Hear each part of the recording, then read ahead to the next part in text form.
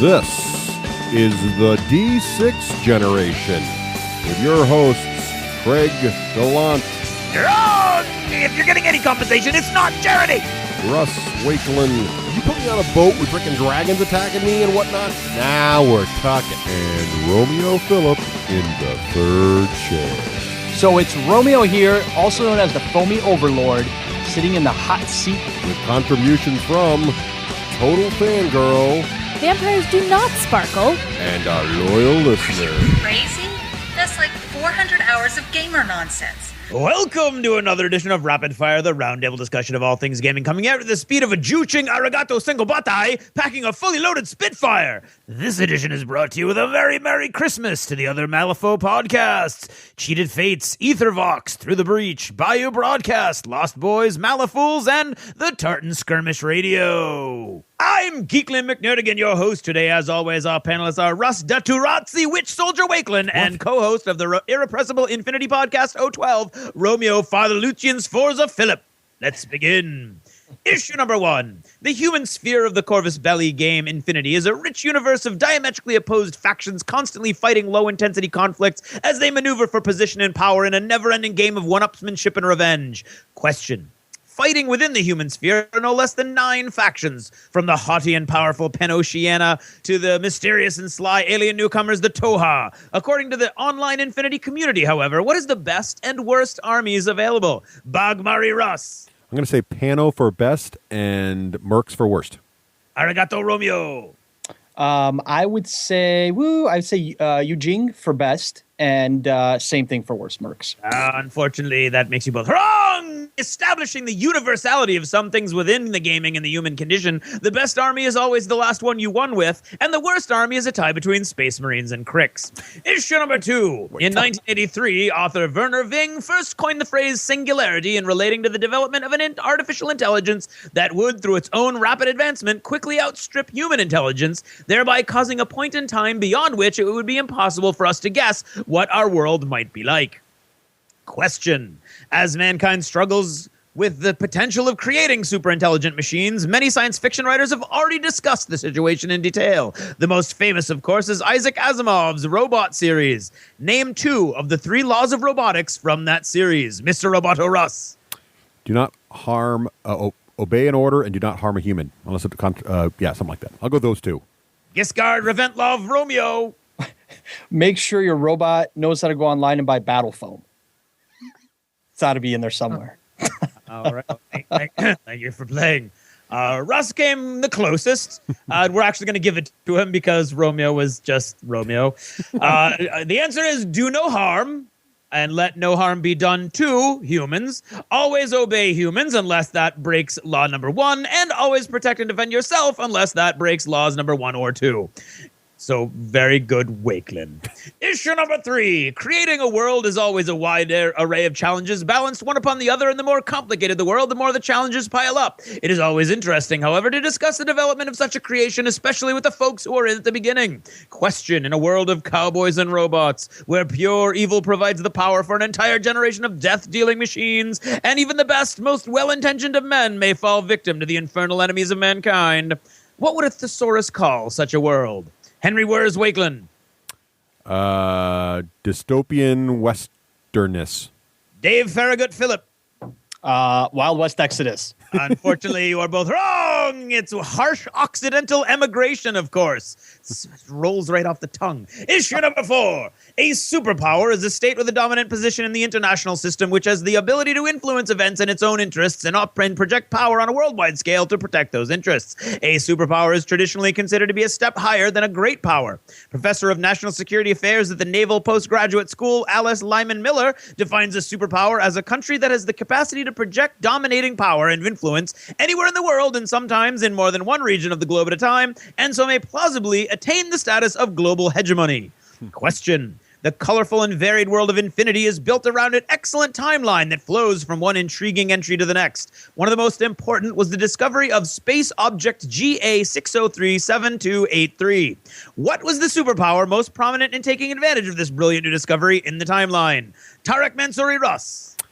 I think it's a trick question. I'm going to say panel, but I think it's a trick question. Rasyat Warrior Romeo. Trick question. Trick question indeed, which is not an answer, and unfortunately means that Russ is wrong. The last gasp of the good old US of A. The first wormhole that's the spaceship Ariadne was launched into at the very start of the interstellar age. That's it for now. Thanks for listening, and good night. This episode of the D6 Generation is brought to you by Lone Wolf Development. Take your game to the next level. And by ArmorCast, your home for resin battlefield scenery and metal cinematic effects. ArmorCast.com. And by Geek Nation Tours. Rise up and join the Geek Nation touring the world at geeknationtours.com. And by Conquistador Games, focusing on immersive and thematic games. More details at cqgames.com. And the War Store, bringing the war to your door since 1999, and that is for a decade or more. And by Gamesalute.com. Check out gaming news or find out what the new hotness is on Springboard. Gamesalute.com. Hello! Hello! Hello. And welcome to episode 116. That's just ludicrous. It is. Of the D6 Generation. I'm Russ Wakeland. I'm Craig Gallant. And I'm Romeo Philip. Hey, Romeo, welcome back to the show. Welcome back. Oh, here we go. Thanks, you guys. It's been a pleasure all this time. Glad I get to hang out with you again. Thank you for using the nerd voice. Romeo, of course, is Dr. Foam there, the master of the Titan of Travel, if you will. Very. But also, of course, Romeo is preeminently, has probably the preeminent, if not the preeminent, it should be the preeminent podcast on Infinity, right? Is there another one? Is there another? There is another podcast, and they started just a couple weeks after us. I think what we did is we kind of motivated the listening core to get off their butts and spread the love of Infinity, and it's a good thing. It was good of you. That's good on you. It was very good of you. Well, we try. And we can't even say that we're the first to plant the Infinity flag into the ground, because there is a broken flag that fell apart that was attempted by a group of gentlemen about a year and a half ago that only went, I think, 2 shows. But hey, it's the effort that counts, and it's trying. And that's what we shoot for. But it just look easy, but it's not for everybody. It is not. Not with a game that's so difficult, because Infinity, yes, when you first get into it, is extremely daunting. So, what might one say? Infinitely complex. I would say that is a very good play on words, my friend. Wow, nicely done. So, and we figured, I don't know if you, our listeners, are all aware of this, but and I don't even know if Romeo knows this, but Infinity is probably the most requested miniature war game that we should be reviewing. We get It is absolutely indeed. all the time. For many a year now, we've been getting requests. We've been fighting it. We have, and we never caught our fancy. Head in the sand. We thought it couldn't possibly be as good as everyone's telling us. Somebody gave Russ a bunch of free minis. Basically, that's what happened. Yes, and it was not Corvus Belli. No, it was actually not the company that makes Infinity. It was just one of our friends locally here who was determined. Free minis from the companies that make these games. Right. He insisted. However, they can give us as much as they want. Right. We shall be. So yeah.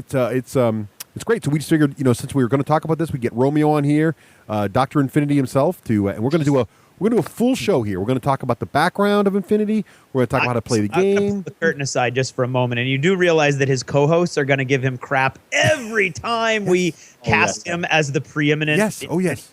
And with that in mind, I would like to welcome to our show Romeo, the absolute king of all things Infinity.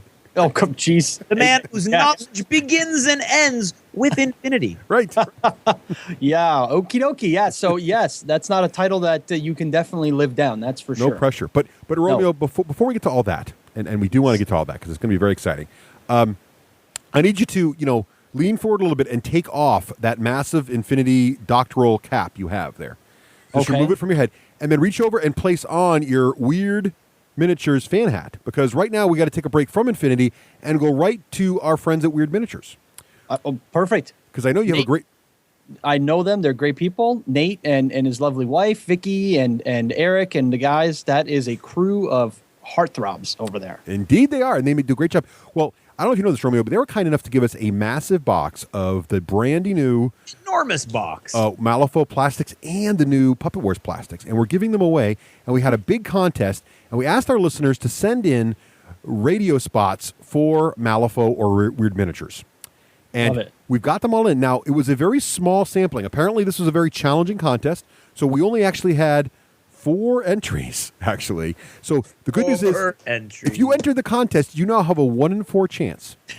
Now, it's doubly good that Romeo is here to help us judge this contest, because not only is Romeo, have great relationships with Weird Miniatures, knows the products well, also Romeo is a pitchman. I would say, dare I say, Craig, is Romeo the ShamWow of foam? He is indeed the ShamWow of foam. Right. A.k.a. Foam Wow. Exactly right. Exactly. So, Romeo, I think there's none better than you to help us judge these ads and help us pick out which of these fine folks is most deserving of this wonderful box of plastic Malifaux goodness. Oh, God. I love it. Okay. I'm ecstatic right now. Give it to me. So here we go. Here are the fortunes. I'm going to play them out now, live in the air. Now, Craig, and I don't think, Craig, you've listened to any of these either, right? This is all brand new. Not. Okay, good. So here we go. Up first is listener Tim Franklin. And I'm going to bring Tim up here, and we're going to have a chance to listen to his excellent entry. Here we go.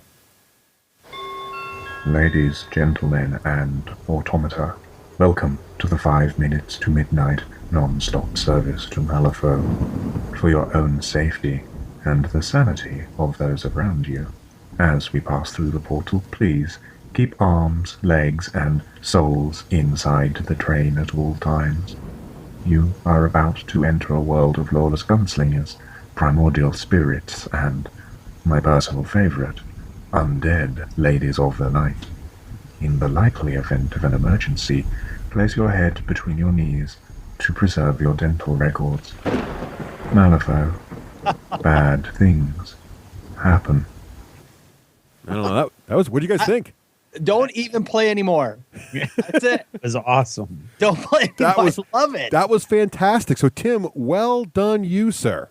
Holy. Wow. I'm going to call him and steal him for my ads. Well, see, that's the best part, because we told Eric, look, because Eric was on the show when we came to this contest, look, we're going to send these to you, and one of these could actually become a Malifaux ad, right? Oh, my God. That is so good. I was totally, for a second there, sitting on that train, kissing my rear goodbye. Right. So, Tim. All right. Your dental. Okay, so that's number 1. Clearly, Romeo's already got an early leader in his mind. So here we go. Number 2. Now, this one, hopefully you guys can hear it. Unfortunately, the audio is really, really low, so hopefully it comes through. This is from Jack Middleton. Hope everybody can hear it, Jack. If they can't, we're sorry, but great entry. It's very quiet. Here we go. Welcome to the Malifaux Aetherbox broadcast, brought to you by the Star Theatre.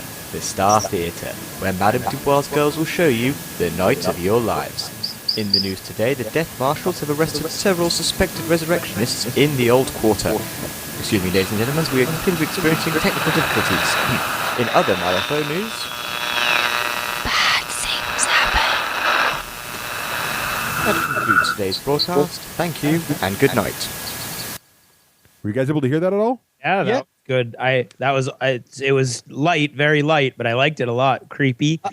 Continuing the creepy theme. Like it. Yeah, it was very good too. I think Jack there played on a nice little kind of spirit chimes in to give her peace of mind to the listener. Very nice. Yeah, I like the little jump in there too. That's a tough one. Great job there too, Jack. So both 2 strong entries right off the bat. Here we come. Now up next is Jason Salih, I think is how you pronounce that. So let's listen to his masterpiece here. Malifaux Visitor Center. Looks like this is the place. But why did they put it in the middle of a swamp?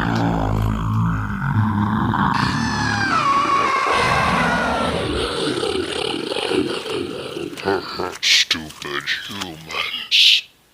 Weird Miniatures presents Malifaux, a skirmish-sized tabletop miniatures game in a steampunk Wild West kung fu horror setting. Available at your nearest friendly professional game store or wyrd-games.net. Liked it. Violent. Yep. Yeah. Not bad. I like what he did with the sound effects. I think those are really well done, to be honest. Those, the door opening was very good. Yeah, the monster was really well done. I mean, wherever you found that or did it, that was excellent. Pitchy. I think it was when I say pitchy, I mean pitchy as in very pitchman-ish, more of a commercial than a scene setter, as the first two kind of were, but really well done also. And it depends what you think, and this is going to rely on your professional opinion, because remember, the whole contest here was make a good commercial. So do you think the scene setting commercial is better, or is the pitchman mode the way to go? So, I'm torn at this point. Well, don't make a final decision yet. We got one more excellent entry to go. Here we go. Sell you the whole seat, but you're only going to need the edge. That's right. Neil Garns. Neil, thank you again for this entry. Here we go. Greetings, gamers. Neil for Weird Miniatures. Are you tired of spending hours painting miniature figures only to have this happen to you? All sixes, your squad is dead. Well, if you're tired of that, come on over to Weird Miniatures. Here at Weird Miniatures, we're putting cards in your hands. We're letting you have a say in your fate. Is this you, my friends? $100 for new rules. At Weird Miniatures, we're not afraid to let you see the rules before you buy. Download a PDF version of the new Malifaux rules for free. Yes, for the low, unbeatable price of free. But wait, my friends, there's more. Has your miniature company given you yet another character with a sword 5 times as large as it should be in real life? Just what is that company compensating for? If you're tired of all that, come on over to Weird. At Weird, we're putting the fun back in gaming. We are having Papa Wars, my friends. So come on over and get weird. What'd you think? Wow, that was good too. I know. That's right down my alley, right there. Those two. Yeah, see, there's some tough choices here because again, small field, but very, very good, very strong entries. So, yes. So now comes the tough part here, guys. So we got to each. So what we should each do is secretly record our favorite. And we're going to reveal, and then we're going to hopefully there'll be some kind of overlap. If not, we'll do something about that. So here we go. So everybody write down. So here the entries again. There was Tim Franklin with his train, right? And then Jack Middleton in the Star with the Star Theater there, the kind of low volume one. And then we have Jason Sally from the Visitor Center there. And then finally Neil Garns, which was the one where come on over to Weird, right? All right. So everybody lock in. Record your favorite one here. Click. And then, okay, I'm locked in. Romeo, you locked in? Locked. Okay. So I had a tough choice here, but Romeo, why don't you go first? Guests first. What was your favorite choice? Okay, so this was, I would definitely agree with you guys. It was a tough choice because it was, do I want to go for aesthetics of kind of like the feel of the game, which I know Malifaux really well, or do I want to go for what appeals to me personally as a sales pitch guy and has all the pertinent sales information been put out there for the customer to want to find me or can find me. So I was torn. I was very torn. I would definitely say that I was thoroughly impressed with all 4 entries. I think they did a great job. And it shows how much people care about their minis games, right? Yeah, right. But my winner, because of the atmosphere and boy, talk about setting the stage, Tim Franklin, man, he just put me in the story instantly. With the sound, the voice, and the overall feel. So I give it to Tim for my personal excellent choice. Excellent. Craig, what did you pick there, sir? I'm gonna have to say I thought they were all exceptionally well done. Any one of them would have easily been a winner on a different day.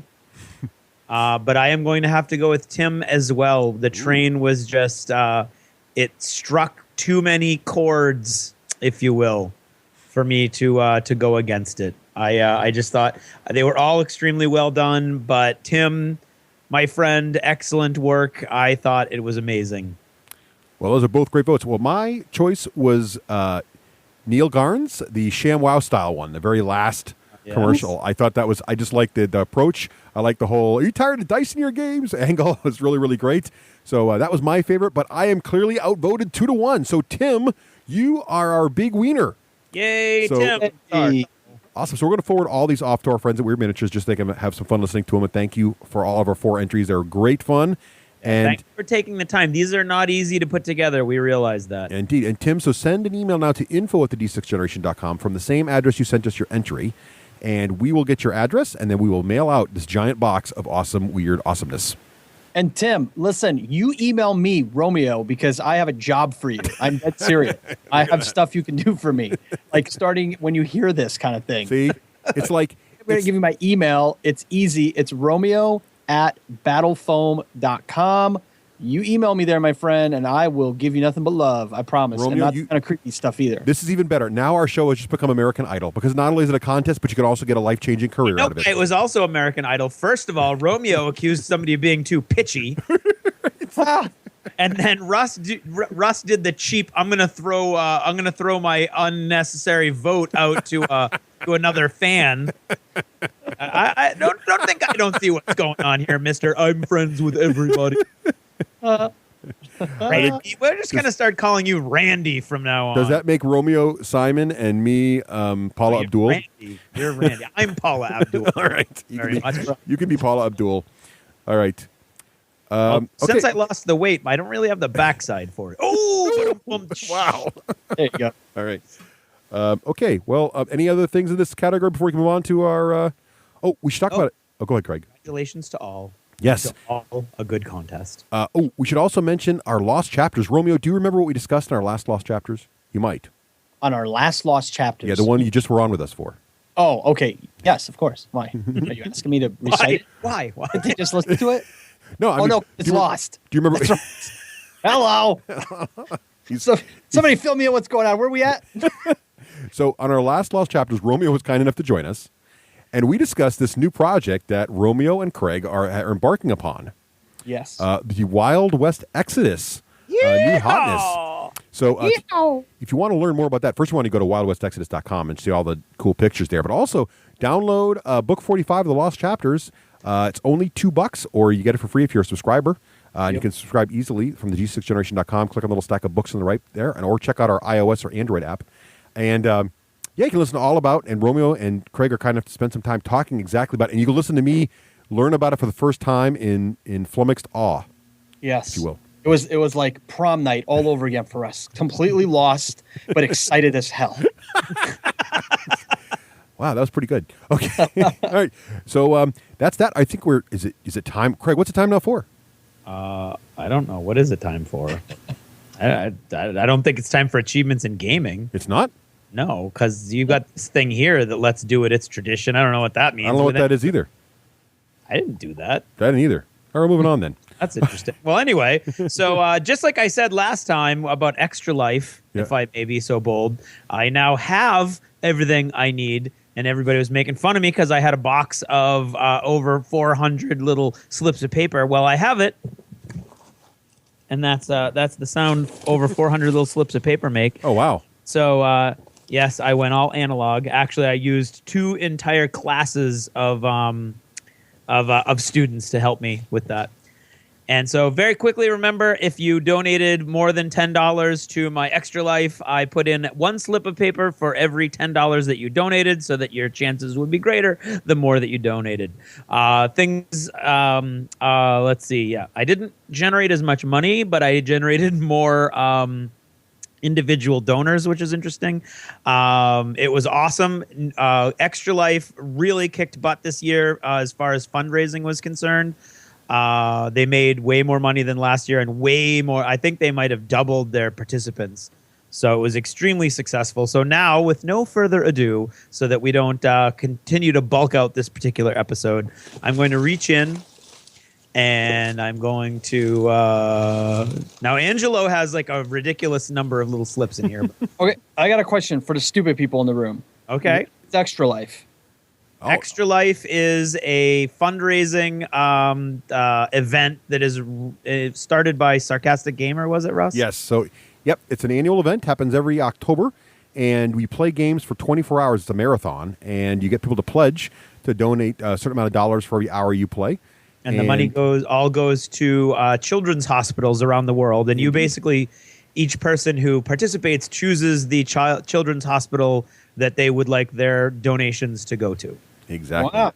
Alrighty then. So Craig then gives away prizes to folks who donated the most. So that's what this is now. So Craig's got a bunch of slips of paper in there for his big donors. Big and giant he's about to thing. pull out some wieners. Yeah. So this is for any Stronghold game in the Stronghold catalog. Mm-hmm. So you'll just be able to ask Steven for any game, and he will send it to you. And the winner is Todd Whitty. Nicely done, Todd.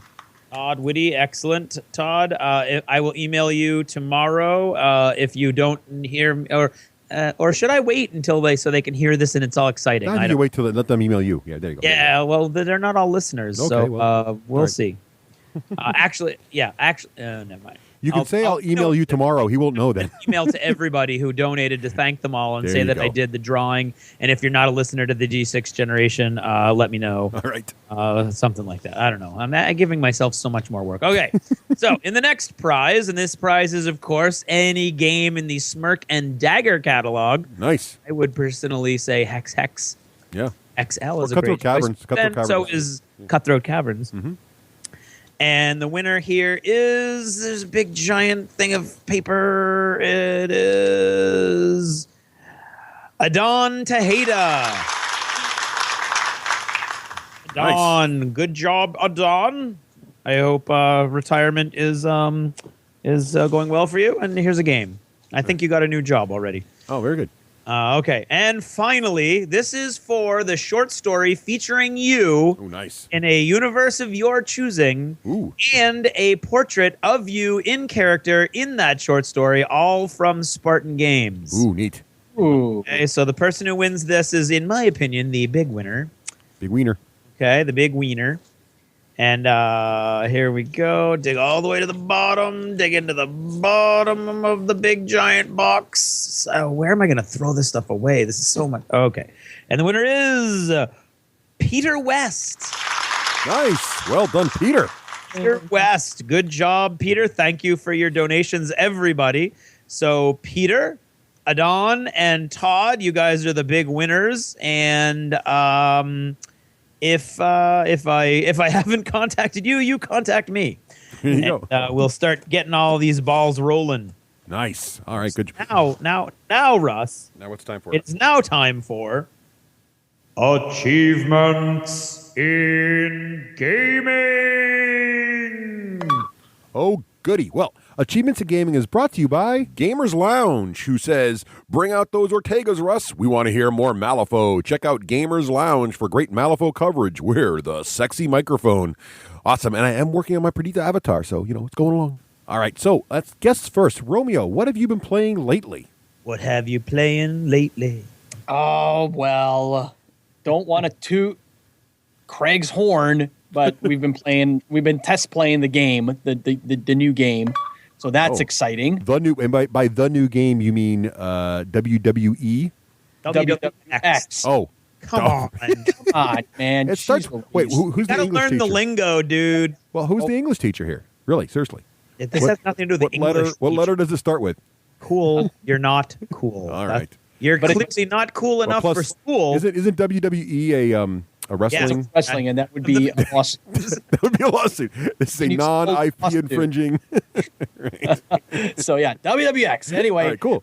That and Infinity, of course, because the fans demand that the person doing the podcast play every minute of every day, or you are a traitor. And we know that there is no one more well-versed in the Infinity-verse, if you will, than Romeo. Right. Not even his co-hosts. Not his co-host. Carries the whole show. Right. They know nothing. They're puppets in my hand. Right. Right. So how sore their behinds are when they're done, because I've been making them talk the whole time. And All right. Rocho goes just that extra There mile. we go. Alrighty, moving on. So Infinity and Wild West Excess. Excellent. Anything else, Romeo, or is that pretty much taking up all your time? Oh, God, that's plenty. It sounds like plenty. And golf. Don't forget golf. golf. Oh, yes. Golf. I've been my online how-to lessons of golf via podcast. Nice. The podcast. Teaching putting this week. I'm Right. teaching putting. Putting. Okay, now you stand like this. Tune in at 7:30. Episode 5 of The Duffers features Romeo. Ooh, very nice. Craig, how about you? What have you been playing, Craig? What have I been playing? Well, I've had a couple games of Dystopian Legions, which is the Spartan Games 28mm Dystopian Wars variation. Been playing that quite a bit. Been playing that with Chris Tharian, local friend, because no one else manages to get there with their stuff. Where's Jeremy? I thought he was a big fan of that, the Sherpa. He's having some issues, scheduling issues. That stinks. Hey, can I make a point? Sorry. You go ahead and make as many points as you'd like. You are the third chair. on Dystopian Legions, for people that don't know what this game is, if you're living in a cave or a rock under one, okay, what's really cool, what Spartan did is they took their most popular of their 3 game systems, which is Dystopian Wars, right? Which is what, 164? I think it's 1 bajillion. 132. Yeah, it's tiny, like the little ship things, the little doors to all the ships are pretty much can't see them. But anyway, they took that, which is a massive game of thousands of men on the battlefield at once with massive machines of all types, right? And then they said, wait a minute, what if you took a magnifying glass and you made that door 28 millimeters high and now you played with the captain of the ship? And what's cool about it is if you want to start the game, and we've done this, that's why I'm making this comment. If you want to start the game in like one day, start the game and do the mission, you need to get your frigate over to this island, which we did. Just give tips on how to play. Where if you started the game, you had 12 frigates, and you had to get one to your opponent's side island. And by the way, just pay me 10% if you guys use this in a mission book in the future. Okay. And you had to get the frigate across the table without getting shot up, at least one of them, to make landfall, which then later the next day played with the on land with the 28 mil models, and there was a relic that needed to be picked up. So we play that, and what's really cool is that you can go from 164 down to 28 mil in opposite games, and you still keep the theme, which is rad. So that's awesome. My point. That's nice achievement. That's cool. It is a cool look. I love the art direction, too. The guys look awesome. I love the little uniforms and everything. They're fantastic. It's a lot of fun. And it does play very quickly. We're playing starter boxes. Actually, we're playing one of each thing that exists right now. So that's a starter box, and then another squad, and then the unit upgrade. And then there's like a specialist box that's or blister. And so we've got a little bit of everything that's going on now, and it's a lot of fun. We got Victorian guys in jump packs flying all over the place, and Native Americans scouting their way through the woods, although they're not really scouting because they're not allowed to be outside of 6 inches of an officer. And there are some things about the game. He's not bitter, but it also features steam-powered hover jet bikes. It does indeed, or big giant steam-powered like snowmobile motorcycles. Right, yeah, they look great. Everybody loves steam. Yes. It's a big steam thing. And of course, Perudo continues to go to the table on a regular basis. Love me some Paco! And I, too, have been playing Infinity, as the case may be. And I have Will Shifty has been throwing together some really nice learning missions for me, and then Chris jumped in yesterday, which is funny. Chris has never been in a 28 millimeter game before, jumped in with both feet on Dystopian Legions, and then saw that I had a learning game of Infinity scheduled after our game of Dystopian Legions, and asked if he could join in, and so now he's hooked. Nice. And so now all of the emails once again are flowing furiously about factions and choices and how cool is this one versus that one, and yet one of the many amazing things about this game is that, and I tend to believe it, although I don't know, I'm very nervous as the least technical faction in the game, is that there seems to be an excellent sense of balance. So yeah, that's me. That's where I expected you two to jump in, but there's a whole rest of the show here for that part. Hey, Russ, how have you been? What have you been playing? Oh, let's see. What have I been doing? Look, I've been playing Article 27.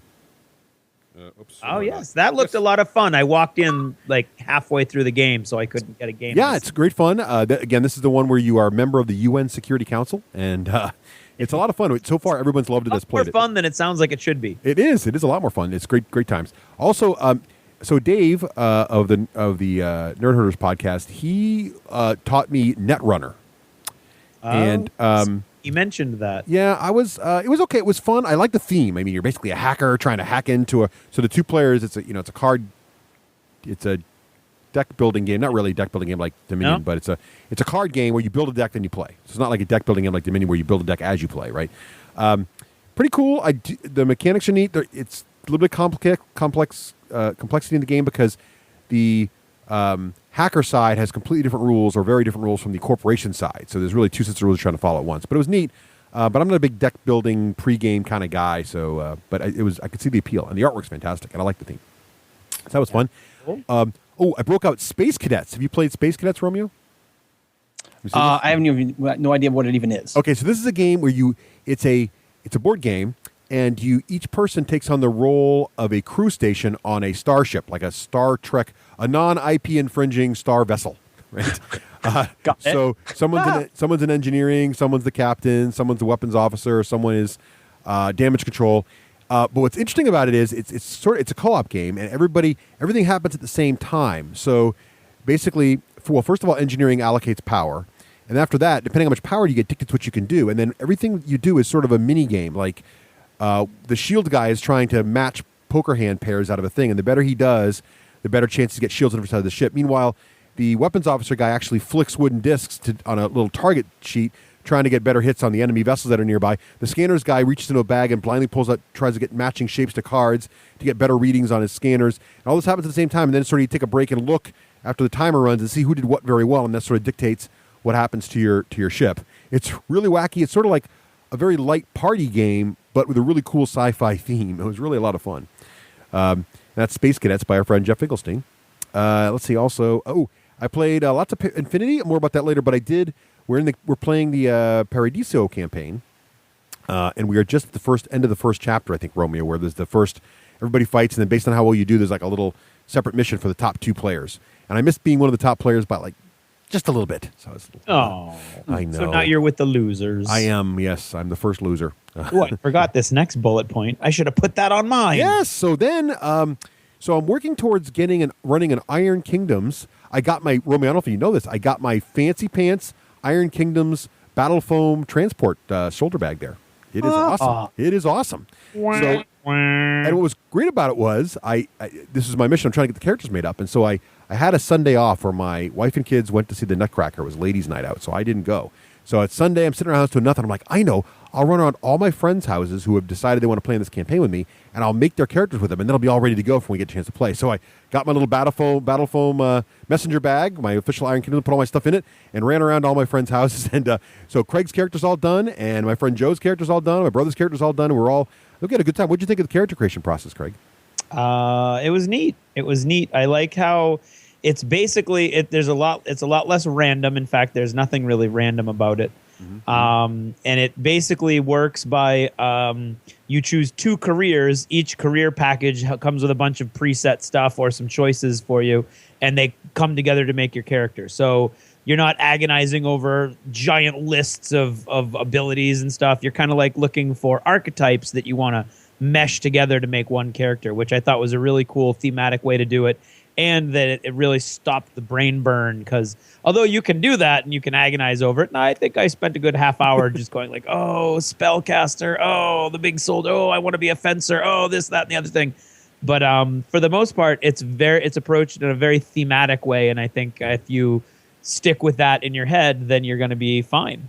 It's fun too, and it's neat because the grabbing the 2 makes you be able to build all kinds of essentially multi-classes out of the box, and it's all of a sudden like, ooh, I could be a gun mage alchemist, or I can be, a noble rifleman, or whatever you want to be, or you can sort of make your 2 classes complementary, so you could be like a gun mage pistolier and just be almost like single class, really focused on pistols. So it's really neat the way they do it, and your backstory sort of writes itself as soon as you pick those 2 things. It's almost like, wow, I'm I'm a sorcerer gun mage. That's crazy, or whatever you want to be. So it's pretty neat. So that is all of my achievements there for gaming achievements. And Craig, where do you play most of your games there? Oh, I play most of my games at Myriad Games in Manchester. So many games, so little time. Nice and clean, and the people are really clean, and they're usually nice. And usually nice. They're always nice and clean. And clean. I think you mentioned they're clean. It's nice. And clean. Clean. The people are very polite. It's awesome. I went in and I was like, "Oh man, you don't have any Infinity rule books," and they were like, "Well, let's check on that." Click, click, click, click, click, click, click, click. We can have one to you in 2 days. And literally, boom, there was my Infinity rule book. Like literally 2 days from when I expressed an interest in picking it up. Boom, like magic. They're awesome over there. Extremely good service. They're very, very friendly, very professional. And you know what I love, and I think this is very intriguing, they're extremely receptive when things like when it's too hot or too cold. Mm-hmm. All you've got to do is ask, and they immediately address it. But so many people don't ask, and instead they go, "It's too hot."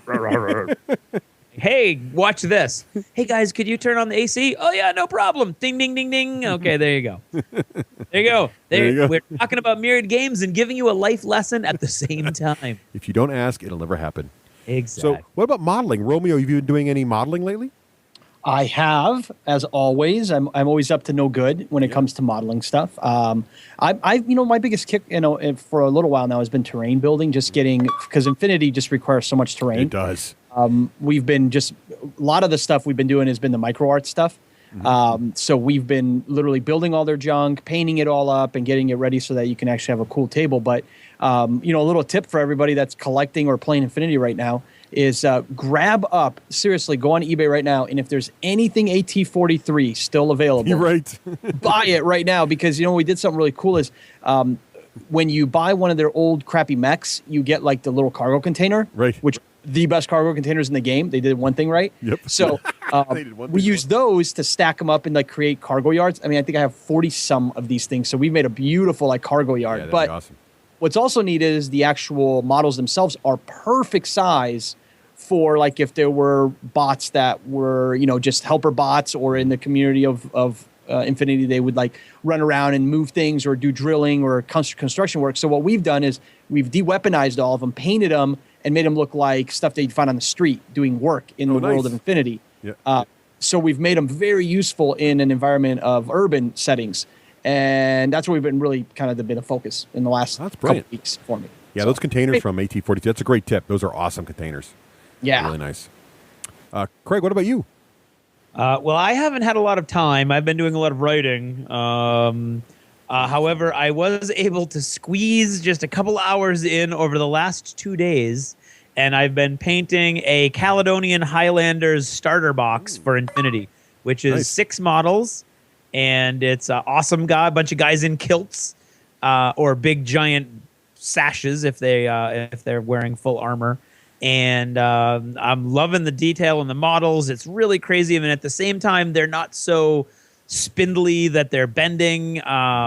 They're really, really cool. The only thing I don't like about them is the bases are really kind of like weirdly, like not even as solid as a GW plastic slotted base. But the good thing about the game is that base size doesn't really matter, because pretty much everything is measured from the center of the model. So I got a bunch of really cool bases for all my Malifaux stuff, all of my 10 Thunders stuff. So I had a bunch of basic Malifaux bases that were doing nothing. So I put all my guys on those, and they're a little beefier, and they make the model look a little more solid and give you a little more room on the base to do cool details to make it a little more cool scenically. Nice. So I am not anywhere close to being done with those 6 models, but I got some paint on all of them, and I'm pretty excited. Nice tip. Well, so I started on my I don't know how to pronounce this guy because it's got a weird little thing over his O, but Dragos, I think it is, Romeo, the tag for piano. Yes. Dragos. Yes. Dragos. Yeah. Dragos. So this guy, now I agree with Craig. I think most of the Infinity models really do a good job of balancing the exceptional detail and really exotic poses with the reasonably not too hard to assemble. They're still challenging, but they're but the tags. This tag in particular, I don't know, Romeo, if you found this, but the tags really need a little bit of advanced modeling techniques, especially the Dragos. He looks like a Gundam mech. I mean, he looks just like right out of anime. Lots of little bits, but the biggest problem is he's tall, he's reasonably heavy because he's all metal, and he's spindly. So you really have to pin basically everything. So I had to pin both his legs, his center, all of his arms, his shoulder-mounted weapon. I think I put like 7 pins in this thing to get them together. So it was a whole weekend project just to assemble him, but he looks awesome. I haven't even got any paint on him yet, but he just looks really, really nice. Great piece. Really, really pleased with how he looks. Also, I found a little time to paint with my kids some more. So I don't know if Romeo, I mentioned this to you, but my oldest daughter, for her 10th birthday over the summer, she wanted to get into modeling. And I told her when she turned 10, I would start introducing some games. And so I picked War Machine because the women are the least scantily clad of most of the miniature war games, but also, the rule set's pretty easy to get your head around. It's not too complicated. There's a lot of depth there, but if you're starting out, it's pretty straightforward. And the models are reasonably easy to assemble. So she's been working on her circle of Oberos guys, and she's finished 2 of her dogs and her caster from the starter box. I'm really proud they came out great. And so this weekend, she said, can we play this weekend, Dad, with just 2 of the war beasts and 1 caster? I said, sure. So this weekend will be our first time playing the game, so we're very excited about that. Awesome. And my youngest, who's 8, doesn't want to be left out. So I've got her painting the Mice and Mystics guys now. She's painting the little mice from that board game as well. So we're training them up. Got to get them trained young here, Romeo. Oh, I get them focused. Right, young. right. Yes. My oldest loves painting, and she will not play. You'll be happy with this. I know you have those rules on your podcast about don't let them go unpainted. My oldest daughter will not play until her model's done, even with the base. She's like, the base isn't done, Dad. Got to get the base done. So, nice. Good fathering here. That's right. So that is modeling. So now we're moving on to other geeky stuff. So Romeo, what have you been doing for any shows you've been watching, books you've been reading, geeky movies? What have you been doing? My wife is kind enough to put up with me literally 24 hours a day because we work together, we obviously live together, and we sleep in the same bed. So round the clock, our eyes are at each other unless we're sleeping. So what's my point of that? My point is we have gotten even cuddlier lately because we've been watching Breaking Bad TV show. We got into that. She got into it in season 1 and said, you need to get on, watch this. We need quality time together. You're too busy for all your stupid projects. She doesn't sound like a cancer patient, but I was gonna say what the. But that's what I hear her like when she's nagging me. So she's basically like, we need to have quality time together. If you don't, this is BS. You're doing too much. So I said, okay, let's do it. What are we doing? What's the quality time? Where are we going? Beth Bath and Beyond? She's like, no. You need to start watching Breaking Bad. You need to have taken 7 hours of episodes on your own because I've watched them without you because you're busy. So I got on my little iPad and crawled into bed and I shoved 7 hours of Breaking Bad in my face so that the next morning, Saturday at 8 a.m., because we got to wake up early to watch it, even though it's completely owned and we have all the seasons on DVD. But anyway, wake up early at 8 and we're watching this all day. It's Saturday in PJs and TV. So that's what I've been doing. I've been watching Breaking Bad. That was a long story just to say I'm watching it. That was good. I've had the pleasure of meeting your wife, and she doesn't sound at all like that. So no, nothing like that. Thank God. All right. Be like being married to Craig. Whoa! What is the deal? Okay. Nice. Well, Craig, how about you, sir? Well, let's see. I am still grinding my way through Last Argument of Kings by Joe Abercrombie. I'm still loving it. I'm still driving anywhere I can just as an excuse to listen to it because it's pretty much the only time I get to listen to it. Although I must say that I don't listen to it in the car when I'm driving with my son. Yeah, you can't really.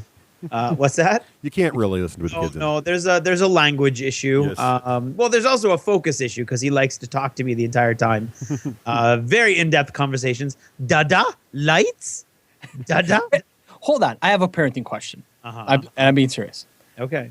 Do kids at that age can they actually be affected by foul language from? They cannot, but you do not want their first word in the first time they walk into school to be. Let's just say that when my niece went to school for the first time, her first word at school rhymed with sit.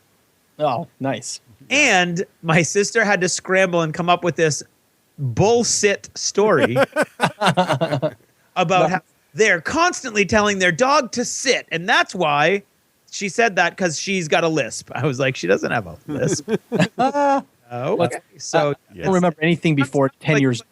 Right. It's not so much that the child's going to be permanently scarred, but you don't want them to learn words they don't even know the meaning of, and they're gonna because once they learn a word, Romeo, they say it a lot. Yeah. And they absorb everything like a sponge. So they don't really know what it means. They just say it all the time. So you be walking to the grocery store, and they're like, and they'll just pick a word out of the air, and that's their word for the day. Right. So.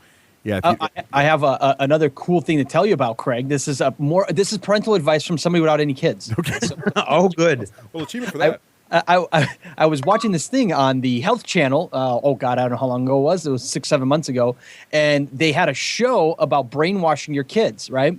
Yeah. So they were talking about kids and trends and whatever. Blah. There was probably some important point there that the show was based on, but I took only one factor out of it, which was legally brainwashing your child. And what they said was that scientists have been experimenting on young kids. Great parents that give your kid up for that scientific project, but they literally put in front of these children for I think 3 years in their early ages, 3 years, and they right before they went to bed, they had a TV in their room that played specific things. So for these multiple kids, they had like orchestra music and pianist and whatever, any kind of really cool music instrument. They would show videos constantly at night as the kid was going to sleep and how it's played, and then they would play this music, right? Then there was another one that was it was sports. So they picked a sport or a variety of sports, or I don't know, whatever it was, and they showed the mechanics of the sport, people talking, training about the sport.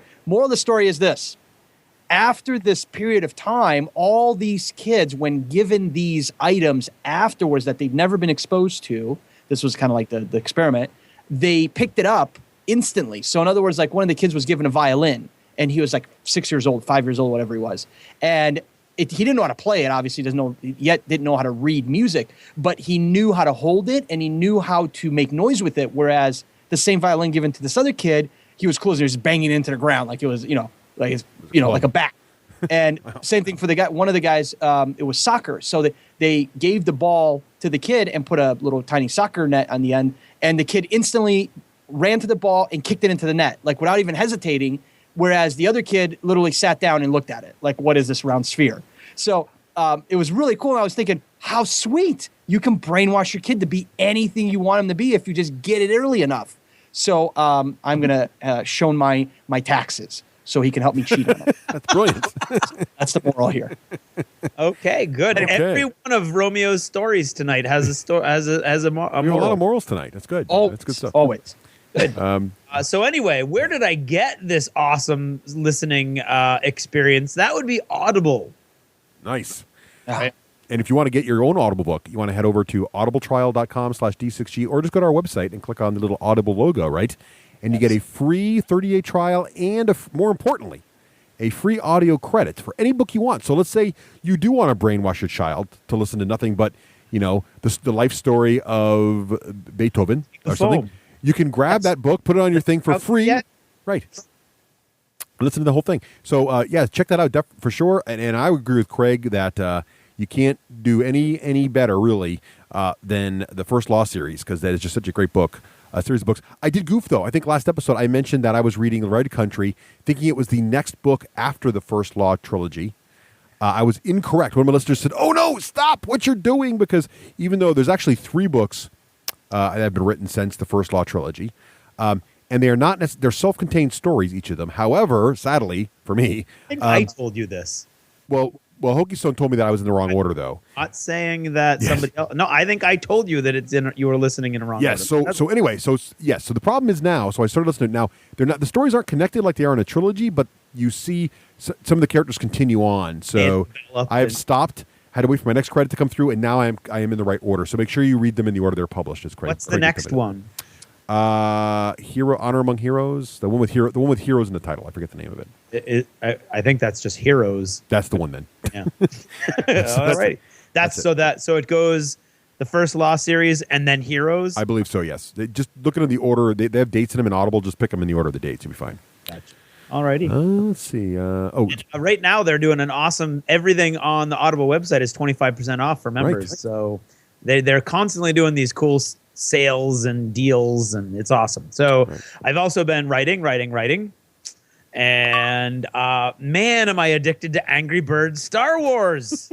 Right? It's insane. Steal my money, Angry Birds, you bastards. I know. I put it on my phone and it was free. I don't know how that worked, but I was in New York and I was waiting in line for something, and I was like, I don't want to hang out. Oh, you know what I could do? Because I got addicted using my dad's loaner computer. Mm-hmm. And there you go. Now, not only am I doing it, but I'm doing it so that I'm not passing any level until I've got all 3 stars. Ooh, look at you, hardcore.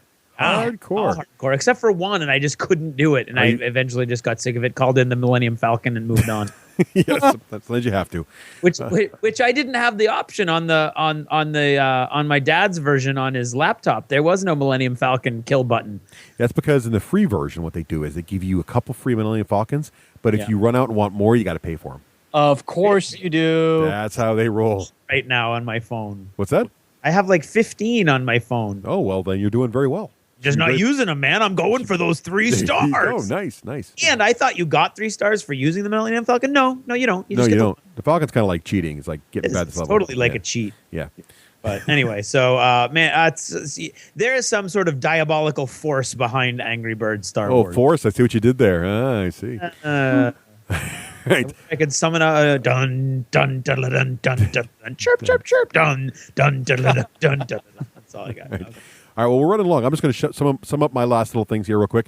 I'm on to best served cold. Actually, it's best served cold. That's the next one. See, I was totally wrong. It's best. I wrote it down here in the notes. Well, best looking at served it, going, wow, cold. he zipped through another one already. Best served cold. That's the one. Okay. So I'm reading that now, loving it. Big news! Baldur's Gate.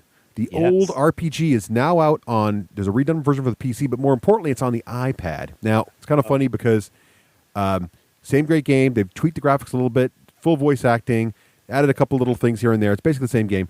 Very old school, but it reminds me a lot of why D&D 4 isn't really that bad, because Baldur's Gate came out during D&D 2nd Edition, and it's totally the D&D 2nd Edition rule set. And literally, so Romeo, I made a mage, and I'm in the game, and you start with D4 hit points as a mage in Baldur's Gate. So you're sitting there with 2 hit points, and like you trip on a rock and you die. And this is an old school game, right? So there's no you die, it's over, it's done. Hope you saved, So it's very old school, but it's fun. So if you miss Baldur's Gate or have a special memory, or you just want to try a really hard game, get Baldur's Gate. And I just wanted to point out that tonight we are recording on December 13th. Yes. Tonight is the premiere at midnight of The Hobbit. And we are so dedicated as gamers to you, our listeners, that we're recording here and not going to see The Hobbit at midnight. Yep. Are you guys into The Hobbit? Or are you guys into Lord of the Rings? Well, is it one or the other? Yeah. Do you have to pick?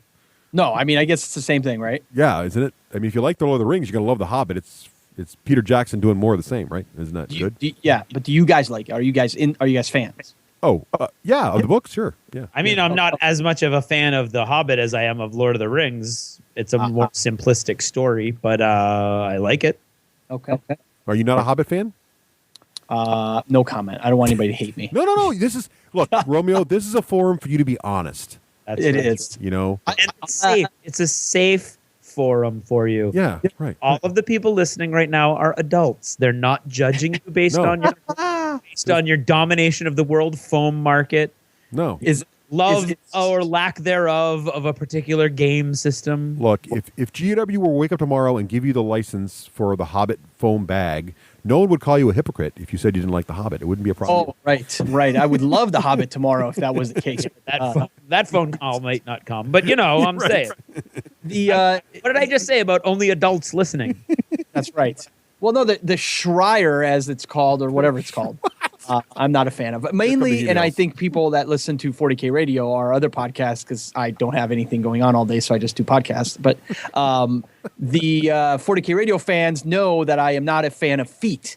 I find feet to be disgusting in any format outside of my wife's perfectly manicured and positioned toes in perfect unison and lined up correctly.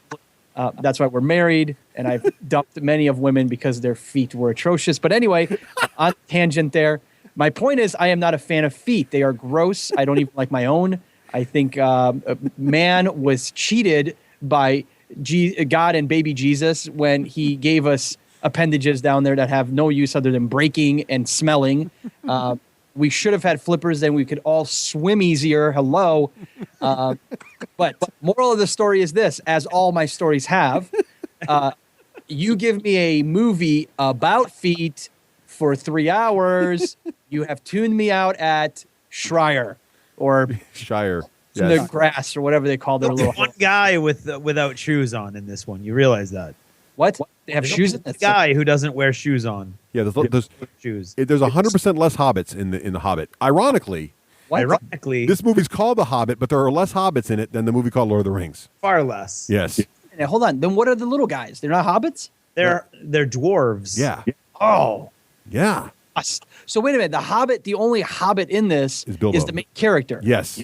Everybody else is pretty much a dwarf. You'll notice the title. The title is singular. It's The Hobbit. It's not The Hobbits. Or Bilbo's family. Look, I'm all excited again. Right.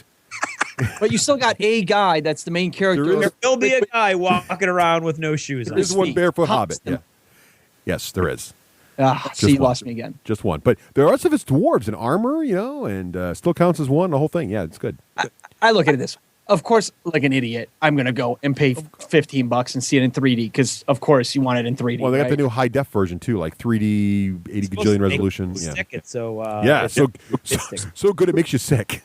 Yeah. So, I mean, of course I'll be there because I don't want to be the idiot in the room that's like, have you seen The Hobbit? And I'm like, no, I'm waiting for it on DVD because I'm a cheap ass and I'm an idiot. So, I'll be there, but I will definitely cringe when the 3D feet are within smelling distance. There you have it. Well, just don't go to smell-o-vision and you'll be fine. Right, don't watch it in 4D, only 3D. No scratching and sniffing, please. All right. Well, on that smelly note, I believe that is achievements in gaming. Classic. That was awesome. This is the Dice Tower Network at dicetowernetwork.com. Yes, it's Wolfpack time. They travel in single file, so you can't tell how many have been there, but it's Lone Wolf Development. Over at wolflayer.com, you can check out the latest software from our absolutely favorite gaming software writer. Great programs like Hero Lab for cranking out your heroes. Craig, they just came out, they showed at Gen Con, now it's coming along nicely. The Hero Lab for iPad coming along very soon. Wow. You iPad folks are going to be super excited. You can sit there and you can track your character right there on the tablet in front of you and click buttons to get information on it. They got it all demoed up with Pathfinder. Looks they have that dashboard. You can run your character during the game from your device. Exactly right. It's awesome. So that's looking very exciting. Very hot about that. Of course, Army Builders out there. We're cranking it out, using it a lot lately, all kinds of new stuff. Army Builder 3.4B just came out. Lots of cool enhancements and little fixes there. So check that out if you're an Army Builder user. Yeah, you got to love Army Builder. Realmworks, they're previewing that. Realmworks is so awesome. They're working on it. It's still in development. This is a great way to keep track and manage your campaign as a GM, no matter what game system you play. It is really a great way to kind of just dump all your ideas and organize them. Everything. Exactly right. And you know what it does, Russ? It writes an index for you. It does. Exactly right. You want an index for your stuff? There it is. Boom. It's awesome. And of course, they're working on Tournament Ice, but more importantly, they also got Card Vault out there. And Card Vault's a great way. Any of your collectible games. Any of your collectible stuff, whether it's collectible miniatures, collectible cards, collectible whatever, they've got it in there for you, Card Vault as well. There's a piece of software for everyone there. And again, the community supports these things with all the data files you need. So pretty much if there's a game out there, it's supported in one of the Lone Wolf Development products. So check them out at wolflayer.com and get started with the best gaming software you'll ever need. And now, what's in the news? With a shout-out, check out Roleplay DNA, a podcast all about role-playing games from players, game masters, and designers' points of view. Find us on iTunes or at rpdna.com. Roleplay DNA, mapping the genome of gaming. I love that saying. That's pretty cool. Anyway, and now, the news. Up first here, War Machine novel announced. Oh, fans of War Machine will be happy to hear this. For many years, they've complained that although the background material is excellent, it's scattered throughout many a rulebook and no quarter magazine article and hard to bring it all together. And now they've announced there'll be a first novel for the War Machine universe, the Iron Kingdoms universe, if you will, coming out next June. That's June 2013. The author will be Ari Marmel, who has worked on some D&D source material in the past and also a couple novels under the belt. The title of the first novel will be In Thunder Forge, The Iron Kingdoms Chronicles. And subtitle is The Fall of Lael, Book 1. So that's pretty exciting, and War Machine fans will know what that means. It's pretty cool stuff. So looking forward to that, as I'm sure many War Machine players are. Oh, I can't wait. I'm sure you're very excited, Wakeland. Let's see, in other news, Total War. Video game players, strategy video game players, will be very familiar with the Total War series. Well, guess what? They've just announced that they've acquired the Warhammer Fantasy Battles license. And they'll be starting work on a Total War Warhammer Fantasy Battle game type thing. Very exciting news for fans of both Warhammer and Total War. And the best Warhammer Fantasy games have all been based on tactical, strategic, high-level combat, as the miniature game obviously likes lots and lots of troops in the table. So this is a very exciting news also for video game fans and Warhammer fans as well.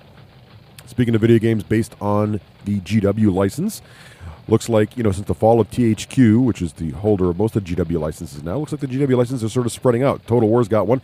Also, there's a new Space Hulk video game announced. Head on over to spacehulk-game.com to see the teaser trailer, and we do mean teaser. There's really not much in the trailer itself. But anyway, kind of exciting to see the Space Hulk video game getting another look. They did also announce that it'll be on iPad as well. So Space Hulk on portable tablets would be pretty darn sweet. Oh, yeah, it would, baby. Easy, Wakelet. We've been talking about video games. How about this one? How about a video game coming back to a board game? It's happening more and more lately. Here's a classic. Might and Magic Heroes, the board game, based on Heroes of Might and Magic. Looking pretty exciting. Not a lot of info yet, but if you go to BoardGameGeek.com and search for Might and Magic Heroes, you'll see all the details on, or what details are known of this game coming out. So if you're a Might and Magic fan, Heroes of Might and Magic fan, that's a good one. And we got more PC to video game news. Now we've got another video game going back to PC, and it's yet another GW licensed product. Fantasy Flight Games announced that the PC version of Talisman will be... actually, there is a PC version already out, an initial version. So if you head on over to Fantasy Flight Games and click the link there, you'll see that you can download now the initial version of Talisman for the PC. It looks like it's just sort of a prequel type situation, but it looks pretty good. So if you are a Talisman fan, how can it be good? It's Talisman. Easy, Wakeland. Some people actually enjoy the game. Yeah, like 3 guys. Psh, easy. There are fans out there. Anyway, if you like Talisman, then go ahead. Cody Jones, we're looking at you. Let's see. Also, this is an interesting new bit of news we couldn't resist reporting on. There's a new website called GameLaunched.com. That's Game Launched, LAUNCHED.com. No spaces or dashes and everything. This is a new website for, it's like Kickstarter, except it's only for games. And let's see, the big deal here is Game Launch is going to have users have the ability to level up when they playing, just like playing games. You're going to get XP for every time you back a game or do things around systems in the game and make it more gamery, I guess. Plus, they're also touting the fact that they'll only be doing games, so they'll have much more insight into what gamers and game publishers want to do on their site. Nothing up much yet. They just started taking projects back on December 12th, so we'll see if this thing launches or does not. Oh, and finally, Spartacus Expansion has been announced with some good details here. So if you are a fan of the board game Spartacus, Craig loves it. Yes, and as most of our local gamers do. It's a really great surprise hit of the summer from Gen Con. Great game. The new expansion is going to feature new houses. So you get new posts of those. New gladiators. New plot twists you can use. You're going to have new slaves to pull in. But the big news to the game is gladiator teams. So now you'll be able to have 2 gladiators fighting per side at one time to defend your primus's honor. So that's pretty cool. Now, I know a lot of people were looking forward to an expansion that included like lions and tigers and bears. Oh my, not yet. But the gladiator teams does sound pretty cool. And that's what's in the news.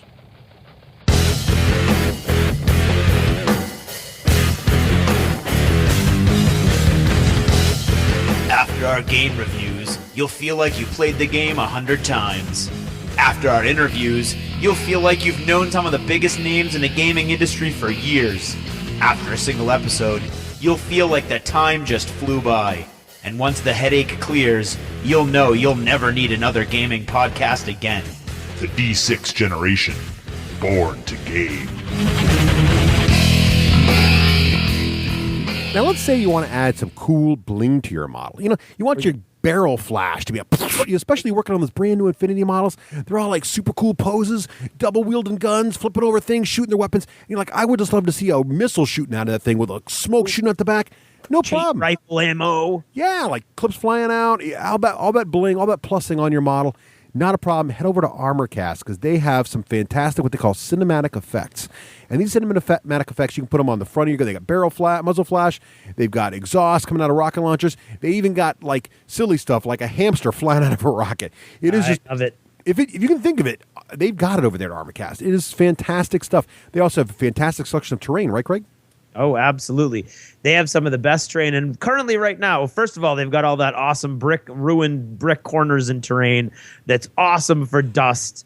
Okay, I definitely go check that out. And if you say that you came from us, you get a couple free pieces thrown in there. The more you buy, the more you get. So definitely check it out. And that deal's probably going to be ending soon. So you definitely want to take advantage, go there, check out some of that stuff. Mm-hmm. But on top of that, let's say you just got into Infinity and you want to kind of bling up your board with some modern looking stuff. I went over there. I looked. They got candy machines. They got soda machines. They got mailboxes. They got all kinds of stuff that I'm going to be painting up to make it look sort of futuristic, but really make it look like it's an active city that people are fighting over. Fantastic place for all your miniature gaming accessory needs. Head on over to armorcast.com. We will pass through the American patrols, past their sonar nets, and lay off their largest city, and listen to their D6 generation as we play our Russian board games. Dice are our vice. Check out our general gaming podcast at the D6generation.com. Welcome back. And now, I figured, I don't know if everybody knows this. All of our listeners right now know this, but I bet they know it by now. Not only is Romeo the father of foam, not only is he the Baron of bags, not only is he the Titan of transports, but Romeo also is the host of the O12 Infinity podcast, one of the many hosts, the fine hosts over at that podcast, which to me tells me something, Craig. What do you think that tells you? That tells me that Romeo has way too much free time. Yes, oh it God, does. Lord, Yes, it does. that was the truth. but not right. But not only that, it means he must know a little something about this game called Infinity, or he's extremely good at pretending he does. So, I want to know when the golf podcast is starting up, Romeo. Right. I know. I should start doing golf podcasting lessons. That's never been done. Oh, see, I wonder why. Right, it's a very audio medium. It's like painting. We should do how to paint podcast. That would also be excellent. So anyway, demonstration podcast. Yes, this is what you would hear for about an hour. A hands-on. Yes. Right, here I am painting, and here I am dry brushing, and maybe humming to what's on the radio. Right. All right, but we got a lot to cover here, guys. So we can't goof around too much because Infinity. First of all, I want to do a full show on it because there's a lot of background and there's a lot of interesting mechanics.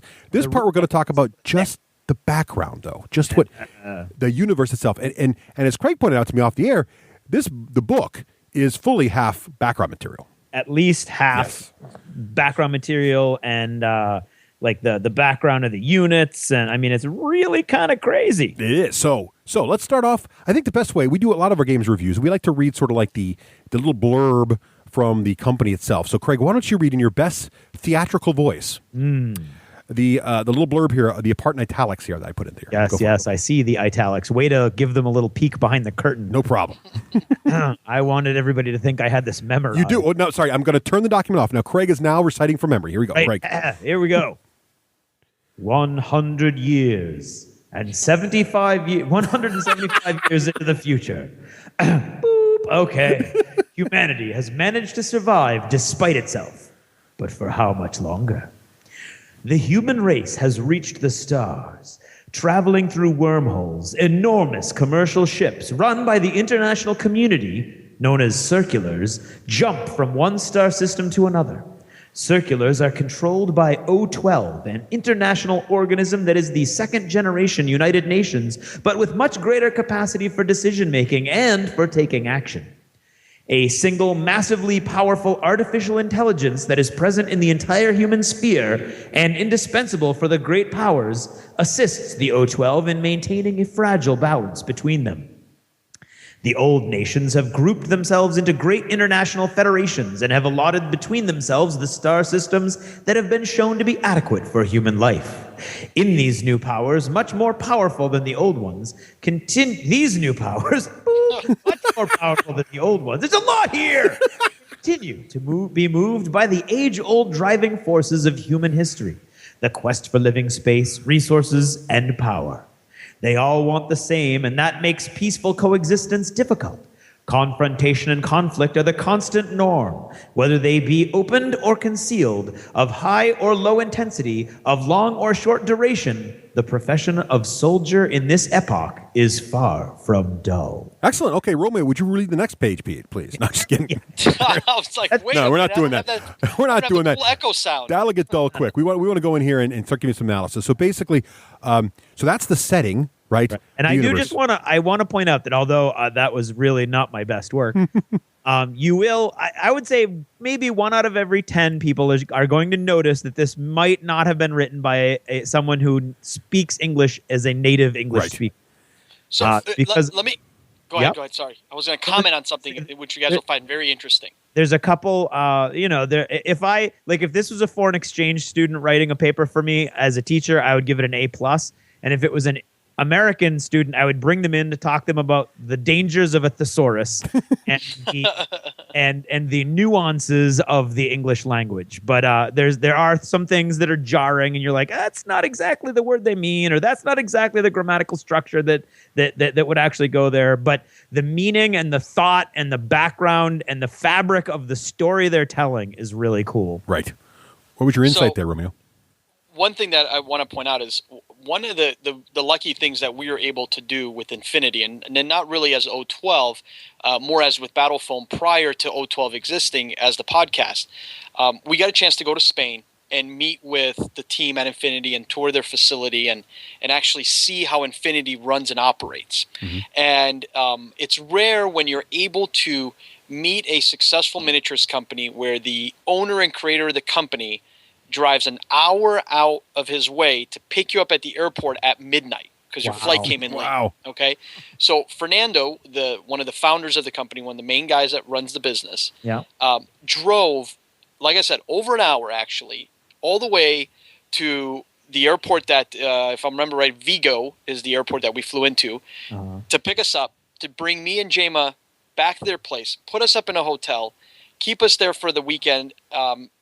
Before we can even talk business stuff. And this was bag creation business stuff, which is totally boring. Such is the life of a foam magnate. Right. No, but here's my point. I'm getting to a point, I promise. The point is that the people that run Infinity, when they started Infinity, this was one of Gutierrez's just really crazy stories. I mean, all of the data, all of the fluff, all of the background is just crammed into this man's brain. Wow. And you can just see he looks like almost like a mad scientist because he knows everything that is written in there word for word. In other words, he can recite any line out of that book like a priest can recite a verse out of the Bible. He knows every nuance of the book. The other thing about it is he knows what's going to be happening in the way the game is going. With the release of Paradiso, the newest campaign book, he knew what was going to happen in Paradiso when he was writing the original first book 8 years ago. Wow. So my point is, the reason you have the translation issue that you brought up is he's a Spaniard speaking Spanish as a first language, learning to kind of formulate his thoughts into a more global kind of approach, and then handing that off to somebody that actually can translate, and then that person taking it and making it into English, which you can only imagine the daunting task that must be. Right.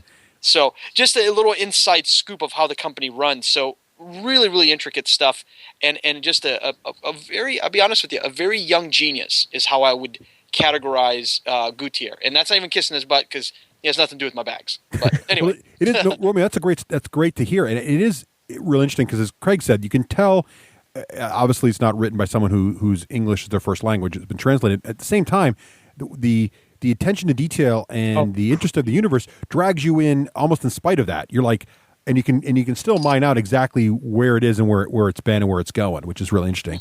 Some of the highlights as I read through sort of the overview and sort of the first few sections of the book and sort of the takeaways I think you as our listener want to know before we start talking about the factions, because we do want to get into the factions here so you get a good feel for what kind of things are available in the game. A big highlight is, in this universe, unlike some other sci-fi universes, it's 175 into the future of our current timeline. So all the nations today are referenced, and a lot of the political and socioeconomic things that are happening now are referenced into the game and factored into how we've evolved.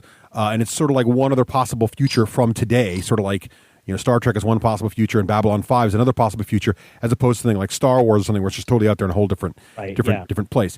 So, and another thing to think about, and you got to kind of know for some of the other races. So, imagine this universe where humanity has reached the stars. The countries have sort of reformed into these larger, more massive countries, but there's still a lot of socioeconomic things going on there the same. We'll get more of those in a minute. And they're getting to the stars through wormholes. And one of the things that happens is these things called the circulars, which are these giant, massive cargo ships. And I don't know how you think of them, Romeo, but I kind of think of them as like giant space trains. Not that they look like trains, but they travel on fixed routes at fixed times and kind of maintaining commerce and assuring that things get around the different areas, right? I'd almost call them cargo ships. Yeah, I there mean, you go. you know, like you'd see a cargo ship on water, that kind of mentality. So they're massive and they're always going on, and that's important for one of the factions. So we'll get to that in a bit. Can I talk? Yeah, go ahead. No, you may not talk. Yes, of course. Jump in. What's going on? Is my mic working? I think of them as highliners from Dune. Yes, Those big giant guild ships that travel around and carry everybody's everything, basically. Yeah, that's a good point. And that's what's also cool about this game is it draws from a lot of different sci-fi elements, but still it makes it its own. And you're going to see. It's not written at all like no. It's a cool concept. But you have visions. Like I've had several shots of Dune in my head. I've had shots of Ghost of the Machine in my head. I've had Mass Effect in my head. There's all kinds of cool stuff in here. As we go through this, I'm sure our listeners will think of some references too.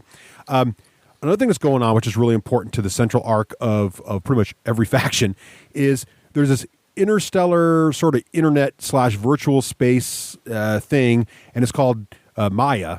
I think, and I'm going to pronounce stuff wrong, so but it's called Maya, and it's basically like this giant internet, basically. Now, the thing to remember about Maya is just sort of this giant network, but LF, or ALEPH. LF, yep. LF is this giant, massive AI system, and I don't know is it one AI, Romeo, or is it a conglomerate of AIs? So it's basically an AI that then has its own little almost robots, if you will. Not really robots, but they're just basically they're created.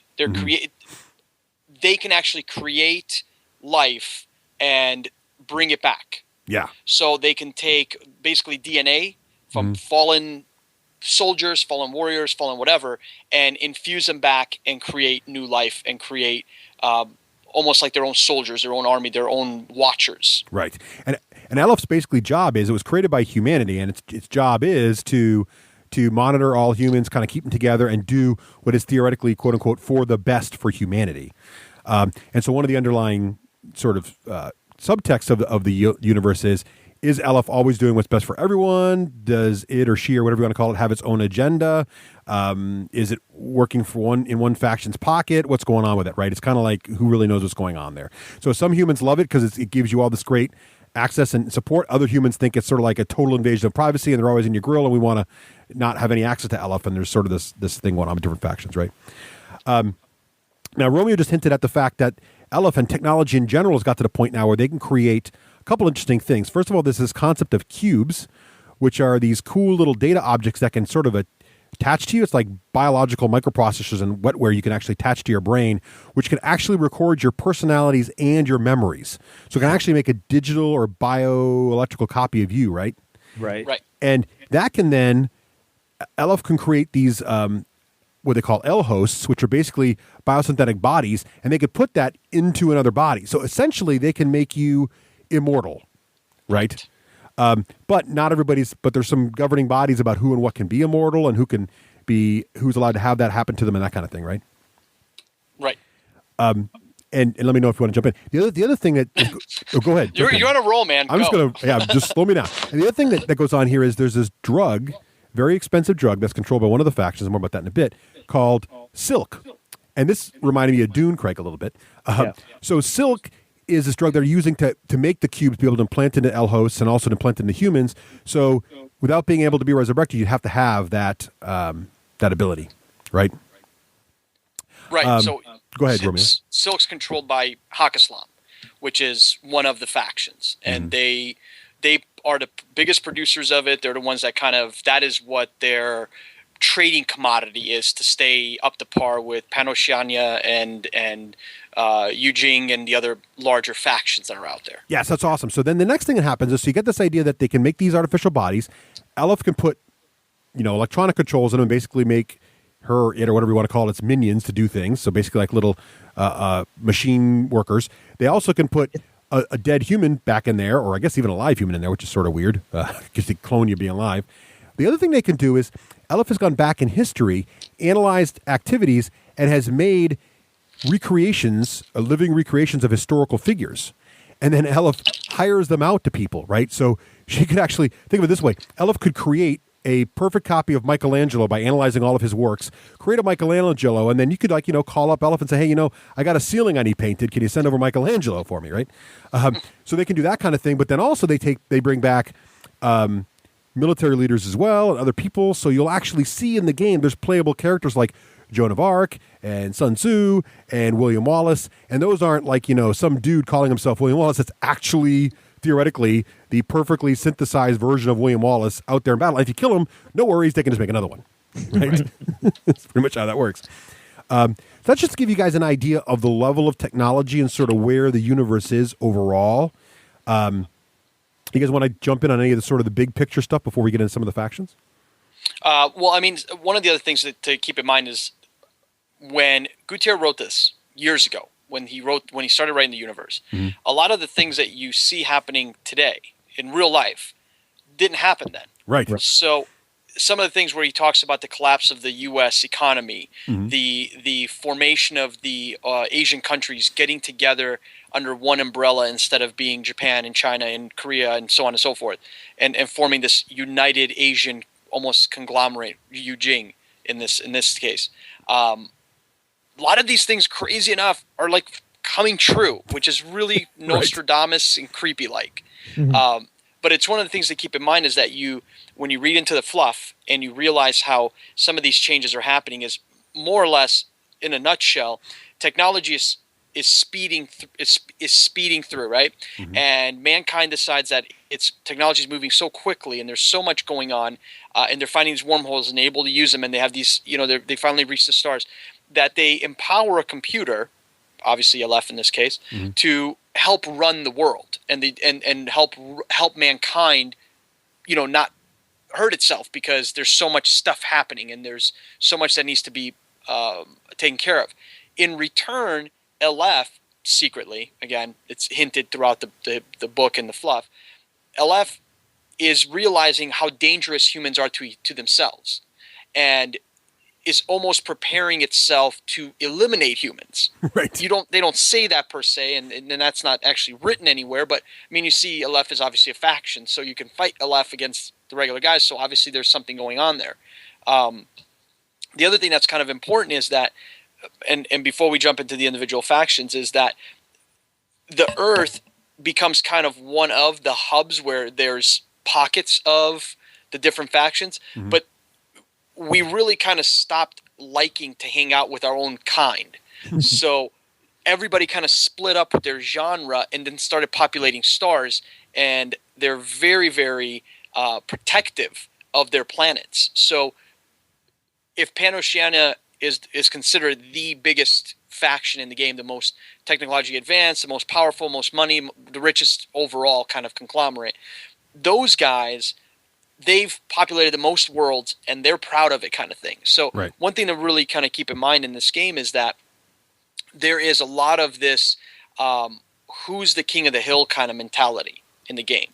So it plays a huge part in the story and how the story develops and unfolds going forward. Oh, definitely. It's really interesting. And that's a great segue, Romeo, because you touched on a couple things. You touched on the decline of the North American powers, which is predominantly the U.S., and you also touched upon Pan-Oceania. So let's talk about them first. I wanted to jump in really quickly because I'm learning stuff too, Oh, yeah, go for it. And I don't think you can hear me when I'm trying to talk. So we can. We're just ignoring you. No, that's right. Go ahead. Jump in, Craig. Hit us with what you got. No, well, I've always wondered why the game was called Infinity. Like, for years, I've wondered why it was called Infinity. And in the rule book, right at the very beginning of the rule book, in fact, it tells you that the O12, which, of course, is this United Nations sort of body, and Aleph, whatever. Aleph, thank you. Working together, they kind of monitor tensions between all of the different star nations. And every level of tension has a designation. And the designation of the level of tension immediately below massive all-out war between all factions is the Infinity level. Ooh, good catch. I didn't even know that. And that is where Aleph and the O12 say that they are right now. That's why there's this sudden I don't know, this concern of Aleph is that they've decided that we are right on the brink of total all-out war between all of the factions. DEFCON 4, baby. Exactly.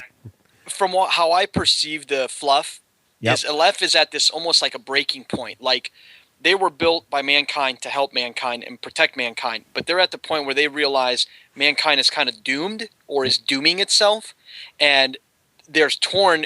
Do they just intervene and get rid of as many people as possible so that they can get control and save a few kind of deal, if even any at all? Or do they just watch and let mankind kill itself? So that's kind of how I interpret it.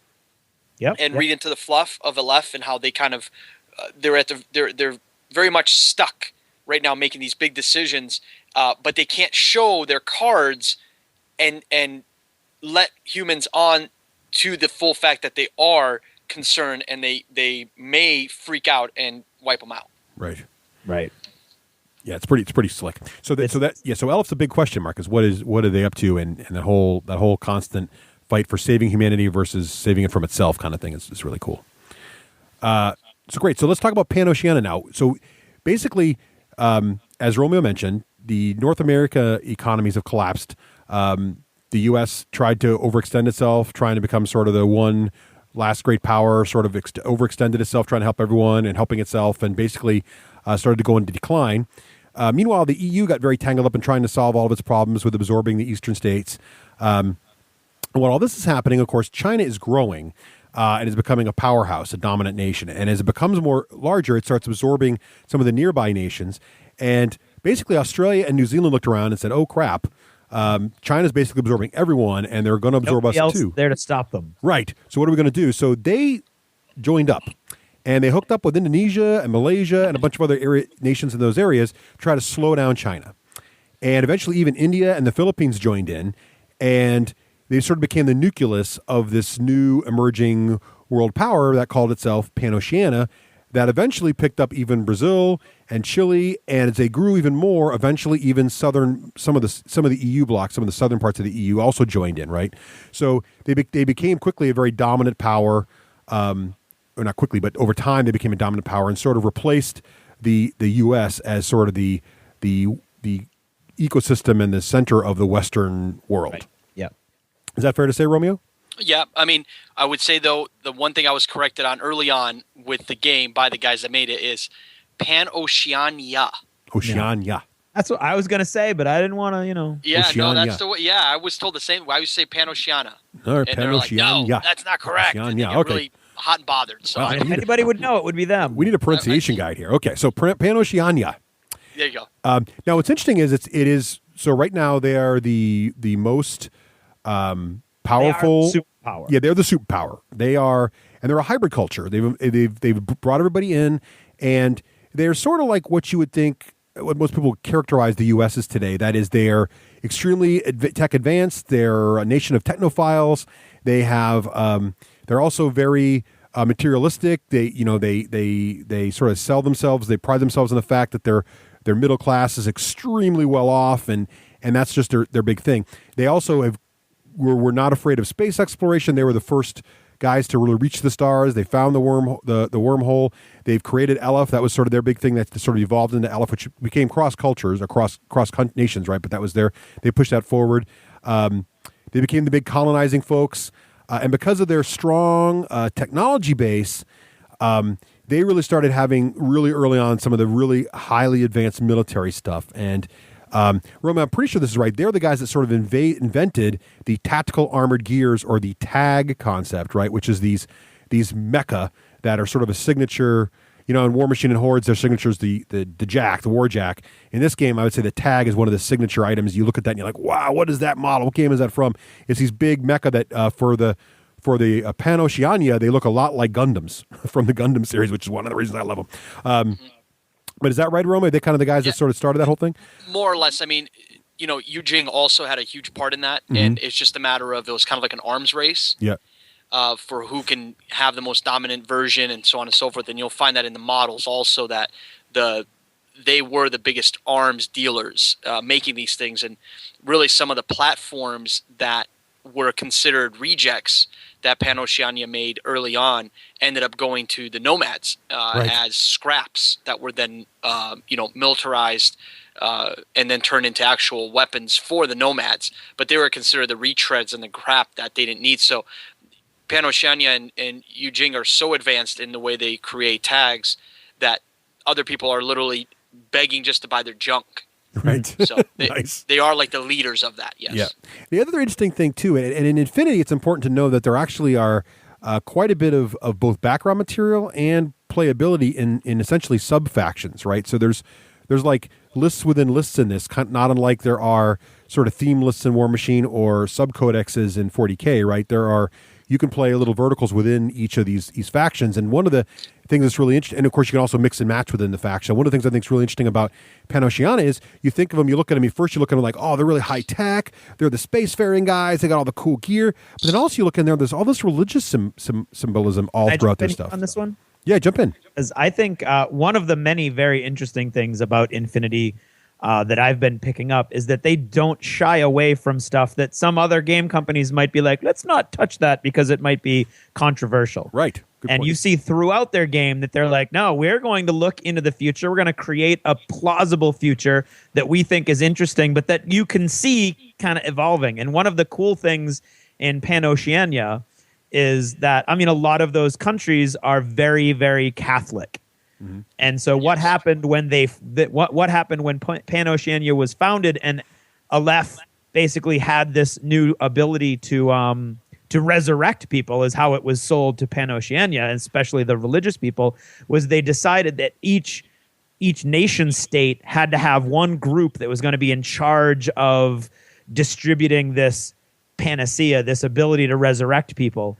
And in Pan-Oceania, from what I've been able to gather, the church, they decided they were going to give the ability to the church, which then, of course, expanded their power and influence astronomically. And now everybody's kind of rediscovering this interest in religion because they've kind of like clothed this technology in a very religious sort of framework.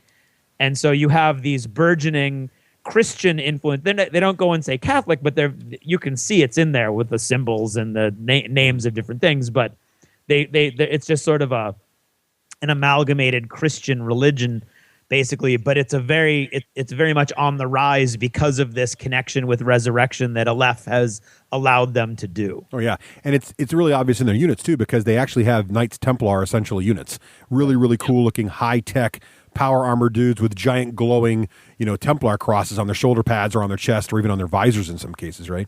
So there's definitely that strong. It's interesting too because even within factions in this game, and Romeo, you know more about the range than I do, but even within factions, there's totally different looks. You got guys in Pan-Oceania that look like futuristic UN peacekeepers with their little blue berets and their whole thing, and then you've got like really really high tech sort of Gundam looking mechs, and then you've got these like Knights Templar on all the swords, right? Well, what you have is you have sectorial armies. Right. And those are, like you said, subcategories under a larger umbrella faction, which allows you to kind of – I think it was their way of allowing themselves to make new models and not be stuck under one faction's roof the entire production. So what they did with these units or armies is giving you these variety of different fluff features – built off of that. So you'll have, for instance, take Ariadne because it's very diverse and you can see it in the models. They're all technically kind of the Americans, the Irish, all these different, the French, they're all part of Ariadne. When you look at them, you have like SAS operatives. Mm-hmm. They look like SAS operatives. They have the like hats over their faces, like ski hats. Mm-hmm. If you look at the French guys, they have their version of police, which are the riot police. They have these kind of helmets with these visors on over their eyes. And then you have the Americans, very much kind of emboldened, kind of like Army Ranger style with the Kango hats on and these kind of things. So I think what their intention was to not limit themselves by producing a faction and then being stuck under that faction forever. So a really smart way of doing that is giving you the sectorials and then joining in lots of different cultures under that main army, because then each culture that was infused into the army can show its own colors. And in this case, part of Pan-Oceania is having a little bit of this Catholic Christian background via the Spanish part of Pan-Oceania. Right. Yeah, and that's what's really, I think it's really interesting. And of course, you can mix and match within your faction, but then if you go to the pure verticals, you have some interesting choices too. It's really neat. Now, from a play point of view, what's interesting about these guys is that they're sort of like, I mean, they're even blue. They're sort of like your Cygnar or your Space Marines, right? This is the faction that is probably one of the easiest ones to pick up and get into the game from the beginning because they have access to all the tools, right? They have a little bit of everything. You're going to be able to do whatever you really want with them.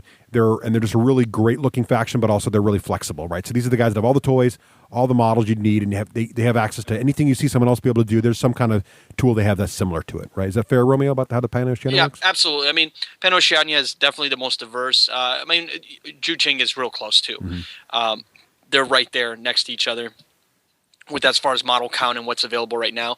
The one good thing about Infinity and Corvus Belli is that they're catching everything up and equaling it out. You know, you'll get a release of 4 or 5 models for a faction that's been kind of ignored for a little while or started way later. Yeah. And then for every one that you get for Pano. So they are balancing it out to give everybody a more even fighting chance against each other. Like some of the late breaking news that we revealed on O12's podcast is that, you know, the Nomads, which have been one of the kind of least model count armies for quite some time, they're going to get a whole line of tags coming up in the next in the next several months. You know, and these are again the Gecko chassis and all these old chassis coming over from Pano that were reject chassis. But again, Nomads they have very few tags, so getting them any kind of tag now makes them at least somewhat up to par with what they're going to see on the tabletop instead of just getting wasted by a guy that's bringing all these big tags. Yeah, so that's great, and they do sort of that release thing where they kind of give all the factions everything as they go along, which is nice. So one more thing I wanted to mention about Pano before we move on, or Pan-Oceania before we move on to the next faction is or Pan-Oceania is that I'm just going to call them Pano from now on, which just saves me the whole second half of the word. A lot of the factions in the book have one of these historical figures recreated, and so Jeanne d'Arc, or Joan of Arc, of course, is recreated in Pano, and she's playable, and she's got stats and everything, and right on the table, kicking butt and taking names, which is pretty awesome. And there's a whole little blurb in their section about the project that brought her back to life and why they did it, and everything's kind of neat read. So that was pretty fun as well. So it's really neat to see all these different. They talk about all the backstory in the beginning, and like, oh, that's an interesting little side thing. And all of a sudden they start bringing it into the game, and it actually has in-game effects, which is kind of neat to see as well. So anything else about Pano before we move on to our next friends from China? I mean, you guys have to keep in mind, anybody listening, is that at the end of the day, there's so much stuff for every one of these factions. You can honestly dedicate an entire show to it. Oh, yeah. We have, and we still don't touch everything. So, I think more than anything else, people should just take the stuff we're doing right now as kind of very bare bones intro. Oh, yeah. To go and read the fluff yourself, because it is a great read. Yeah, I really hope that what we're talking about here is going to tickle your fancy to go read more about it. Because as Romeo said, they do not spare the pen here for writing the background material. There's plenty of digest on each of these factions. Great background, even on the factions that have very low choices. Videos as well. Yeah, and great YouTube videos to get you inside. And of course, there's the O12 podcast. Yeah, indeed, and there's also a great wiki over there as well. So lots of good choices. All right, so let's move on to okay, Romeo. How do you pronounce this faction? Ready? Here we go. He doesn't have the notes. Oh no, I know what you're about to say. Is it Yujing or Juching? Yes, exactly. We've had the same exact debate on our show. Every one of our hosts says it different. We've actually had fans write in trying to explain what you should hear verbally through email, which again, it's like my golf lessons I'm going to be giving on the podcast. Right. Very hard to do because you're still reading it the way your mind thinks it should read. Yeah. The funny thing is, even when I talk to the Infinity guys, they have such an interesting accent. Even for them, I find that I'm kind of confused. It's always the same. So, but they say it right. Don't get me wrong. Now, there's 2 ways people have said it: Juching and Yujing. Right. So it depends. And then remember, in Chinese, Japanese culture, there's various dialects within the same, like especially in Chinese. There's Mandarin Chinese. There's other dialects of Chinese. So you have that issue also, which the same kind of word will sound totally different based on what dialect you're using. I'm saying, man, read it the way you think it should be read, and you'll be fine.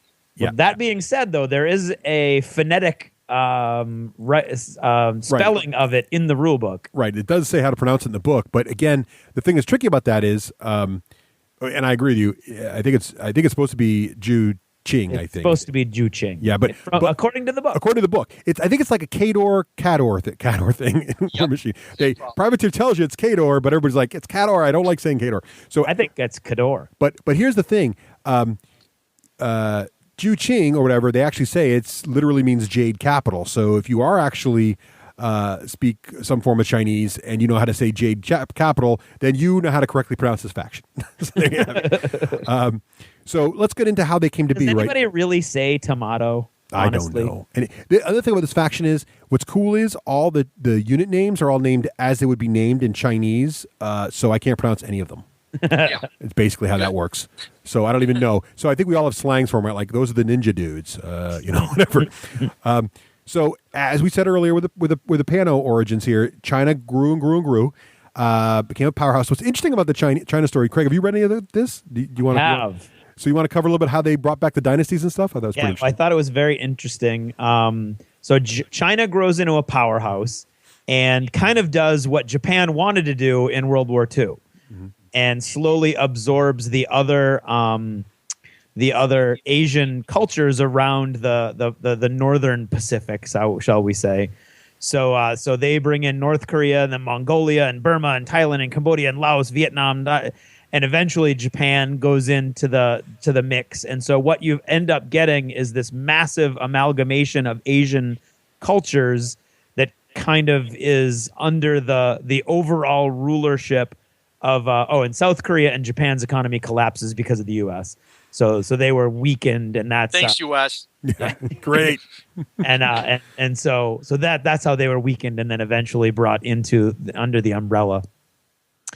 And so they're all ruled. And again, you've got this almost kind of utopian element of the fluff, which is all of these groups get along well, and so they're all a melting pot of their own cultures that are brought together. So nobody's been completely subsumed. Their cultures are in there somewhere, and they're being ruled basically by the emperor, who's restored as a symbol in China, but is actually is sort of like a ruler, right? So I mean, he has some more power than just a figurehead in the Ju Ying universe.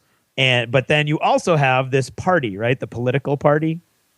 Anybody? Yep. So you've got to kind of have this sort of combination of, which is interesting because that's kind of what's happening in China right now. Is you've got the capitalism and you've got the communism, and what you've got in Infinity is you've got the imperialism and you've got the communism, and they kind of grow and mesh together so that you have this political party that's in charge, but the emperor also has power, and there's this balancing act that's constantly being performed. And of course, the one driving force that sort of animates Ju Ching in the Infinity Universe is this desperate need to overcome Pan-Oceania as the number one political bloc in the human sphere.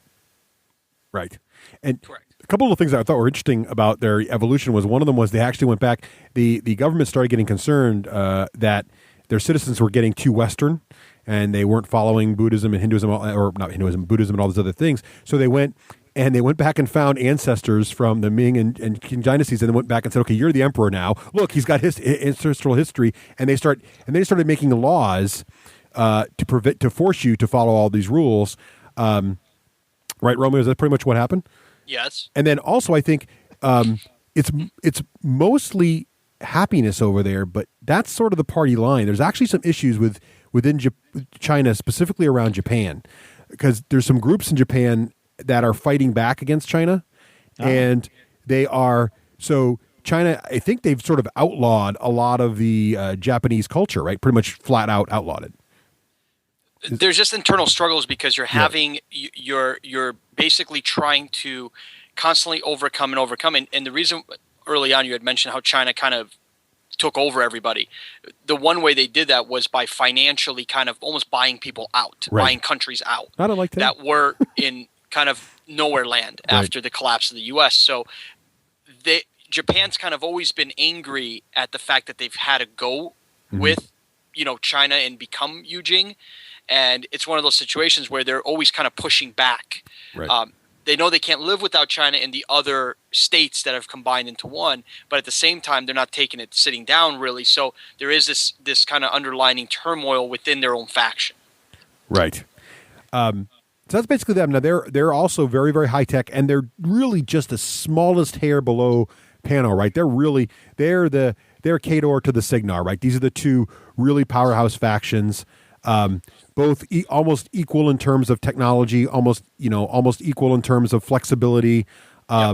It's really just a matter of, I think when you're looking at both these factions, it's really just a matter of which, from a gamer point of view, which models appeal to you more, and which things are, and which maybe culture and philosophy of paint styles and stuff appeal to you more, because really they're both going to have a really large toolbox of things to go to the table with, right? Correct. So it's some little key points I think about these guys that are neat. As Roman mentioned, there's that cool balance of power.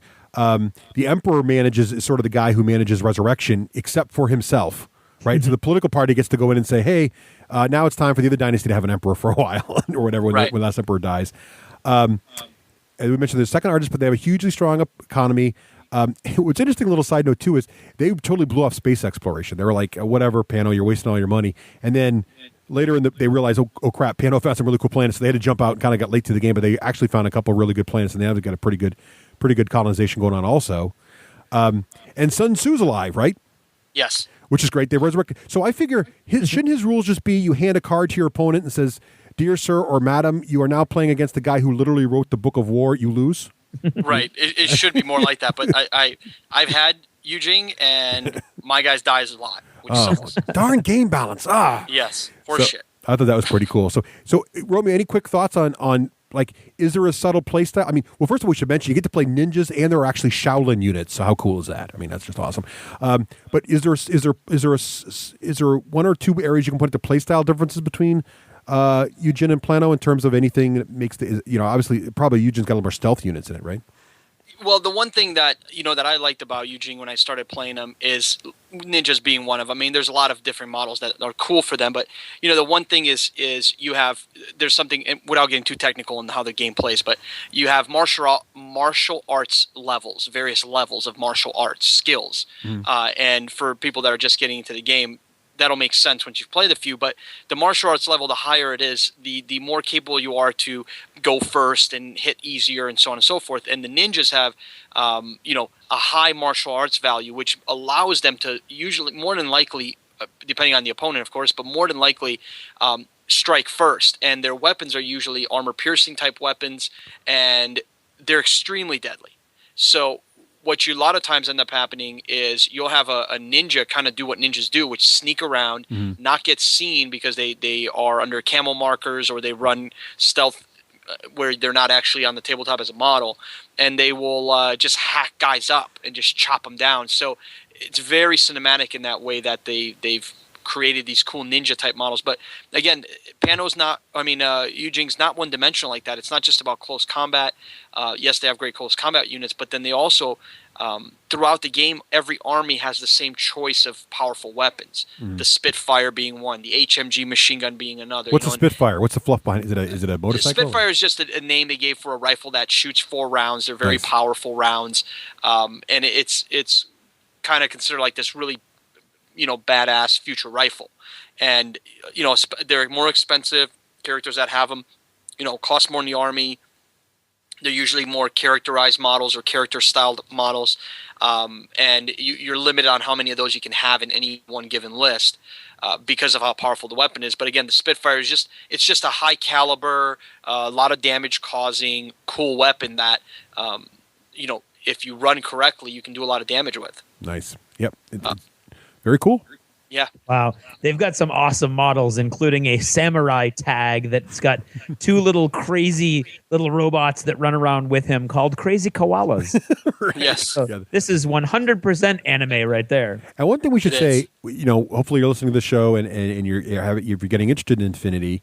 One of the things that I've heard said about Infinity, and so far our playtest in our group, and I think Romeo, you can chime in too, is that it seems like if you pick a group of models that are legal to play, just based totally on how you think the aesthetics are, you can still eventually learn how to do well with that list. This isn't one of those games where if you don't have exactly the right combo or there's certain units that simply aren't playable. I think you really can. So feel free to pick lists on aesthetics. Would you say that's fair, Romeo?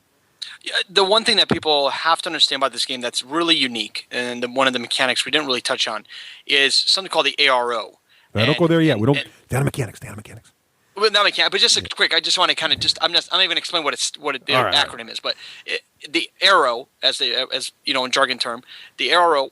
What allows you to do is even in your opponent's turn, you're able to shoot back at your opponent. You don't get as many shots as you do in your normal turn, but you get to shoot back. So what that means is every model pretty much has a basic rifle, and that basic rifle still has the ability to kill just about anything in the game if your dice are lucky enough, especially on a critical hit. A critical hit can kill pretty much anything. Well, if it doesn't have enough wounds. Anyway, not to get too much off track. But what that does is that mechanic of having that arrow mechanic built into the core rules really kind of levels the playing field. So you may have a lot of guys with really heavy duty weapons, but at the same time, if those guys are running around and they run into an open area and they get arrowed by 2 or 3 of your crappy models, that's 3 shots coming back at your guy. And if he was just moving, trying to get into a better position, he could get killed and shot right dead in the street. And you've lost this model with the great weapon, and at that point you're in a very big disadvantage. And here you got killed by basic grunts, just line troops. Yep. So it does level the playing field. Great. And to underscore what Romeo was saying about the fact that this is not a one-dimensional army, Sun Tzu comes with a giant freaking rifle. Well, dude, yes. if you were the right guy that wrote the book on war and you suddenly woke up in a century where there's giant sniper rifles, which would you pick? You pick the giant sniper rifle. Come on. Of course you would. That's awesome. Sun Tzu, the sniper. That's just freaking awesome. All right, well, we want to get through some other factions here, so we better move along. Now, Craig, I know the faction that's been sort of attracting your eye as you've been eyeing this game is how would you pronounce that? Ariadna. Yeah. So have you been studying up on your Ariadna background, or do you want me to jump in on this? Yeah, no. Let me do this one, and then you can do all the other ones. Okay, go for it. Okay.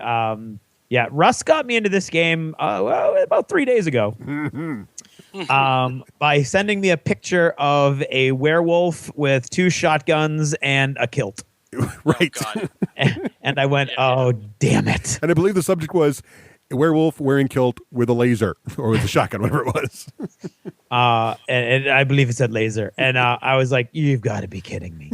And I looked at it and I was like, oh my God. And then, of course, word slowly spread through our group in the next hour. And I just got bombarded by emails about how cool they were. And then another one was like, I don't remember if it was you or Shifty who sent the freaking William Wallace. That was me. I figured the werewolf plus William Wallace would have sold you. I got one from each of you Nice. at this point over the course of the day. So I was super excited, and I looked at the models, and of course, right up front, I do have to tell you that the models for every faction are beautiful. I'm not a big anime guy, and I love these models. Most of them have little influences in anime, but they're not like screaming anime to me. I just love them. The detail is amazing. They're very true scale. They're awesome. So I'm looking at all these ridiculous claymore wielding, giant machine gun toting Scotsmen and women, and I'm like, oh God, well, I don't know. So I started looking at the fluff, and the fluff is pretty amazing. Basically, we couldn't travel faster than light without these wormholes, and wormhole technology was discovered actually in the 21st century, so where we are right now. And when the first wormhole was discovered, you had there was no one country or political bloc that had enough money to try a colonizing effort. So what happened was the USA with NASA, the EU with the European Space Agency, and Russia with the Russian Cosmonautic Agency all pooled their resources to make one giant, enormous colony ship. And that colony ship was called the Ariadna. And the Ariadna was basically a giant, a huge amount of colonists, almost all in hypersleep, basically, and military units that coincided with the majority of the colonists' nationalities. So you had American units, Scots units, which I think come under the Anglo-French in the background, and then you had because there's French units also, Right. and then you had Russian Cossacks, and so they showed up and they had this big plan, and they show up over the planet and they release this huge cloud of satellites that goes over the whole planet, and they start this big colonizing effort, and they know that the next giant colony ship is right behind them. It's supposed to the Aurora is supposed to show up, and it's supposed to have all the supplies and more colonists that make it they can make a better go of it. What they don't realize is that while the Aurora is en route, they don't know that wormholes can collapse. That wormhole collapses and destroys the Aurora. It's gone forever. And they don't realize that they've been left behind, because part of what they had to do was land the Ariadne to make their first settlement. And so they don't have what? Go ahead. There's one thing. They kind of do realize it, and they're really peed off about it. They think that it was a trick by Pano and Eugene. Oh, really? And that they were sent to kind of get rid of them, and here they're waiting for this ship to arrive with support and all the goodies that they need to survive on this harsh planet. And sure enough, wormhole's gone, ship never shows up. What the heck, son of a gun? We're literally, and that's why Ariadne is so far behind in technology, because they don't get to advance forward with the rest of the races, more or less the arms race going on from that point on in history. Right. So they're kind of left on this desolate planet with the ship and everything on it, and that's it. And they kind of want to revenge. They don't really say that, but they kind of want to get back at Pano and Eugene, the major powers that kind of came up with this plan to go check out the stars. And little do they know, and this has just been discovered in the new latest Paradiso book, is that the new faction that see. So anyway, Ariadne and all of its nations that are sent on this ship, named the Ariadne, they think Pano and Juching are responsible for it, right? Little do they know, and now we all know because we read the book. Spoiler alert. The Toha, the latest faction, which has been kind of a secret alien race, collapsed the wormhole on purpose. To create problems, more or less, and to then come in and try to help mankind and making themselves look like heroes. So that's kind of one of those key things where, why is Ariadne so peed off? Well, they think they've been totally hijacked, suckered. Okay. Anyway, cool. Go on. I didn't know that. Okay. Yeah, one thing we should know too is we should mention is that the world does evolve. So with each new book they release, they continue the story. So kind of like characters evolve. Yeah, so kind of like War Machine Hordes, each book's going to release more information about your favorite characters and the timeline. And so you will things that are left as mysteries now when you get the first book will eventually. I'm sure more mysteries will be introduced, but you'll learn more things too. Like the fact now we know. Before this latest book, we didn't know why the wormhole collapsed. Now we do. Yep.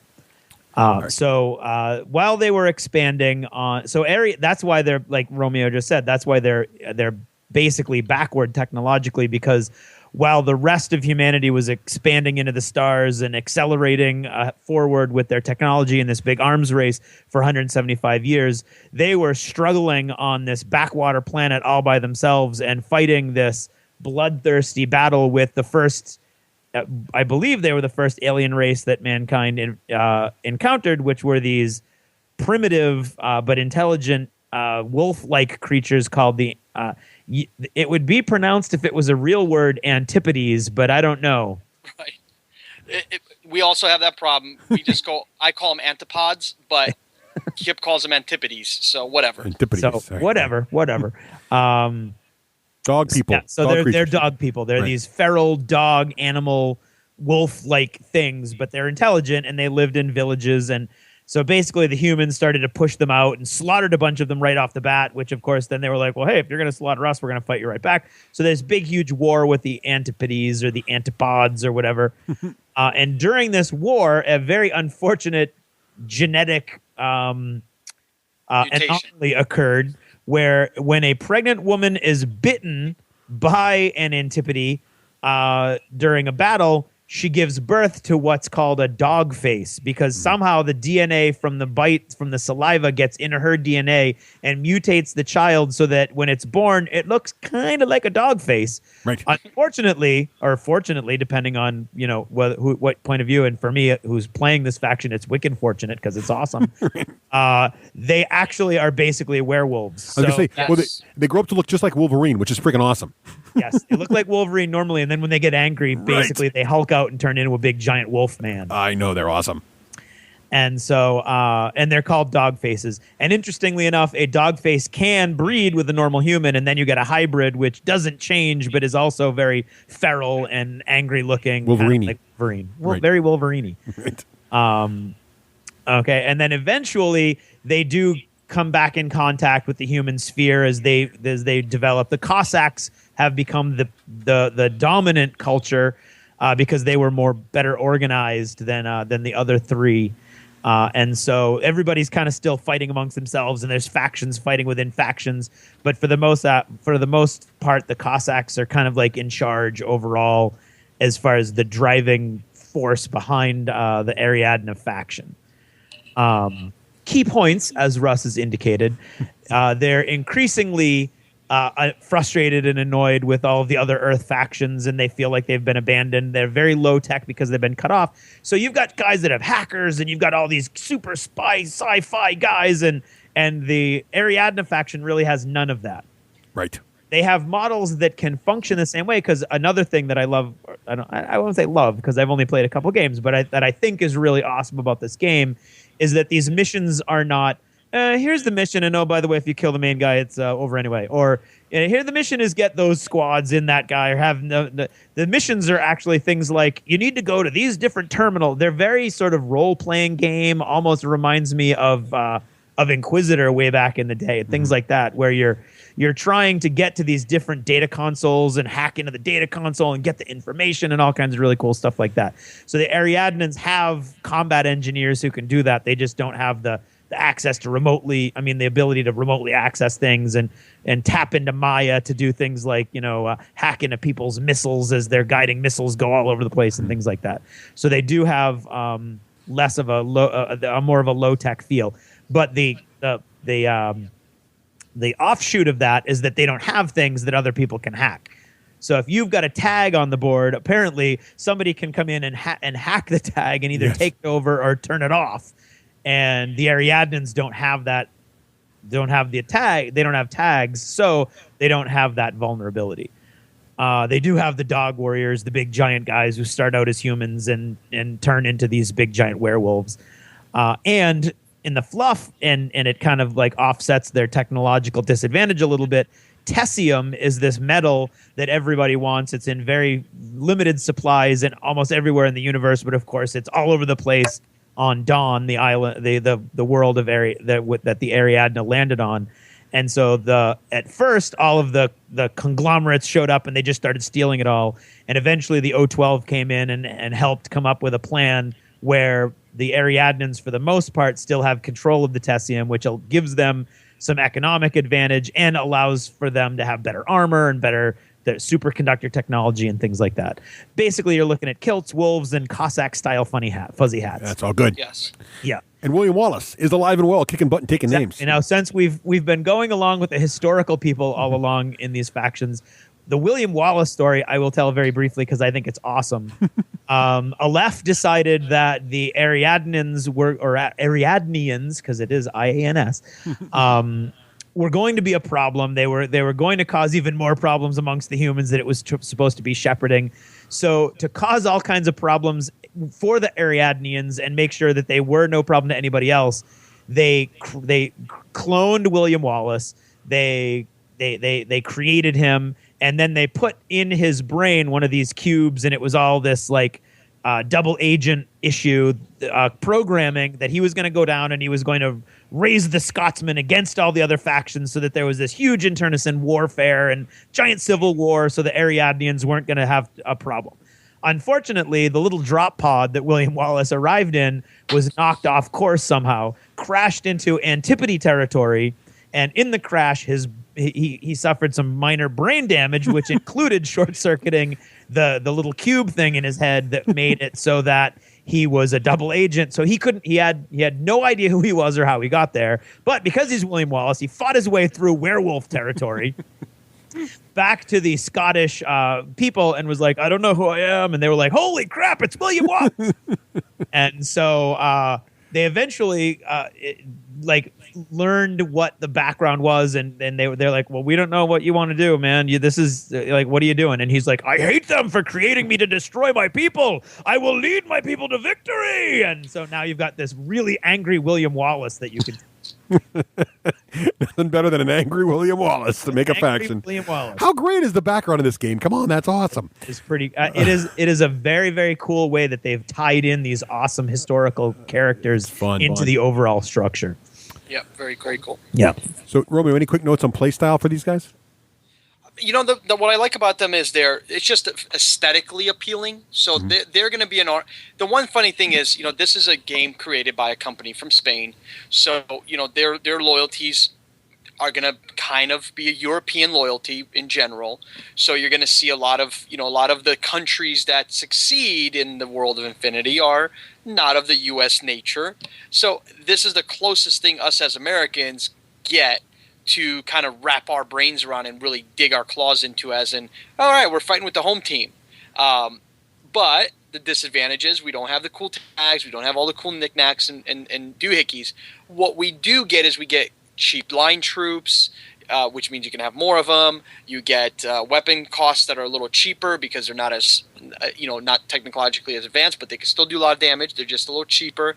So your playstyle with this army is going to be one of, if you're smart with the way you move around your order pool, you can use some of these dog soldiers, some of these different, half man, half werewolf guys to do things like, climbing plus, which means you can climb up stuff without penalties of falling. So you can jump over obstacles and slash guys up or kill them or shoot them or whatever, depending on the weapons you have. So the way they make you more even is with a little bit of speed, with a little bit of a cheaper point cost. So their style is more of a, get up close and personal with some of these dog soldier type characters, or just outshoot your opponent because you have the ability to have more weapons, more or less, due to the fact that your order count is going to be cheaper, which gives you more orders. Yeah, that's a great point. And we should mention, too, to listeners who are not familiar with the game at all, Infinity is a game that really likes to have a lot of terrain on the table. Think for you GW fans out there, think of Necromunda level terrain, lots and lots of terrain. Yeah. So more is better. So having an ability to really quickly climb up and over terrain is a huge advantage of this game because there's a lot of it. So that is a big hit. All right, we got to keep moving. We got lots of stuff to cover still. So Haq Islam. We haven't mentioned the Middle East at all. It's time to bring them up. So Haq Islam is basically the new Islam. So guess where the source nations are for that? Actually, it's sort of interesting. So this new visionary, Farhad Khadiver, is that right, Romeo? I got no idea. Anyway, good luck. Thank you. I would say Farhad Khadiver. Khadiver, good, very good. So he sort of has a new idea in Islam, bringing it back to the original teachings of peace, love, and harmony, and that kind of stuff. So he comes in and does that. Now, unfortunately, the Haq Islamite, so he creates a new version of Islam called Haq Islam, and the Haq Islamites are very persecuted by the original Muslim countries. So they decide, and you can tell that when you read this stuff, and there's some great quotes in here and all kinds of things. And I was hesitant to read them on the air because I didn't know if it'd be offensive to someone or not.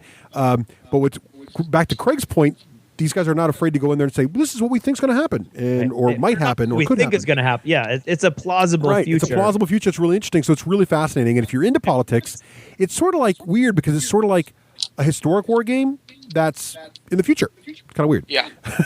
So anyway, so they've got this. They're sort of this new group now. They realized they couldn't really live on Earth because they were getting persecuted, have all kinds of problems. They figured, not unlike the Pilgrims leaving for America, freedom of religion, they needed to get off this rock. So they worked to get sent out into space, and they actually found their own planet, and they ended up on a planet called Burak, which sounds an awful lot like Arrakis, desert planet. It's just really, really hot, too close to the sun, but because of their native lands, they're the desert people, so that's okay. But they didn't really love it. So they got on this planet, And two things that made me think of Dune when I thought about this. A, it was pretty much desert planet. B, they were able to synthesize silk, which is reminded me of spice because it's such a high demand chemical or in this case medical agent. But eventually they figured out they had to really terraform their planet to make it better. And because of the teachings of New Islam, they also realized they wanted part of the body was your body. Part of the teaching was your body was your temple. Take care of your body. So they became very advanced at medicine. So they're actually a very technically advanced faction, but they didn't really put all their focus in warfare. They put it all into terraforming, making life more better for everyone, and also into medicine and health research. So it's sort of an interesting sort of twist on where that culture might go. So it was really, I thought Hackaslam was pretty interesting. Did I get most of that right there, Romeo? You did. And then one thing I want to definitely stress, and I think they would want to stress too, is that, this game is a multicultural game, and this is, people shouldn't shy away from Hackaslam because of current times and the way that, unfortunately, certain Middle East countries are viewed at, in this day and time. These guys at Corvus Belli, they that's not their intent. Their intent's not to make you choose which political view you have. So, I would welcome people to check out the army because I play in different places, and I've played Infinity in a couple different places, and you hear some very immature comments made about, the Hackaslam army, and you think to yourself, that has nothing to do with how cool the models and how beautiful they are. Play them as American models in your head if that's what makes you feel better. At the end of the day, it's a very cool army because your docs, your medipacks and all the things that allow you to heal guys are a little cheaper. So you technically kind of give yourselves a lot more opportunity to survive attacks. So that makes the army pretty strong when it comes to that. And again, their basic troops are also very cheap, which gives you orders, which is the key to the game, is having the ability to move around and get positioned right. Yeah. And I think that's important. I think it's important too, just to realize that, what's cool about this game is they try. I think they try to highlight the essence of what makes a lot of these cultures cool, even today. And I think it's cool because no one should think that. Everybody I think knows that it's really just extremists that make things complicated. Really, the heart of most people who believe in religion really do it for the right reasons. And so it's really cool to see these guys on the table, and they do have. And I can see why people who are less informed about some of this stuff would be confused because they do look. They have the Islamic headwear, they have the turbans on, all that, and they look great. They're fantastic looking models. It's a great blend of sci-fi and sort of some of the traditional Muslim dress. It's really, really a cool look and feel. And so if people can get past that and really understand what the culture is all about, I think it's a really fun way to learn about the culture and learn about some of the good teachings of and more holistic teachings of the religions. It's really cool. So some of the key points about these guys, they are master terraformers. Barak is actually, I think too, I remember reading that Barak is a tourist destination for health reasons. People go there because the healthcare is so good. They go there to get better, taken care of when they're really sick or whatever. And medical advancements off the charts, you mentioned. They do invent and produce silk, which pretty much makes them, they have a monopoly on it. So they have no problem with money. Not like the same, just out of oil is silk nowadays. They have a lot of light troops, and they're affordable. So they have this sort of shockwave army, right, that goes in with high model count. But then they don't have really, really sophisticated tags, but they have a lot of interesting remotes. Is that fair to say, Romeo? Yeah. Yep. And remotes are basically like tags. They're not tags. They're like little robots that have their own controls. What's this army play like, Romeo? Can you give us a quick feel of it? I mean, these guys, they're going to have something called viral rifles, which are pretty cool. They have rounds that do a lot of damage, especially to some of the higher, like for instance, Aleph's got these different types of armor that gives you negative modifiers to your shooting ability, which makes it very difficult to hit. Well, Hackaslam's got some weapons, and a few guys more than in other factions have these type of weapons that can penetrate armor a little easier, which then deletes this modifier. So they do have a tendency to be a little more deadly with their specialized troops than some of the other armies out there. But again, the game is designed very, very equal when it comes to there's always a balance to somebody else's powerful list. Right. And if you know the combo or what combats a certain type of army, you can very easily kind of level out the playing field. The thing with them is really to be able to run medics and then remote medics or remote bots that are medic bots, because then you really can just run them with different units together or with specialty type characters that have special weapons, and keep them alive longer because the bots can heal them. Right.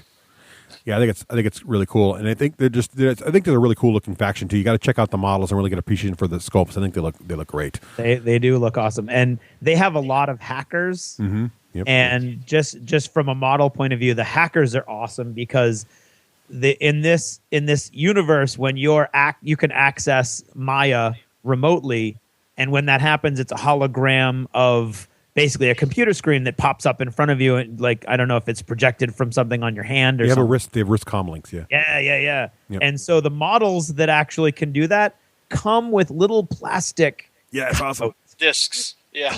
Clear plastic discs that have the computer screen on them, and the models are literally like manipulating with not unlike Windows 8 hologram, manipulating these screens in these little discs that are clear, that are floating in the air, that you glue to the hand of the model so that it's just there hanging in one of if not the coolest things about these models. I just love the hacker model, which of course Ariadne has none of. Sadly, no. So you can get a Merc. You should get a Merc. Okay, so on to the nomads. So here we start to shift away from the classic nations of the world and start getting into a little more hard sci-fi here. So the nomads, these are the guys that have decided that this whole thing with being on the net 24/7 and wearing those little wrist communicators and having Elf watching your every move and watching you in the bathroom like an elf on the shelf or something, that ain't right. That's got to go. So they hopped on their huge colony ships and took off to the stars. But instead of going to another planet, they decided, remember those circulars you mentioned, those giant freighters Romeo described them as flying through the wormhole around? They just decided they'd hitch a ride on that. They're kind of like giant interstellar hobos. So they're kind of linking onto these babies and flying around. You know what they reminded me of? The Mass Effect Quarians. For you Mass Effect fans out there, the Quarians are a nomadic race also that live on ships all the time. Sort of the same idea, although they're humans. They're not some other race. So they have these 3 massive spaceships that are like their main sort of home world, if you will, that fly around. And they also have little colonies sprinkled throughout the different regions also. And pretty much everybody hates their little colonies and they're like the seedy underbelly. They try to scrub away from their thing, but they're there. They do not like Elf at all. They despise all the implants and all the stuff that goes on with there. But because they don't have any of those implants, they actually technically have a hard time immigrating or migrating to any planet or any O12 world, right? Because they're not legal citizens. I mean, they are recognized by O12, but they don't have the gear to let them in and out, or their passport or whatever the equivalent of it is. So they really, nor would they want to. They don't like planets for the most part. They like living in space. They can't be crushed, though, because they are, eventually O12 recognize them, and they have diplomatic representation in the giant UN that is O12. So basically, you can't really crush them because they're a recognized nation, and most nations pretty much ignore them because they're pretty much low tech. They fly around these little ships. They're not much of a threat, so they just kind of look the other way with these guys, which is probably the way they've been able to acquire some of their stuff. Because as Romeo mentioned earlier, we're talking about Pano. The Nomads have sort of acquired some of Pano's mothballed tags and some other mothball technology. So they're kind of using a mix mash of this and that from other places. Now, some of the key points about these guys is the Nomads are the place you're going to go for your black market. These are the only guys you can get off the grid with. So if you want to go do something that's a little underhanded, make sure Aleph doesn't know about it, or the O12 doesn't get wind of it, or anybody else, these are the guys you're going to go to. So although they're not rich like Pano, these are the guys moving a lot of the money under the scenes, right? Yeah, the 3 ships are really cool because they kind of break down thematically. And the one you're talking about there with the black market is the Bakunin, which is the soul of the Nomads. And they also have Corregidor, which is their sort of military ship. And then they've got the Tunguska, which is kind of like their social and their financial ship. So, and they're huge. They're these 3 massive ships that go around and they hang out in different systems and things like that. So it's a really cool sort of theme that drives this faction forward. And so because they live on these ships and they don't have an entire world or 3 to populate, they are not a populous people. So they don't have a lot of numbers. So they can't really throw massive hordes of people at a problem when they have to fight something. So they have very low numbers. They don't have super tech, but they've got older tech. But what they do have is really, really good spec ops training, all the kind of stuff they got in the black market. So they're really old but reliable, but they also have very sophisticated tactics. I don't think, and Romeo, you back me up here, tell me if I'm wrong, this is not a faction I think we would recommend for someone who's just starting the game, unless you're really hardcore in the models, because this is going to be a unit that's, once you get the hang of them, I think you're going to be very powerful, but it's going to take you a while to get the trick of really being sneaky and cagey. They're just one of the last ones to get updated. Yeah. So you're going to have, the issue of there's just certain things that are not out yet for that faction. So when you're looking to try to balance out that playing field again, you're going to have a little bit of a trouble trying to get that one item because it's not been released. Again, with some of the new chassis that are being released this year, that will fill those gaps up. But yeah, you're right. I think if somebody were to start with Nomads, they're going to feel a little bit underpowered at times, especially if you play a really souped up Pano army. But again, this game, I can't stress enough, there is an equal reaction to every action. Mm-hmm. So you might get lucky, and if you're good, you're just going to play well. So it doesn't matter. Yep. We'll talk more about tactics and general gameplay in the mechanics segment next. But so that's them. So they're basically stealthy, low model count, decent tech, but not great tech. But they got the training where it counts. All right. How come they have people that look like cats? How come their doctor is a ridiculous anime cat girl? Come on, it's an anime game, people. Get with it. Oh, but seriously, what is the fluff justification of the little anime cat girl with the big boobs and the buttons sticking out? With mutants, mutants. When you spend your life living in a spaceship, Hello Kitty starts looking pretty good. That's what I'm saying. Yeah. I was gonna say that's where I think the Nomads are where all the dregs go. Now I'm going to get emails from the Nomads players, but here we go. Okay, moving along. Now, lest you think this game is only populated by humans, it is time now to go even harder to sci-fi and move on to the aliens. And let's talk about the Combined Army. Combined, but Combined, sure. Or Combined, yes. And I'm just going to call them what they are. I'm going to call it, dude, this is the Covenant from Halo. Straight up, there it is, not even sugarcoating it. Or it's almost exactly the alien. And again, this is all written before XCOM. It's also exactly the aliens from XCOM. Now, why do I say that? Because in both those games, and it's kind of a sci-fi theme, instead of fighting one alien race where everybody looks the same and it's obviously all the same alien type, like Cylons or some other that I can't think of now, a single monotone race. These guys are it's a conglomeration of several different alien species together as one faction. And basically the background here is there's this thing called the Evolved Intelligence, or EI. And it's some sort of alien artificial intelligence that's basically, it's gotten into its head that it's time to take over the entire known universe, and even the parts it doesn't know about, right? And so to do this, it starts absorbing alien races. Now, right now, it's so far away from where humanity is, it's absorbed other alien races. And for some timeless amount of time, it has been absorbing and consuming and then using alien races it consumes and absorbs and controls to take over yet more alien civilizations and eventually just expand and expand and expand. And so at any given time, it's controlling some number of alien civilizations, beating up and conquering other alien civilizations. Is that pretty much right, Romeo? Yep. So it's going on doing that. And what humans don't know is that its latest project has gotten into his head is to take on this young race called, quote unquote, humans. Mm-hmm. So that's what it's working on. And its overall plan is it wants to capture new civilizations and bring them to the transcendence, so kind of like a Borg-like structure. But if you remember XCOM, the main guy there was actually trying to find the ultimate race and kept capturing more races and using the races against humanity. So it's the same sort of thing. So it's this idea of there's this combined army. What makes it neat, what's great about that fluff is, kind of like we talked about earlier, where the other factions within factions, you got the same thing on here. You've got an alien army that's actually multiple alien armies that can all work together and pick and choose, or you can go, perfect verticals and stay in one particular alien species, which is sort of neat. And right now, I think, Romeo, in the core rulebook, there's only 3 different species within the combined army. But are there more than that now, or is it still 3, pretty much? Well, the thing about it is, if you look at the way they are, they're sticking with the 3, but there's hints that there's more going to be coming. Nice. So there's lots of hinting. So this is, we don't throw a play style here, it's pretty obvious. These are the wacko aliens. So they're powerful. You're going to have a lower model count army here, right? Because they're all going to be, most of them are going to be pretty high point because they're awesome. There are some cool looking close combat, almost like bug dark looking things that just jump at you and rip you apart. But a lot of them have really cool guns and really cool crazy alien sort of power army looking stuff. And they're sort of that really exotic out there faction right now that's really just off the charts. Any comments on the playstyle, Romeo? This is the one army that you can really kind of mix and match anything you want. You can go strong with the Shizvasti, which is a kind of almost like, to me, they look like grasshoppers, or the guys from District 9, but other people say they look something else. You can go with the more heavy duty dudes. I think you've seen them. They have like little red furry heads on them. You know what I'm talking about? Yep. The Morat. The Morats. Yep. So if you look at, they had like the big, they almost look like teddy bears to me, like scary teddy bears.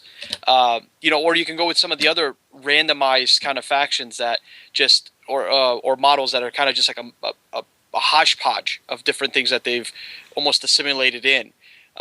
So it really varies. I mean, most people go with the Marats because they're just tough and they're big and they have good weapons and so on. But the Shazvasti, for instance, have a lot of troops that do sneaky crap. And their ability to kind of sneak around and not be seen and go into camo and all these other little tricks make them very mobile. So usually with Combined, you're going to pick and choose the best of each kind of individual race and build your own. So that's pretty cool. Yeah, they're neat, and I think I love the idea of going that multi-species route because that really gives them a lot of flexibility. And you're right; they can just add, whenever they feel like it's time, they can write in another race there, right there, no problem, and make it even a lot of flexibility there. Yep. Next up is Elif. Now we talked about Elif already. We already kind of give you the background here. It's this AI that controls everything on the network. Well, guess what? Elif is its own faction, as Romeo said earlier, right at the beginning of this segment. They have the power through these L hosts to not only put human brains in there, but they can control them themselves and jack in little AI brains, and there you got a bunch of datas running around or whatever you want to call it, doing its own thing. This army reminds me a lot of another sci-fi classic, Ghost in the Machine, right? It's got a lot of those elements in it. A lot of things look like it. But in any case, it's basically AI, and predominantly AI, when AI decides to build, when Elif decides to build a little body to walk around in, it likes to look like a hot chick. Is that pretty consistent, Romeo, apparently? I think that's just Corvus Belli. They like hot chicks. Right. So, yes. Are there any guys? I think have like their panties hanging out everywhere. Right. I noticed that a lot. Yeah, there's a little bit of that going on. Yeah. A lot of plumbers crack in that game.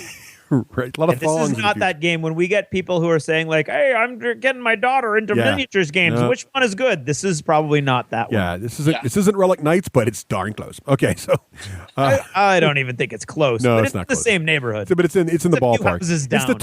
It's the PG-13 version of the if Relic Knight is R, this is PG-13. So so basically the thing about Elif is you don't know. We talked most of the background here before. What's Elif's agenda? What are they doing? I mean, she's probably going to say, well, I'm just policing the system here. They got a bunch of bad guys here that are disguised as Pan-Oceanic guys. I'm going to kill them, whatever. But you can have a reason for fighting anybody here. So it's in a lot of manga-style, post-human, combat cyborg type stuff going on here. Again, I think, Romeo, it's fair to say this is going to be another low model count, really powerful units, right? Sort of. I mean, again, they do, now with the release of more models for them, they're starting to balance out. You're seeing a lot of guys come in where they're just... You can go high model count because they've brought in some new troops that are cheap and allows you to kind of build up your army, because one of their problems early on was that they had these, Achilles is one of their main characters, one of their brought back characters. And he's just super powerful, but he's also got, I think, 100 points or something crazy like that. So when you have a model that's that much and you're playing a 300-point game, he eats up a lot of points. I mean, he's equivalent to a tag from Pan-Oceania. So when you have that kind of unbalance, if he's dead, he's got 3 wounds, but if you get lucky with a couple shots and you have armor-penetrating type ammo, you can probably kill him off, and that was the problem early on with LF. Now that's getting balanced out, so you're getting to see more people using those armies because it's easier to play them now. Yeah, and we talk about the rules later. We'll talk about how the game does a really interesting job. The core mechanics of the game do a real interesting job in sort of forcing you as a player to build an army that's balanced, not only in really high point value, low model count, but you also need to have, because of the order system, you need to have a higher model count army to have a more flexibility in the game. So you definitely want to have that flexibility in your list building. Yeah, and theme wise, talking about theme, the Aleph has decided that the Trojan War is where it wants to get most of its inspiration. So. Right. Most of its characters and the resurrected folks are like Achilles, and you have Ajax and Patroclus, and so you've got a bunch of guys from the Trojan War, right? That are coming back and fighting for the AI. Right. We need 300 in Aleph. That'd be awesome. All right. That would be a totally different war in a totally different part of the world. And we're 175 years in the future. Why is that bad? Well, that's true. True. All right. So moving right along. Now there's actually 2 more factions to cover, but one's not really a faction. So we're just going to gloss over the mercenaries. The mercenaries are guns for hire. They're really of course, you know what mercenaries are, right? So mercenaries are sort of the hodgepodge, really cool models. We don't know where to put them in, so you can buy them and link them into your own army. It is possible to play mercenaries as their own force in a friendly game, but it's not tournament legal. So the mercs are there. Check them out, but don't pick that as a faction to build your own unless you really know what you're doing and you have someone to play with, because you can't walk into a tournament and play with them that way, right? So they're cool. They have probably the smallest fluff section, but basically that's where they are. The newest faction, though, and I'm going to have to ask Romeo to help me out with this because they're not in the core rulebook and I haven't read any of the expansions yet, is the Toha. Toha. Toha. Yeah. So what are these guys? These are aliens, right?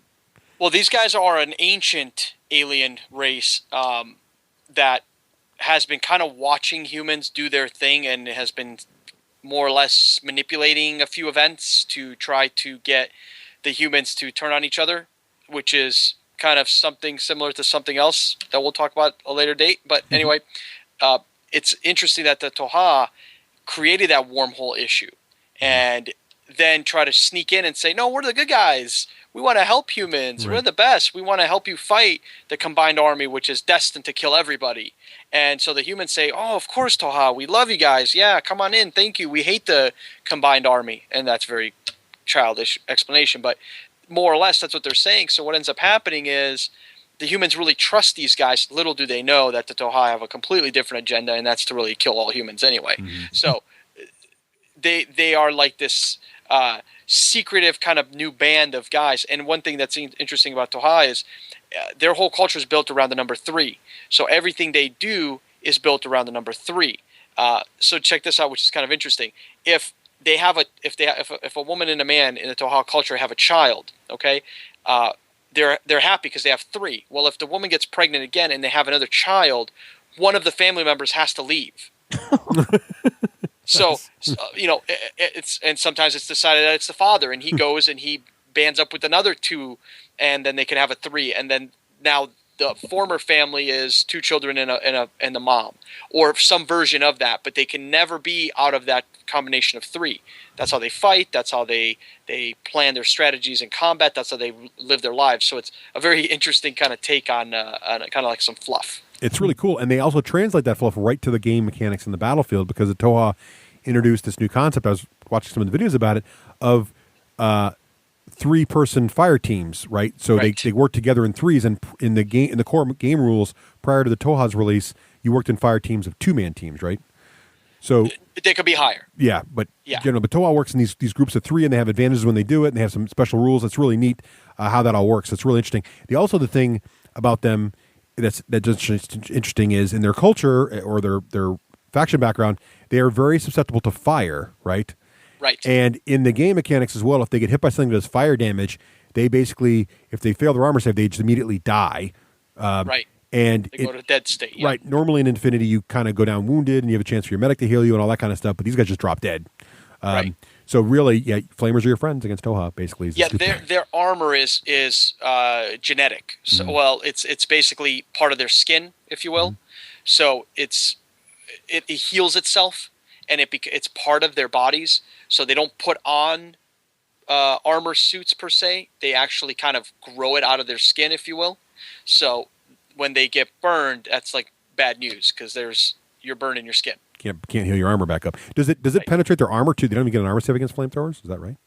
No, they're screwed. Oh, nice. I mean, they get to do every model gets to do a save. Right. But it's just much harder, and it's, I mean, you get pretty screwed. Nice. But that's the way that you can combat the very powerful combination of 3-man fire teams being run multiple times, because a fire team can be extremely mobile, and the fact that they can mix weapons within that fire team makes them very deadly. So they had to, being that they're so one-way dimensional deadly, you had to balance that out by making them susceptible to one tool that gets them every time, kind of thing.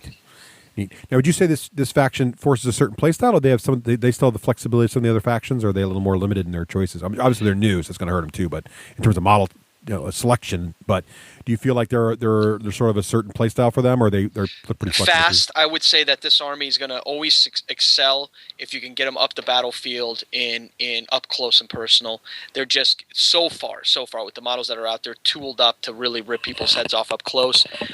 If you try to sit back and shoot, you're not really using the advantage of their 3 fire team man system.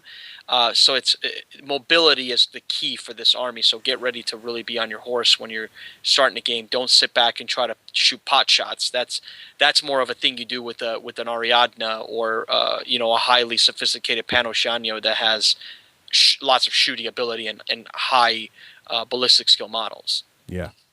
Well, great. So we've been a little long here, or a lot long here for our segment, but hopefully you got a feeling, and as Romeo mentioned earlier, and Craig mentioned, this is just a sampling, a briefest of overviews of what the great fluff and background material is in Infinity. And hopefully even if those of you who aren't into miniature gaming, if you're listening to this, maybe it inspired you to at least read the books or learn more about it, because it is really a very rich and interesting background, and really unlike a lot of the other sci-fi games and or even sci-fi properties out there that you might read in other books. It's a really very unique setting, very exciting, and it's really interesting to see how it's evolved and what the different factions and how they work and how they play. Yeah, absolutely.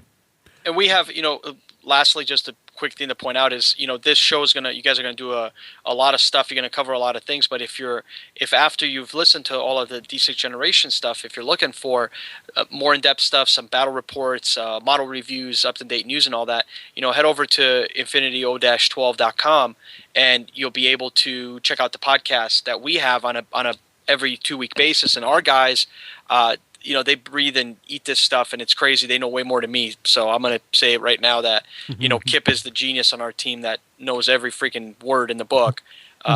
Same thing with old man Tom. He's another guy that really has dug into the game really well.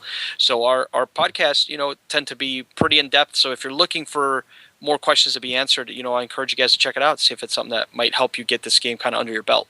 Great. Thanks so much, Roma. And we'll be talking to you again shortly here a little later in the show about all the mechanics in this interesting game that is called Infinity, or as I'm now going to call it, DEFCON 4. There you go. Yeah. We'll be right back. This is the D6 Generation Podcast. More fun than Merchant of Venus. Wait, what? Who writes this? That's impossible. Hey, and welcome back. We would like to talk to you a little bit about our newest sponsor, and that would be Conquistador Games. Conquistador. Is that right? Conquistador. Conquistador. They say to roll the R's. Am I doing that right? Conquistador. Yeah. The R is really at the end, right? So it would be Conquistador. Yeah, you got to pop the Q. Conquistador. All right. Conquistador. All right. What is a conquistador, Craig? Well, a conquistador is a Spanish conqueror. Yes. In this general example, however, it is a great brand new game company that focuses on a couple specific things. Yes. They focus on theme, and they've got some really interesting themes going, for sure. keeping each game immersive and thematic, telling a story as they take place. Right, They love, this is all for you. They love innovative mechanics. I see. I broke innovative mechanics. Yes, they do indeed love innovative mechanics. My favorite part. They say they got burnt by this a little bit on their first game, but they love to try new things and make them crazy exciting. So that's awesome. So we'll keep an eye on that. And they like to focus on high quality production values. So they don't have a lot of games. They're brand new. They've just got a few games that are cranking out right now. But the ones they do have been done to the nines. So they're focusing on quality over quantity, which is good. That's what they like to see. Exactly right. And what's exciting about these guys, so they have a brand new Kickstarter, just started up, and they've already actually funded and delivered 2 games. They already did Road to Enlightenment. You may have heard of that. Yep, and you also looked through it this evening. Exactly. And they also delivered The New Science. Both great games. Check out Board Game Geek for more information. Science. New science. Oh, no, that was weird. The new hotness. And lest you think people don't have a high degree of respect for Conquistador Games, they just launched their brand new Kickstarter. And that, of course, is for the new game Tomorrow. Oh, chills. Yeah, exactly. And this game just started out. When did they start the Kickstarter here, Craig? Like 4 days ago? 5 days? 4 or 5 days ago. Yeah, it's actually at 21 days left as we record this, and it's already met its pledge goal of $15,000. In fact, it's at $31,000 right now. Viva! This game is hot. Don't be the guy who's like, oh, I wish I backed him on Kickstarter because of all that great bonus loot. I didn't get any of it. Now I want the game, and I can't find it. Blah, blah. No, check these guys out. It's a great game. Craig, the theme of this game is right up my alley, okay? It is right up your alley. Imagine a dark future in which the human population has exploded. And now world leaders try to figure out how to best depopulate the planet. What could possibly go wrong? It's a game where you're all evil overlords. Exactly. Everyone's an evil overlord trying to kill their population off. Enlightened individual who knows that sometimes you have to cull the flock. Right. Well, just a few billion and the rest survive. It's all good for Looks like a very interesting and exciting game. I love the artwork on the cards. For example, there's a card here, Control of Cyberspace. I've also got one. They sent us a prototype copy, and I can't wait to play it. I've been looking through it all weekend. There's some great artwork like the big red button, all kinds of other great stuff. So be sure to head on over to the Kickstarter. Go over to Kickstarter.com and type in Tomorrow and Apocalyptic Nightmare. And check it out. They're already well-funded, but don't be the guy who doesn't back them and wish you did. Check it out over at Conquistador Games. You got a chance to pick up all their games for a really good price here on the Kickstarter. Indeed. Get the complete Conquistador collection. All about the Conquistador. This is Total Fangirl. Regular Jane most days, total fangirl when the moment strikes. Han shot first. Starbuck is a guy. And Lestat, now there's a vampire. Hey everyone, this is Nicole, your Total Fangirl. You can follow me on Twitter at Nicole Wakeland. Check out my blog, TotalFangirl.com. This week's shout-out, Formula E by Bruno Feduti, Sergio Halaban, and Andre Zatz, racing in a whole new weight class. Visit our pre-launch page at gamesloot.com/Formula-E. So we went to see The Hobbit this weekend. Now, you guys know that I'm not really a fan of those big, hairy-footed creatures, but I don't exactly hate The Lord of the Rings. I really like the movies. They ran a little long, but I still really enjoyed them. And when we showed them to the kids could not wait to see The Hobbit. They were so excited to go and see this movie over the weekend. So we got all ready. We headed to the theater for a Saturday matinee. And when we left, not just me, but the girls too, and even Russ a little bit if he admits it, we're not exactly as happy as we thought we'd be. They said the same thing that I did. It ran really, really long. It had some of the best scenes from the books in there. It was beautiful and stunning and epic and grand, just like the Lord of the Rings trilogy was. But for those who know how big The Hobbit is, the book is something like 300 pages long, and they've made 3 films out of it. I don't know how long the other 2 films are, but this one was 2 hours and 46 minutes. It didn't need to be 2 hours and 46 minutes. And I admitted on Twitter and on my Facebook page, and I'll admit it here, I actually fell asleep at one point. In fact, my daughter turned around and poked me and kind of giggled. And I said, yeah, it's getting a little boring. That shouldn't happen. The Hobbit should have been exciting enough with all those dwarves and orcs and monsters and beasties and Gollum and spiders and dragons and all the stuff that is in that book. It should have been more exciting than it was. I wanted to love this. I was so excited to see this movie. It's been hyped for so long now. I mean, you can't look at anything nerdy on the internet without seeing something Hobbit related. Everybody is talking about it. So it was kind of a letdown. It made me think just a wee tiny bit of what it was like when everybody went to see Star Wars. Now, granted, there is no Jar Jar Binks or anything even remotely close to that horrific in The Hobbit.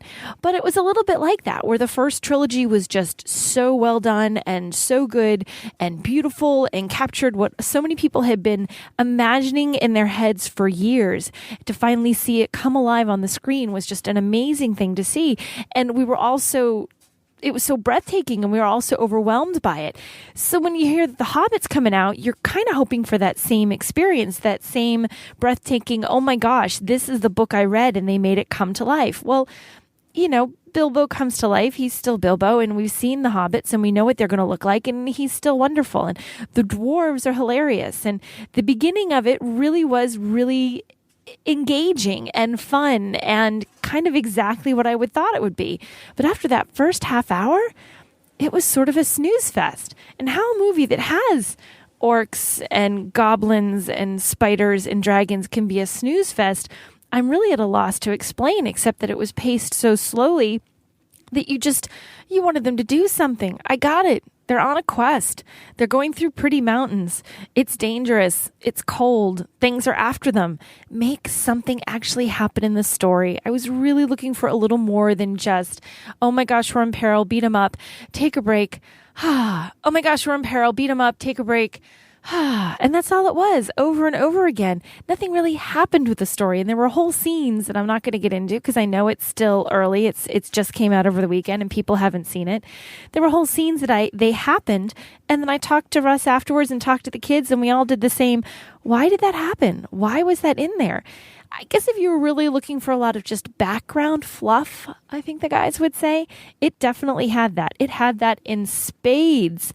What it didn't have was a sort of engaging excitement that some of the other trilogy had, that the first 3 films had.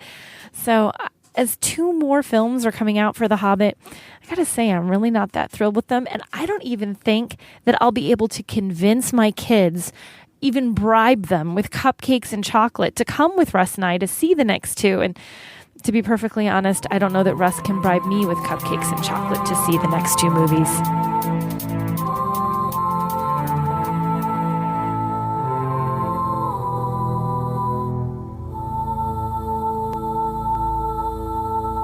Oh, it's Vic the Viking. Uh-oh, you know what that means. Here comes Vic. My boy. War Store, bringing the war to your door since 1999, and that's more than a decade or more. You know what's awesome about the War Store? Here's the deal. About the so War Store? I'm all up in into Infinity Land, as you'll all know from listening to this episode, and I'm like, the campaign book for Paradiso just came out, which has got to be one of the coolest campaign books ever created for a miniature war game. We're not here to talk about Infinity, but it's hard to find. So last Thursday, only one guy in our gaming group has it, and it's like everybody's trying to borrow the book or fighting over. I'm just going to pick the darn thing up. So I went over to thewarstore.com Thursday evening, ordered the Paradiso book for a substantial discount, I might add. Boom, they ship it the next day. It's in my hands the following Monday. 2 business days later, it's on my... No fancy shipping charges, nothing like that. It's paid normal shipping. With best prices on the net, the War Store is the way to go to get it quick and exactly what you want. Pristine condition, perfectly packed, great service, great speed. You really cannot beat the War Store. No, it's also a great way to check out what's coming up. Go to their pre-order page, and you'll see all kinds of stuff from all of the major releases. I too am really excited about Infinity right now, so I'm going to go to Infinity pre-orders. I'm going to check me out some Ju Ching Haktaos and some Hakislam Hassassin Muibs and all kinds of other cool stuff, including Scarface and Cordelia, whose names aren't nearly as exciting as everybody else's. So yeah, you've got all kinds of cool stuff, including all of the upcoming terrain that's coming out soon for Infinity. Some new objectives and things like that. So the War Store is a great place, great service, great guys. They will hook you up. Neil at the War Store will hook you up. He will help you out. And of course, they've got the greatest presence on the web worldwide. And it's just a good example. If it's a miniature game, they carry it. Thewarstore.com.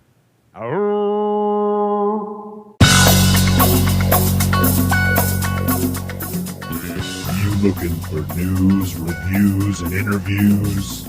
The D6 generation. It's groovy as groovy does define, baby. The D6 generation. Born to game. Oh, yeah. And if you're a gamer, then you already know about Game Salute, because Game Salute has its fingers in every pie in gamerdom. I'm sure Dan loves that you say that.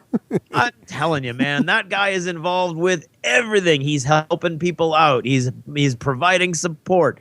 He's got the Game Salute warehouse going now. He's got Game Salute store finder, so you can find a store near you that's been vetted and it's a friendly professional gaming store. The man is single-handedly changing the gaming industry. Yeah, and be sure to check out GameSalute.com. Go to the news page for all the latest gaming news. Shows you which Kickstarter campaigns have been officially given the Game Salute Springboard seal of approval. He's got his finger on the carotid artery of gaming. I also love the fact that they have November releases now. So you click on there and it shows you all the new games coming out from all different kinds of companies this month. So it's a great way to you never wondered what's coming out this month for everybody? Now you can find out. Go to GameSalute.com, click on the news link, you know what's going on. Does it say November? Because if it says November, I mean, hopefully this one says... it says December too. I mean, whatever you want. You pick your month. It's there. Just chose a month that was already gone. Well, I was going back through the archives. Also, everybody knows what the November release dates are now. Fair enough. That would be kind of it to go back. Check a newspaper. To be fair, the November article I'm reading was actually written October 19th. So there you go. Almost a month ahead. There you go. The internet's is very confusing time-wise. It is. So check out GameSalute.com.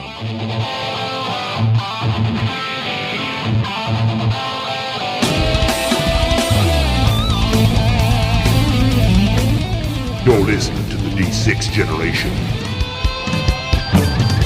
Born to game.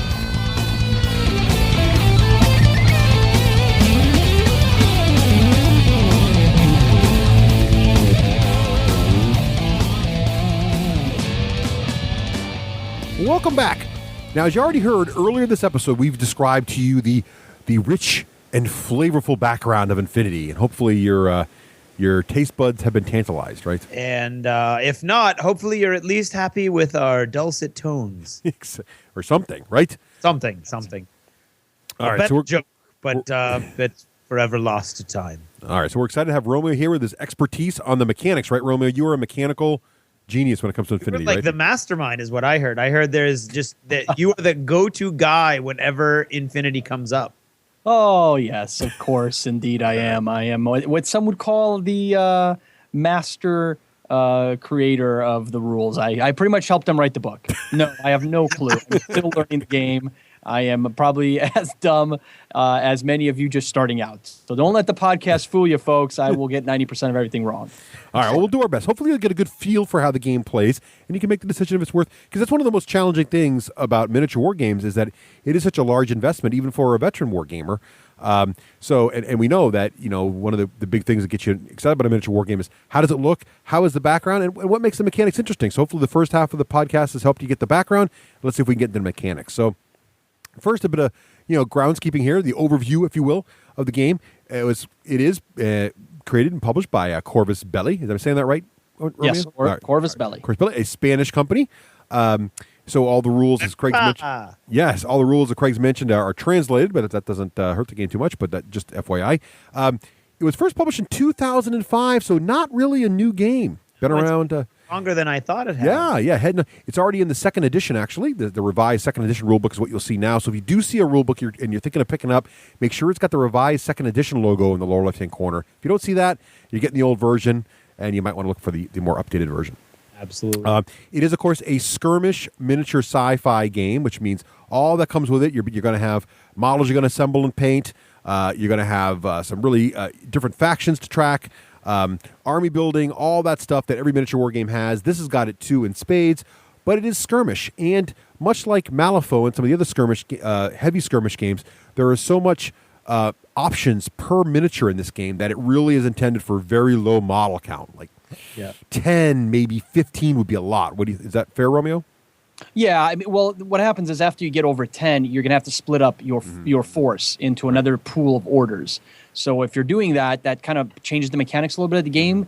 And if you're into that, then obviously you're go get them. But it just changes your pool. So if you were to go one model extra, so let's say you run 11 guys. I'm sorry, if you run 11 guys, what you're going to end up with is you're going to end up with 10 orders for your main set of your army, plus your extra lieutenant order, which gives you your 11th, and then you're going to have to kick over to the next set of pool of orders, which is one order just for that model, which is the only order that model can use, and it defeats the purpose of the way the game kind of works, where you can kind of hero a model up and down the battlefield. So now you can't make it like 6 and 5. No, because you can't. Your order pool is your order pool until you get past 10 guys. So then it seconds out. It goes to your next order pool. Now, what you can do is within the actual set of orders, you can then squad guys up and run them in squads, basically. And that is a way to kind of group guys and use less orders, but move multiple models at the same time. The only problem with that is they act differently. So there's a whole mechanic to moving 4 guys together or 3 guys together or whatever in a squad, basically. Right. We'll get to all that craziness with orders in a minute, but basically, long and short of that, and look how what an expert he is, Craig. He's playing off like he's doing. He's always talking about like he doesn't even have notes. 2 order pools. He has no access to our show notes. But basically, what you take away from that is the game is primarily played at 10 models or less. That is sort of the sweet spot. That's where you're going to play as an intro player, and that's where you're going to play for a while until you really feel like branching out into the more larger scale game. So when you're talking about a game where more than 10 is a lot, then it's definitely a very skirmish oriented game, which is good because it's designed for a few models. You get easy to get your collection started, and a lot of flexibility with just a few models to own. So that's kind of nice. And what makes it different? Why, from a mechanics point of view, you've already heard the fluff. So hopefully that appealed to you. If it didn't appeal to you, then you probably already checked out of this episode. But if it did appeal to you, what about the mechanics, right? A lot of us miniature wargamers, what's different? What's the catch? What makes it different than every other miniature wargame out there? 2 things really that are going to immediately catch your eye in Infinity. The first is that it's D20 driven instead of the more common D6 system you see in most miniature wargames. And secondly, the catchphrase, "it's always your turn," is really integrated into the core of this game, and we'll talk more about that when we get to the actual mechanics. So basically, very interactive game, and it's D20 based. Those are the two big things. So before we get to all the rules, though, let's also give you some basics on what's it going to take to get into this game should you want to do it. First of all, you're probably, but don't have to, want to get a rule book. As I mentioned, you want to get the second edition rule book, the revised. It is hardcover only, and the retail price is $54. Yeah. But much like our friends at Weird Miniatures, Corvus Belli also puts out a free PDF version of the rulebook. You can download today if you go to the infinitythegame.com website. You can get the rulebook right there. Now, the free PDF doesn't have all the background material, but it has all the rules page for page right out of the book. Right, Romeo? Yes. So you can learn all the basics. Go ahead. Sorry. Well, what's cool about it is that, I mean, that's all you need to play the game. Mm-hmm. The other stuff, which is the juicy stuff, which it'll really give you a feel for why an army is blue versus orange and why they have robots and the other ones don't. And the fluff really makes the game what it is. But having the rules come available for free really gives you a nice opportunity before you spend any money to just grab them, sit down one night, read through them, see if you got your head wrapped around the style, and then decide how much money you're going to invest, which is, I think Privateer Press kind of started that trend when they released MK2 fully online weeks before the books were available, because it really does give the opportunity to the player to decide, do they want to put the money in or not, which is good. That's a nice way for a company to treat its customer base. What's neat about that solution is you really only need one thing to get started, and that's your models, and that is just a starter box. And they do have starter boxes for all the factions. Mm-hmm. They come with about 6 models per box, Romeo, depending on the faction. 5 or 6 models? It's some of the I guess you can not call them weaker faction, but some of the factions that have more of your basic line troops will come with 6. A majority are going to be 5. Mm-hmm. So it's going to range between that. The Toha just came out, so they're a smaller faction, so they have a smaller model count. But they're going to vary, and there's sectorial armies, which are then subgroups of the armies, which again, those are going to be different loadouts, and they're going to have less models because usually sectorials are a little stronger. So it's things to keep in mind when you're looking. Well, what's great about it is they have starter boxes not only for the main 9 factions we talked about before, but there's also starter boxes for the sectorials, the little mini factions within factions, which is great. So these starter boxes are all around. Their prices are slightly vary because, again, some have more models, some have less, but they're around $50 a box. So what's great about this is really you get the rule book online for free. You spend $50 on a box set, and you're into the game, essentially. Now, you want your friend, someone else has got to buy a box set too, but that's a pretty low starting point for a rich and in-depth miniature war game. Yeah, I'm only paying that to be able to actually play the game. Right. I mean, 50, and not to bag on GW because they've started doing this years ago, they started a company years ago, so they have a different game altogether. It's an army game, but I mean, you can even sniff the Infinity underpants. If you were playing Games Workshop games, because you would be required to have $1,000 invested nowadays to have a truly diversified force, where now with Infinity, you spend $50, get a starter set, and then $12 to $20 later, you've completely changed your army around with just 1 or 2 blisters. And that is huge because those 1 or 2 blisters of $10 each are game changers, and they completely change the way your army moves, the way it defends itself, the way it offensively takes objectives, which is huge. Right. So, and you're under $60, $70, and that's crazy when you think about it. One other thing, though, and this may increase your entry cost. Infinity is a game that isn't even optional. You need a lot of terrain on the board for it to be fun. It's designed to be sort of like very dense terrain, very short, no line of sight channels much longer than 8 inches if you can get away with it. Really tight and close. There's going to be spots where you can get up on a ridge and see across the table, but really, because the guns are such long range, it's really designed to be in tight, and it's right there in the rule book. So you're going to want to have something to work with there. Either build up your terrain collection or make sure you have some, or get your friends terrain together and really get some nice dense terrain before you start as well, because that'll definitely make the game more fun. It's definitely a game that likes a lot of dense terrain. It's interesting because you don't really want to have any sort of long range fire lanes. So not only are you going to have lots of dense terrain, they're going to be mostly, if you're lucky enough to have buildings and such, you're going to be putting buildings up, but you can't even put them in a street pattern and make them look realistic. It's just everything's bunk, bunk, bunk, bunk, so that so the sight lines are broken up, which is a little bit of an issue I have with the game layout when you're looking at a game. It's awesome when you set up like Romeo was talking about, a freight yard at the beginning of the show and stuff like that, like where it would legitimately be stuff all over the place. When it's buildings that are just like set randomly all over the place. As I said, watching one of the games on Tuesday, the far future is cluttered. Yeah, it looks like a Necromunda table or something crazy like that, and it also has, but it does play. It shines in like a spaceship corridor board. You know, if you're playing actually, that's what they were playing on Tuesday. They had set up basically a Space Hulk board. Mm-hmm. It was awesome. Yeah, it plays very well in that environment. So just keep that in mind. Or very heavy jungle. Just you want really, really, really heavy dense terrain. Yeah, you can have jungle. Nobody has jungle, but you can do jungle. Yeah, it works fine. Yeah, it works fine. Recommend one thing if you guys are looking for cheap terrain. Okay, one of the cool things that Infinity also does is if you go to their website and go to the downloads page, they have a variety of portals there that you can actually print out. If you have a printer and you can jam some thicker cardstock into it, you can print out. There's one mission where there's train. It's a train mission, but they give you cargo containers that have been fully rendered art-wise by the team at Infinity, and they're free online. You just download them, print them on paper. Awesome. Yeah, glue them together, and now you have free terrain, literally from Infinity that have Infinity. They don't even require glue. No, they don't. They can literally snap it. Well, snap. Pinch themselves together, whatever you want to call it.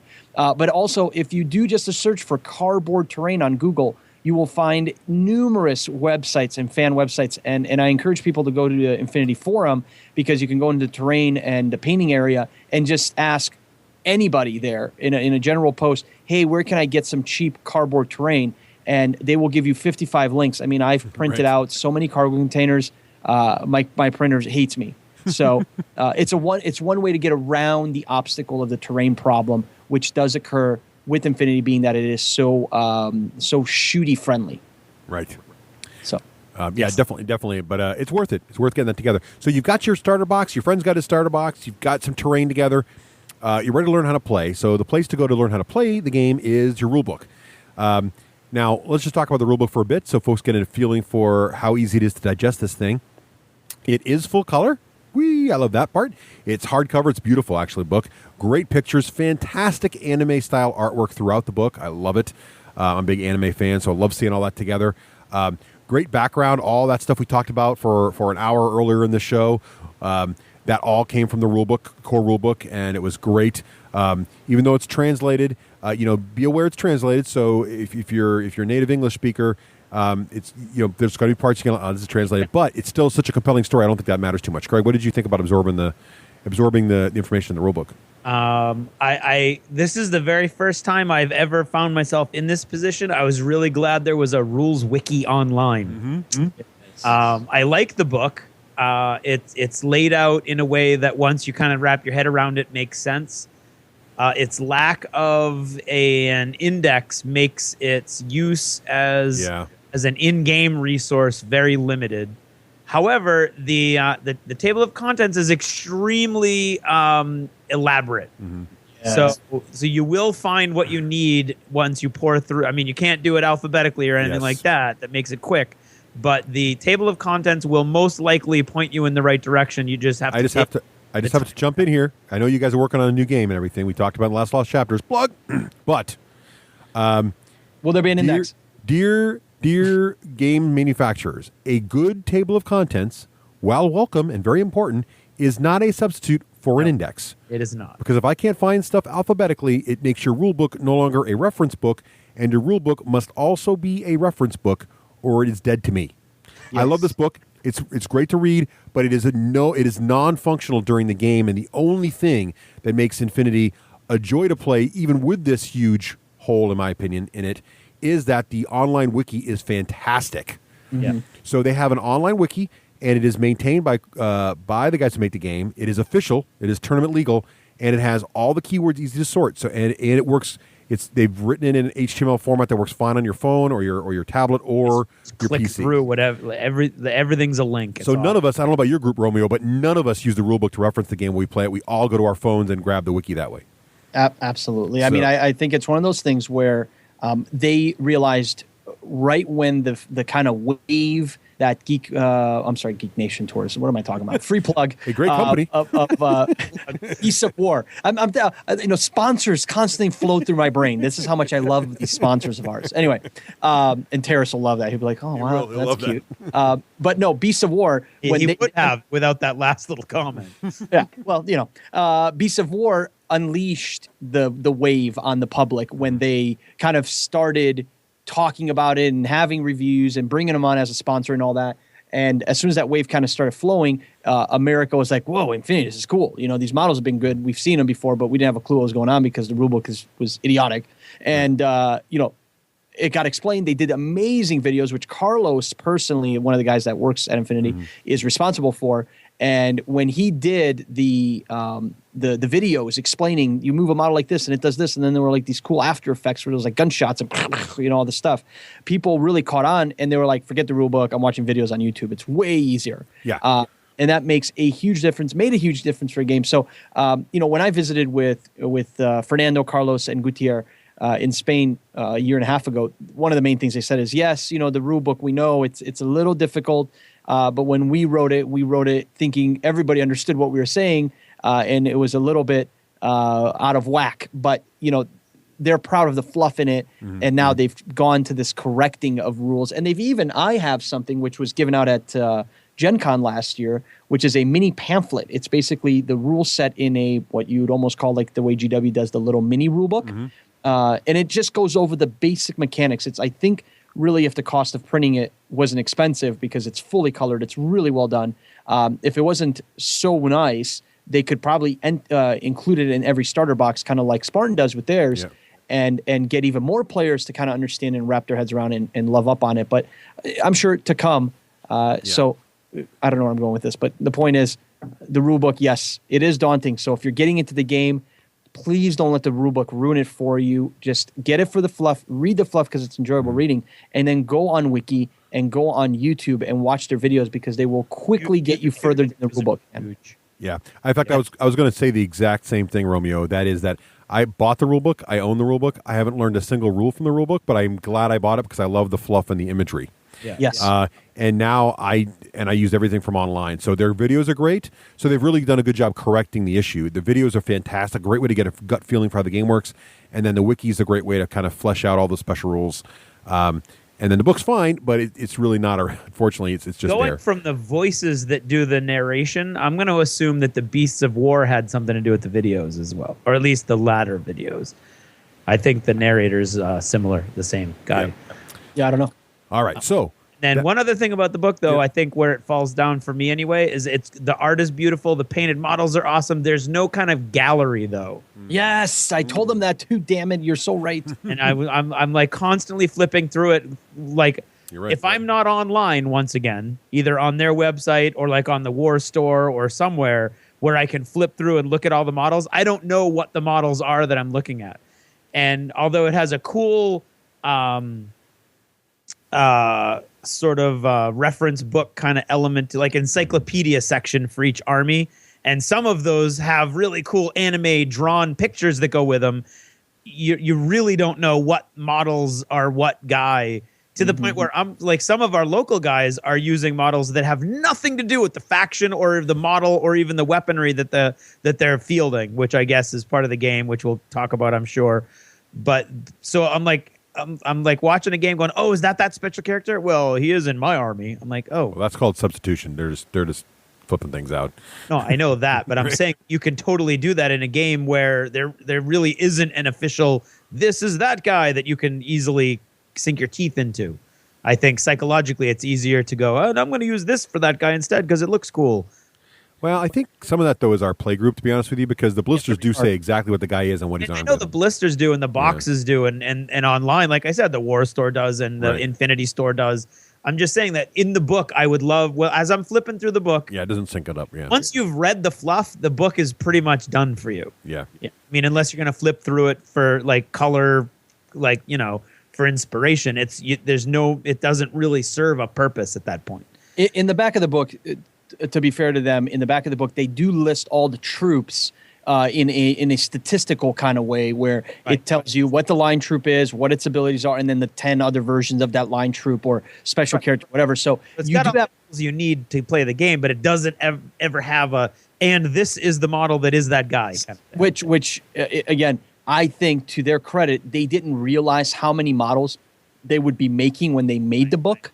Yeah. So they're and it's a game where what your guy has is what he uses. Technically, it's where you're supposed to play it. So if a guy has a chain rifle, he has a chain rifle. Now, as they release more models, you're supposed to substitute that with the correct model. So if you added a Spitfire to that line troop, then you need to go buy the model, the blister that has a Spitfire. That's kind of what they shoot for. And since they didn't have all the models early on, and the game grew really fast for them, and they started pushing out models, the point is that they didn't have enough to fill the book probably, so their gallery would have looked odd, I'm guessing.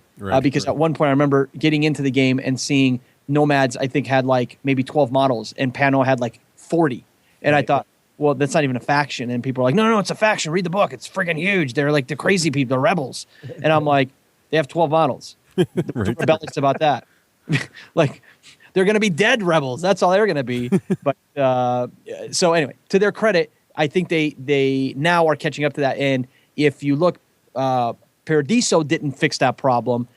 But I feel that with their web store, which is something that Jay just added in the last couple months, they're kind of starting to show you model, stats, price, boom, out the door. But you are right. The rulebook is not worth anything once you've read the fluff. Put it on your shelf. It's a great story to read back again and great art to look at. But after that, get on the wiki. Life's better. Right. So exactly. It's a beautiful looking book. So right, and I agree with all that stuff. So let's get on to the gameplay. So once you figure out the gameplay, here's how it works. So basically, the core mechanics of the game, and we can't get into all the details here. There's a lot, but I'm going to try to give you guys a high level view of how this is going to work. It's basically you go, I go, meaning that Craig's going to take his whole turn, and then I'm going to take my whole turn. But there's twists here. The first twist that makes the game a little unusual, unless you're a HeroScape fan, is the order pool. So basically, you're going to have a number of orders, and the orders is literally you get one order per figure or marker for a figure on your table, plus some bonuses. So like your lieutenant gets a bonus order. There are other models in the game that give you bonus orders, but basically, you're going to have one order per figure. Now, here's one of the twists already. The orders are not assigned per guy, and nor are the orders are there any restrictions on the number of orders a single model can receive at a turn. So basically, during my turn, I'm going to spend a order, and I'm going to say I'm going to use this order on this particular model, and that model is going to get to take 2 actions, and then I'm going to spend another order and use it on, it could be the same model again. So I could have 6 orders for my turn, because I have 6 models in my army, all on the table ready to go, and I could spend all 6 orders on the same guy and have them, run away halfway across the table, shoot 2 guys, dodge behind a thing, and get one of the mission objectives all in one turn if I want to, right? Or I can spread it out and try to develop my position and move one model over here, one model over there, take a shot with that guy, and try to spread it out. So it's totally up to me. So there's really, it's not like all the models on my side are going to go in a turn. It's up to how I want to spend my orders. And basically, when I go to activate a particular model, I'm going to get 2 actions. And basically, there's a little list in the book. And some actions are what's called full actions, which basically take both those actions to complete. But most of the actions are long skills, right? Or, they're called skills. Or I can do 2 short skills. So I could do move, or I could move and attack, or I could move and go prone, or something like that. And moving is very simple in the game. It's all in inches. And what's interesting about your movement stat in this game is you're going to see that there are 2 numbers for most models. It's 4/2 or 4/4. And what that means is the number before the slash is how many inches in your first movement skill you get.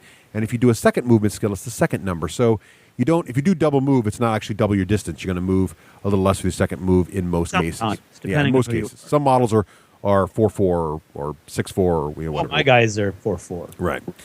So that's your movement. Movement's pretty straightforward, and there's a lot of different skills in the game. Actually, it's a little intimidating when you first look at it and see all these different skills you can choose from. But basically, when you're first starting out, just really focus on the fact that you're moving. Are you going to move twice? You're going to move and attack, and that's basically most of your stuff. That's all this fancy hacking you can do, and you can go prone and all the crazy things. But most part, it's move and attack, right?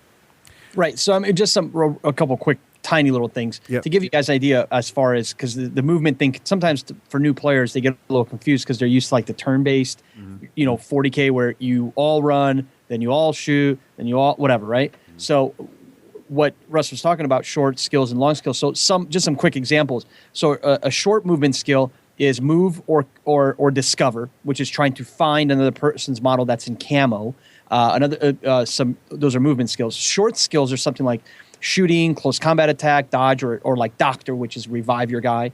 And then some long skills are something like going camouflage and combat jump, which allows you to kind of show up on the table or do other things. So those are kind of the variations between the different things that are out there. No, I'm glad you mentioned that, Romeo. That's a great point, because in other games, there's a movement phase and there's an attack phase. In this game, there is not. In this game, there's just an activation phase where you're going to basically move, do your one model's full activation, move and attack, and then before you're done, you move on to the next. When you're completely done with that guy, you can move to the next model, or you can keep ordering that same model over and over again if you want to. That's sort of an abstraction you got to get your head around.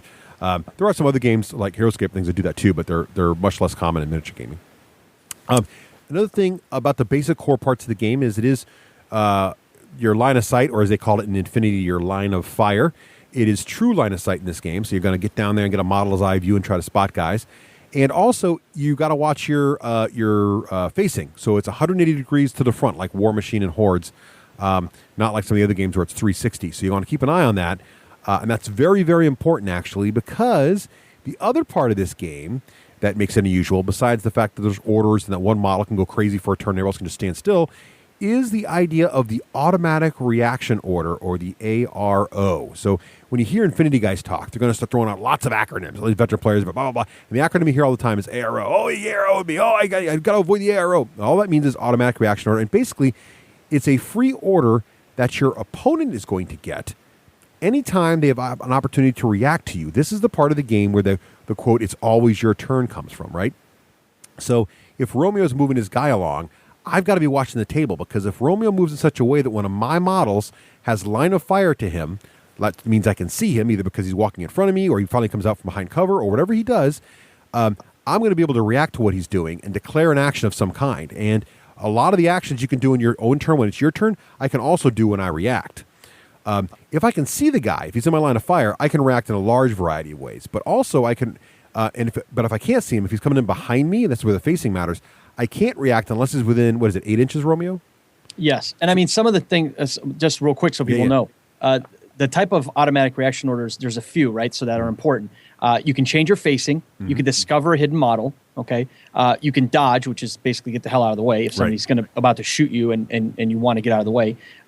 You can make a close combat attack, and then you can shoot at the enemy. So those are like the main things you can do in your reactionary order. So those are important because not always do you want to be offensive in this game, because sometimes a model may be so good at shooting that you don't want to try to outshoot them, because more than likely their weapon's really strong or something like that, and you're just going to get killed, and it's a waste of a model. You better off dodging. A lot of times, if your model is really physically fit, which is represented by your physical skill, you may be able to dodge out of the way of that rapid-firing machine gun or very deadly rocket launcher or whatever the hell he's shooting at you. So by being able to dodge out of the way, which is an arrow reaction, you can save lives and save your guys. Save lives. Saving lives. Save your miniatures' lives. That's right. So it really is always your turn. You've got to really watch and pay attention. And when you are I think it's called the reactive player, right, Romeo? So when you're the active player moving your guys around, the reactive player.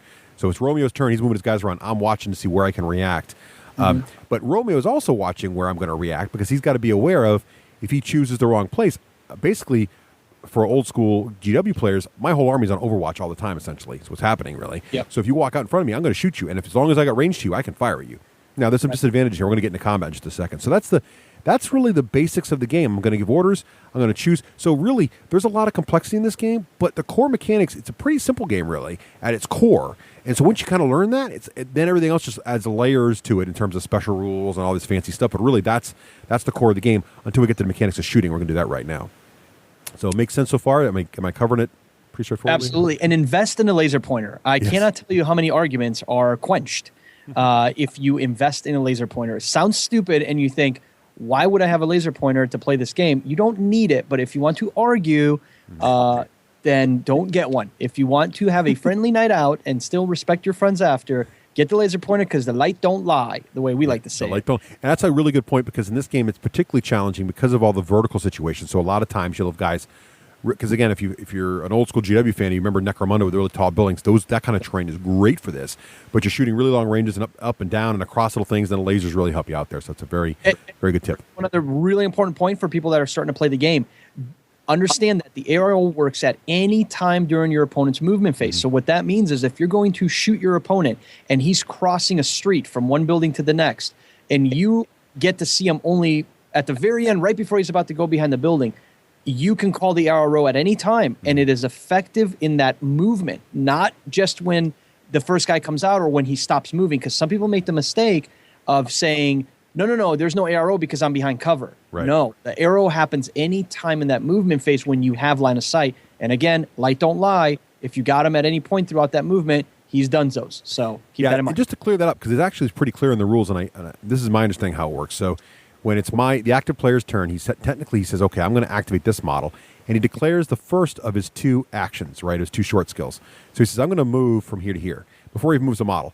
At that point, since you know where he's moving across, now I have to declare all my arrows before he declares his second short skill, right? So he gets to hear what I'm going to do, and then now he gets to declare his second short skill. So his second short skill might have been to shoot me, but if he just realizes I'm about to arrow him with 3 models, oh crap, my second short skill is going to be to keep moving and get behind cover, so I'm not in front of all that mess.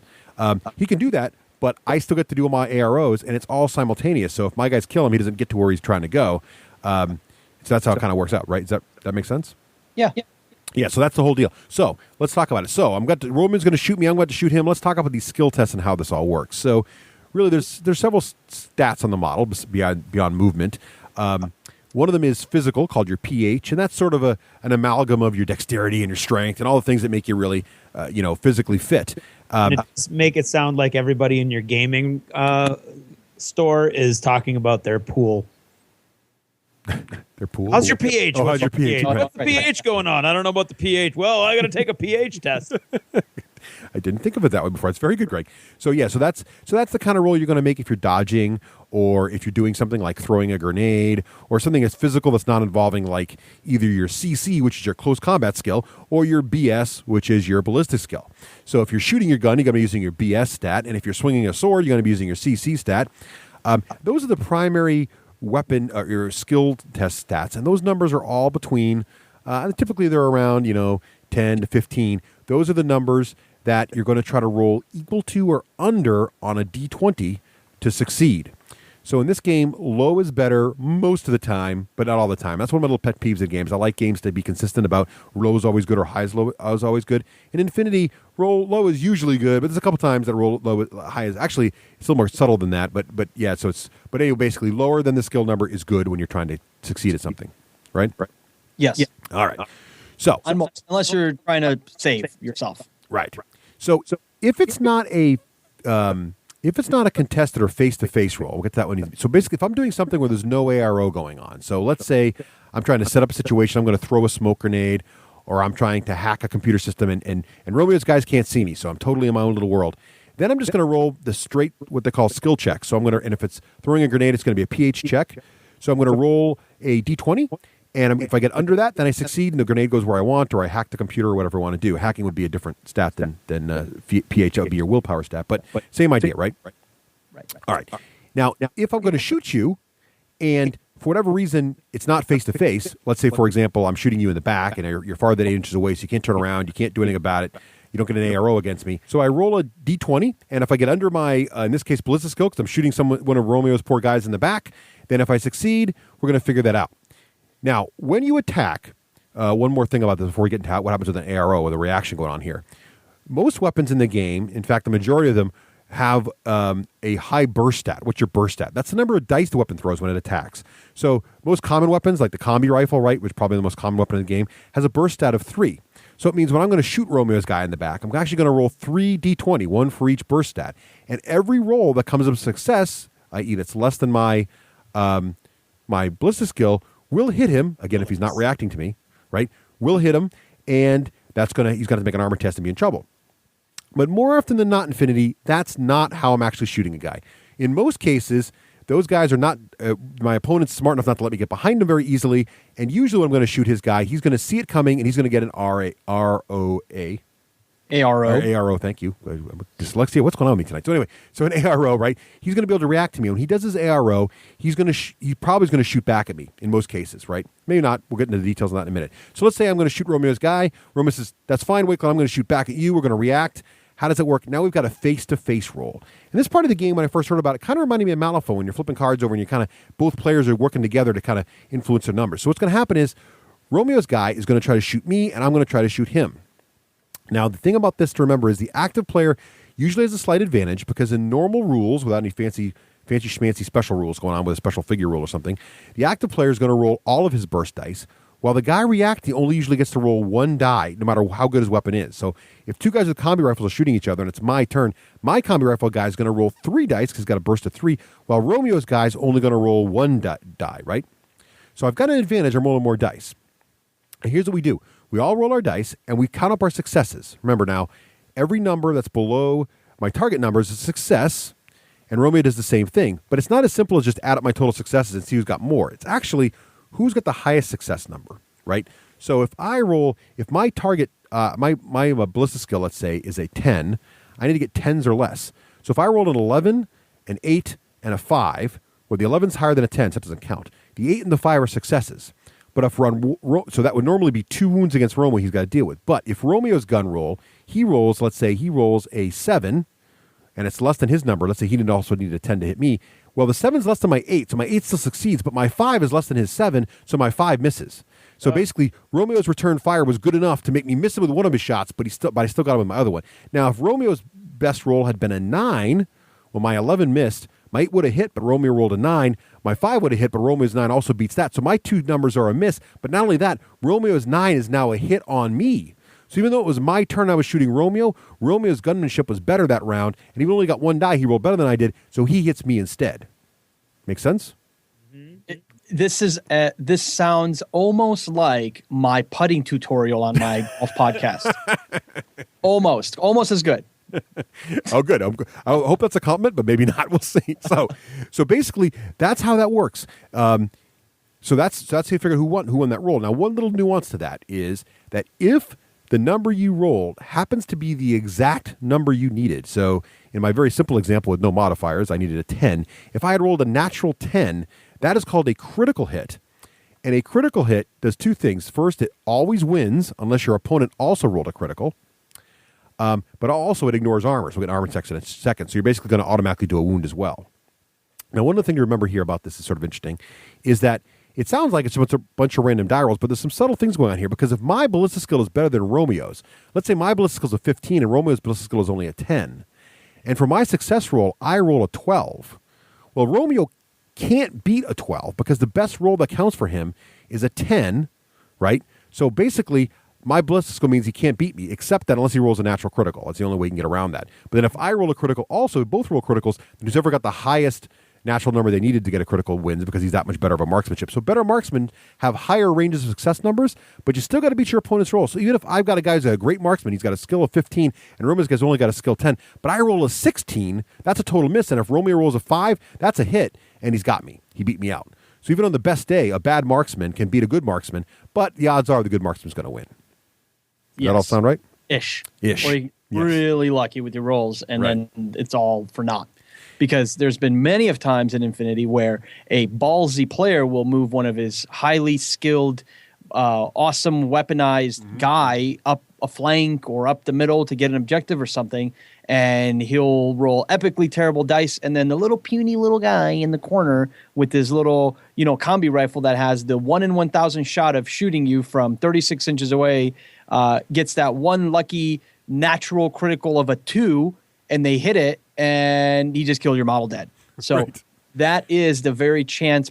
It's a small chance. Those numbers are in the teens, but you still have the chance, which that's what makes, I think, Infinity fun, is that you never know if a crappy guy is going to take out a good guy with a lucky shot. So you have to be careful when you move. That's a great point. And volume of fire is scary in this game. So no matter how good you are, you really don't want to run into that hallway that's going to have 30 bullets flying through it, even if they're all from bad shots, because some of those will get you. And that's what makes it really interesting. So you can go the route of very, very high-skilled guys, but it's not a bad call to have a bunch of little dudes just throwing lots of dice, because you're going to get lucky once in a while. And that's sort of the interesting element to the game. Now, let's say I do hit you. So one of the things happen. My rolls beat Romeo's roll. I got to hit on him. Well, we got to work out if I actually wound the guy because there's an armor save involved here. Unless there's a crit. If there's a crit, you're going to take a wound. Now, models do have a wound stat. And so you're going to take one wound off the model. Now, if the model's only got one wound, and most models, most regular dudes only have one wound, so you got to kill them. But what's interesting about Infinity also is if your wounds go to 0, you're technically not dead. You're just knocked out. And then if there's a medic, he can save you. Now, if you take more than your minimum, so that's only reduced exactly to 2 wounds, 0 wounds, right? So if you have one wound, you hit for one wound, you're reduced to 0, you're not dead, you're just knocked over. If there's a medic somewhere on your side of the board, you're going to be okay if you have time to get to him. But however, if you take 2 wounds and you only had 1, well, that's below 0, so now you're dead, and the medic can't help you, right?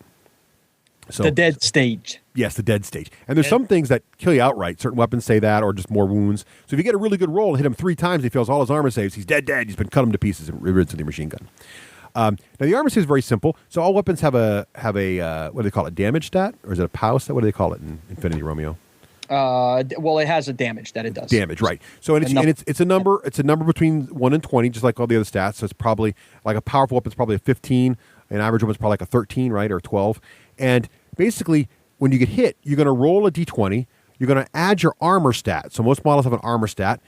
Your regular line troops might have a 0 or a 1 armor. 2 or 3 is a lot of armor. And then bigger robots and stuff have maybe 5 or 6 armor, or maybe even 8 armor. That's a lot. You add your armor stat to the die roll you made, and if you exceed the weapon power of the weapon, then you are that bounces off your armor. If you don't, so there's an example we want a high roll. That's where it gets a little weird. But if you get a high roll there, you're good, and the weapon bounced off you, right? Yes. So there you go. You're okay. Your armor made it. Now, what I like about Infinity, though, is it's not over that yet either, because if someone shoots you, and if they don't kill you, if their bullet bounces off your breastplate and your armor, you're not going to, unless you're like freaking Rambo, you're going to look down and go, oh, dear God, I almost died. Well, in Infinity, every time you get hit and survive an armor save, you got to make a guts roll, right? Mm-hmm. And the guts roll is basically your willpower check. And if you fail that roll, you're going to have to jump into better cover from where you are now. So you're immediately, so I might jump out and be like, aha, I'm going to get you. Fire 3 shots, but Romeo's 1 reaction shot actually beats mine. And he makes his armor save, but now he fails his willpower roll, so Romeo jumps back behind his thing, and I've just foiled his plan. So even though I didn't kill him, I actually suppressed him. It's a very cinematic moment. Like, bounce off his armor. Oh my God, he's going to kill me, and jump back behind the wall, right? Yep. That's pretty much how that all works. That's the armor save. You get a guts roll check, and that's pretty much combat in a nutshell. There are modifiers for range. There are modifiers for cover. And all that does is just adjust that target number from your ballistic skill up or down to the number you want to get equal to or under to hit. And remember, when you get a critical, it's got to be the natural number after modifiers you need to roll for your critical, right? And hand-to-hand combat in this game, what I like about it too is it's the same basic core mechanics. There's nothing different. It's just instead of using your ballistic skill, you're using your CC skill. And you can still react to hand-to-hand combat, but I think if you're already starting hand-in combat, you can only react with the hand-in combat reaction, right? You can't shoot a guy if he's in base-to-base. Is that how it works, Romeo? I think something like that. Right. Basically, when a model's based in base contact with an enemy model, they engage in a melee fight. Right. Called close combat, blah, blah, blah. I'm just reading something here. Fighting in close combat is a face-to-face roll using the model's close combat attribute against an opponent's CC attribute. Right.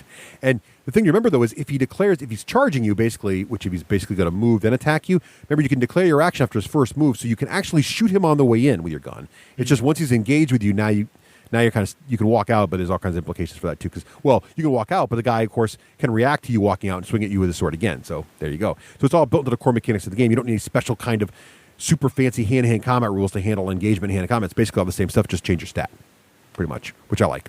I did find it interesting that even your super powerful hand-to-hand guys are only rolling a single die. Yeah. Guns are king in Infinity, I think. That's my... You've got like these big giant werewolf guys that have these enormous axes, and they get 1 die just like the SAS guy with a knife.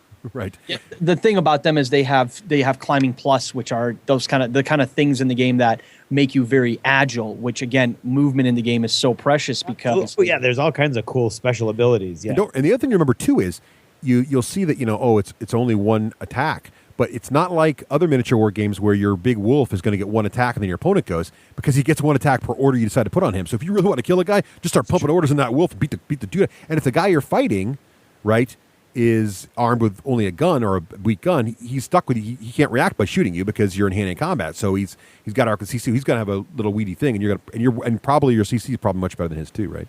Oh, Right. So most likely, yes. yeah. And there are some really, really nasty close combat weapons like the monofilament knife that ignores armor altogether. And that is really a tag killer, right? That brings you directly to a death state, I believe. Yes, that as well. So that's really nasty also. Now, one thing Romeo mentioned earlier, and I wanted to point this out because I think it's really sort of something to keep an eye on, is that when you react with your ARO, you don't have to choose shoot. So if I'm going to shoot Romeo with three dice and my ballistic skill is really high, it's like 15, and Romeo's sitting there with a guy, and his ballistic skill's, let's say, a 12, he's only going to get one die, and he's looking at it going, geez, the problem is that my ballistic skill's 12, and, Russ has got 3 dice on me, and it's long range, so maybe Romeo's gun's -3 at that range, and my guy's in cover and he's not. So I'm shooting Romeo. I need like 12s to hit him, and Romeo's shooting back. He's going to need 7s to hit me, and he's only got 1 die. He's thinking, that's long odds.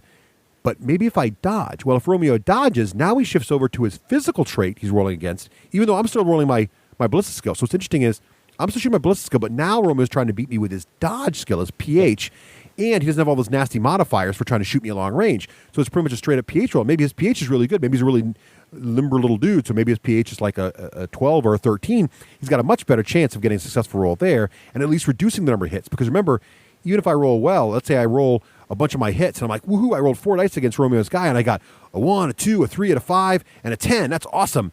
That'd be 4 hits. If I fail on my roll, all 4 of those are going to hit me. But if I succeed with like a 10, I've cut off a bunch of those hits. And now only 1 gets me, and maybe that's a better chance of saving armor. If I beat them all, even better. Now, the only problem with dodging is I don't have a chance to hurt Romeo back, but at least I can avoid all that damage. Mm-hmm. So it's not always a straight-up decision as to whether you want to shoot back or not, right? Yeah, correct. And what I also like about this mechanic a lot is how it makes things simultaneous. So one of the really great example videos out there is when you throw a smoke grenade. So let's say I want to throw a smoke grenade and then run across the opening, or throw a smoke grenade and then jump inside. And I've got a visor so I can see out, and I'm going to take your guys out. Well, when I run out to throw the smoke grenade, the guys that see you, let's say Romeo guys, see my guy going, he says, I'm going to react and shoot you. And now it's a face-to-face roll of my PH throwing the smoke grenade against Romeo's gun. And if Romeo beats me, basically the cinematics are his guys are faster to the draw and nailed my guy before I could throw the smoke grenade. And if I beat him, I got the smoke grenade now, and now it blocks line of sight. And so it's for later, so I'm all set up. So it's all that stuff simultaneous, and it's really sort of a cool, interesting little mechanic, and I really like how that part of the game works. Does that all make sense so far? Indeed, it does. Craig, what do you think of the whole reaction system, the AROs, and all that stuff? I like it a lot. It gives you that feel of those other games like Dust and stuff, that you're not at the mercy completely of the other guy's turn. Mm-hmm. So it's not like a question of, okay, you go ahead and kill all my guys, and then next turn. I mean, a lot can happen when it's not your turn. You can do a lot of damage if you've got the right sort of situation set up. And we haven't even talked about suppression fire, right, which is another awesome rule where you take a full action and you lay down basically a corridor, and if anybody moves into that corridor, you get to react with your full burst stat. Right. So you're throwing 3, maybe even 4 dice if you have an HMG set up.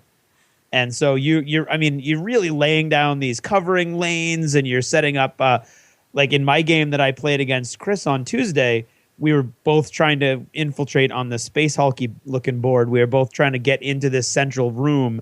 And I had a really, really long, probably longer than you're supposed to have in the game, firing lane that was just down one hallway. And I had just a weedy little volunteer there, but Chris knew if he went around that corner, that volunteer was going to get a shot off. Right. And so it made him hesitate, and he went around the other way, and I had an HMG high.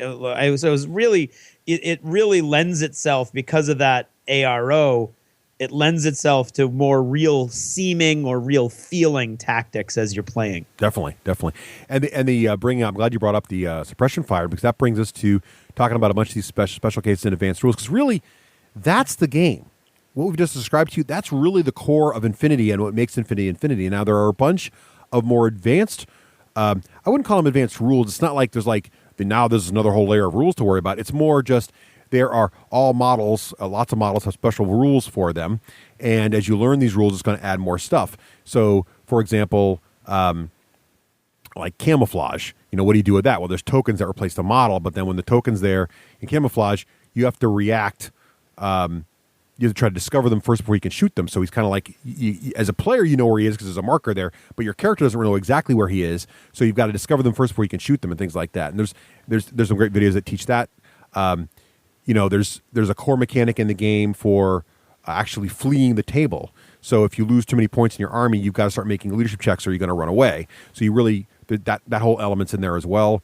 There are rules for combining orders. So remember, as every time I give an order to a guy, all of Romeo's guys or Craig's guys can react with an ARO to and multiple guys. So if he's got 3 guys that see me doing something, all 3 of them can ARO against me, and that's a tough situation because now I've got to decide as the attacker. If I got a burst 3 and 3 of Romeo's guys are going to react to me, I can decide: am I going to put 1 die against each of Romeo's guys, or am I only going to put all 3 of my dice against one of his? Well, the problem with that plan is the other 2 guys who are going to react and shoot me, the guys that I'm not going against, they get not face to face. They get straight up rolls. Their ballistic skill hit me. While the guy taking what's that? All they got to do is beat their ballistic skill. Right. And the other guy, I might really nail him, but if I split my dice up to 3 guys, now it's a face-to-face roll 3 times, but now the odds are straight up depending on whose ballistic skill is better, so there's some tough decisions. So walking out in front of 3 guys is tricky. So maybe you want to do a combined order, and a combined order is where you can actually spend an order per model, but you can give them all a single order at once sort of thing. So if I want to move 2 guys together, I'd spend 2 orders, but they're both going together, which only prompts 1 ARO per guy that sees it happening. So it's kind of like a simultaneous movement. There's all these fancy rules for if you're playing one of the sectoral options there. You can get linked teams, right? Yep. And linked teams let you do things like 1 order to move multiple guys, and they get bonuses to their ARO reactions, so they roll an extra burst die. So there's all kinds of great rules around that as well that really give you some really great tactical rules. But don't be intimidated by all that when you first start the game. Just play with a few models and get the basic rules under your belt. And then slowly, then go to the wiki and look up what a link team does. And what's great about the wiki, too, which is awesome, is when you see this special rule and you got like a link team, what does that do? Now you go to wiki, look it up. Oh, and now once you've learned the basic rules, the layers will start to make sense and just kind of get into the game. And Romeo, I think you mentioned it earlier in the show. It's the kind of game when you start, maybe we talked about off the air. When you start, it's like very intimidating because there's a lot going on. It's a very different kind of game. And then you learn it like, oh, this is great. It makes sense. It's not too complicated. And then you get to the next level and like, oh, I'm learning a whole new game again because there's much, much more. But that's actually a nice, rich feeling, isn't it? Yeah, I mean, there's so many variations, and with the release of the latest book, it adds even more aspects to it because they've added new weapons in the new book, and they've added some more little trickery in the new book, and of course new models. So there is an aspect there of a learning curve when you first get into the game of just wrapping yourself around the general trait of the game, and getting past that and getting past your first starter box, and then going into the level of I've learned this, I'm playing it, I'm having a good time, this is cool. Then you see a blister come out, or you pick up a blister to boast your army, and now it does some new things. Maybe it's a hacker, or maybe it's a sniper, or it's a medic. So now it's adding these new rules into your army, which you may have not tried yet as a beginner. And you're saying to yourself, well, wait a minute, I thought I learned all the rules or I had a grasp of them, and now you got a guy that can throw smoke. So wait a minute, now if I throw smoke, does the other guy have a visor that can see through smoke? Do I have a guy that can see through smoke so he can shoot through the smoke I do? And then... Right. Do I throw smoke with one guy and then move the other guy along as the other guy's throwing smoke? So there's all these like new techniques you learn as you progress, and it's like the second layer of the onion. You're peeling it away, getting a feel for the rules, getting a handle of how the models work, and then you peel away a little more, and you're like, wow, look at all these new things I can do. And that's why I said earlier, I don't feel like I'm an expert at any time in the game because anytime I add a new model to my army, it's like I change the army up so much. And I can get so much. I get more varied results that just changing your sniper from a sniper with viral rifle to a guy that just has a sniper rifle, totally different mechanic. Although they're just snipers with the marksmanships or a ballistic skill. It's just a simple thing as well. They both shoot. They both have ballistic skills. But wait a minute, one has viral sniper weapon and the other one has a regular sniper weapon. And you're thinking to yourself, how different can that be? Well, it's a game changer. Because it takes you to the dead state, or it does something to your armor, or so the game isn't intricate in that way. So I would tell new beginners that are listening to this and thinking, "Wow, this sounds really fun, man." Don't get discouraged after you lose to a guy that's been playing more than you, and he's pulling all these tricks and blowing your mind.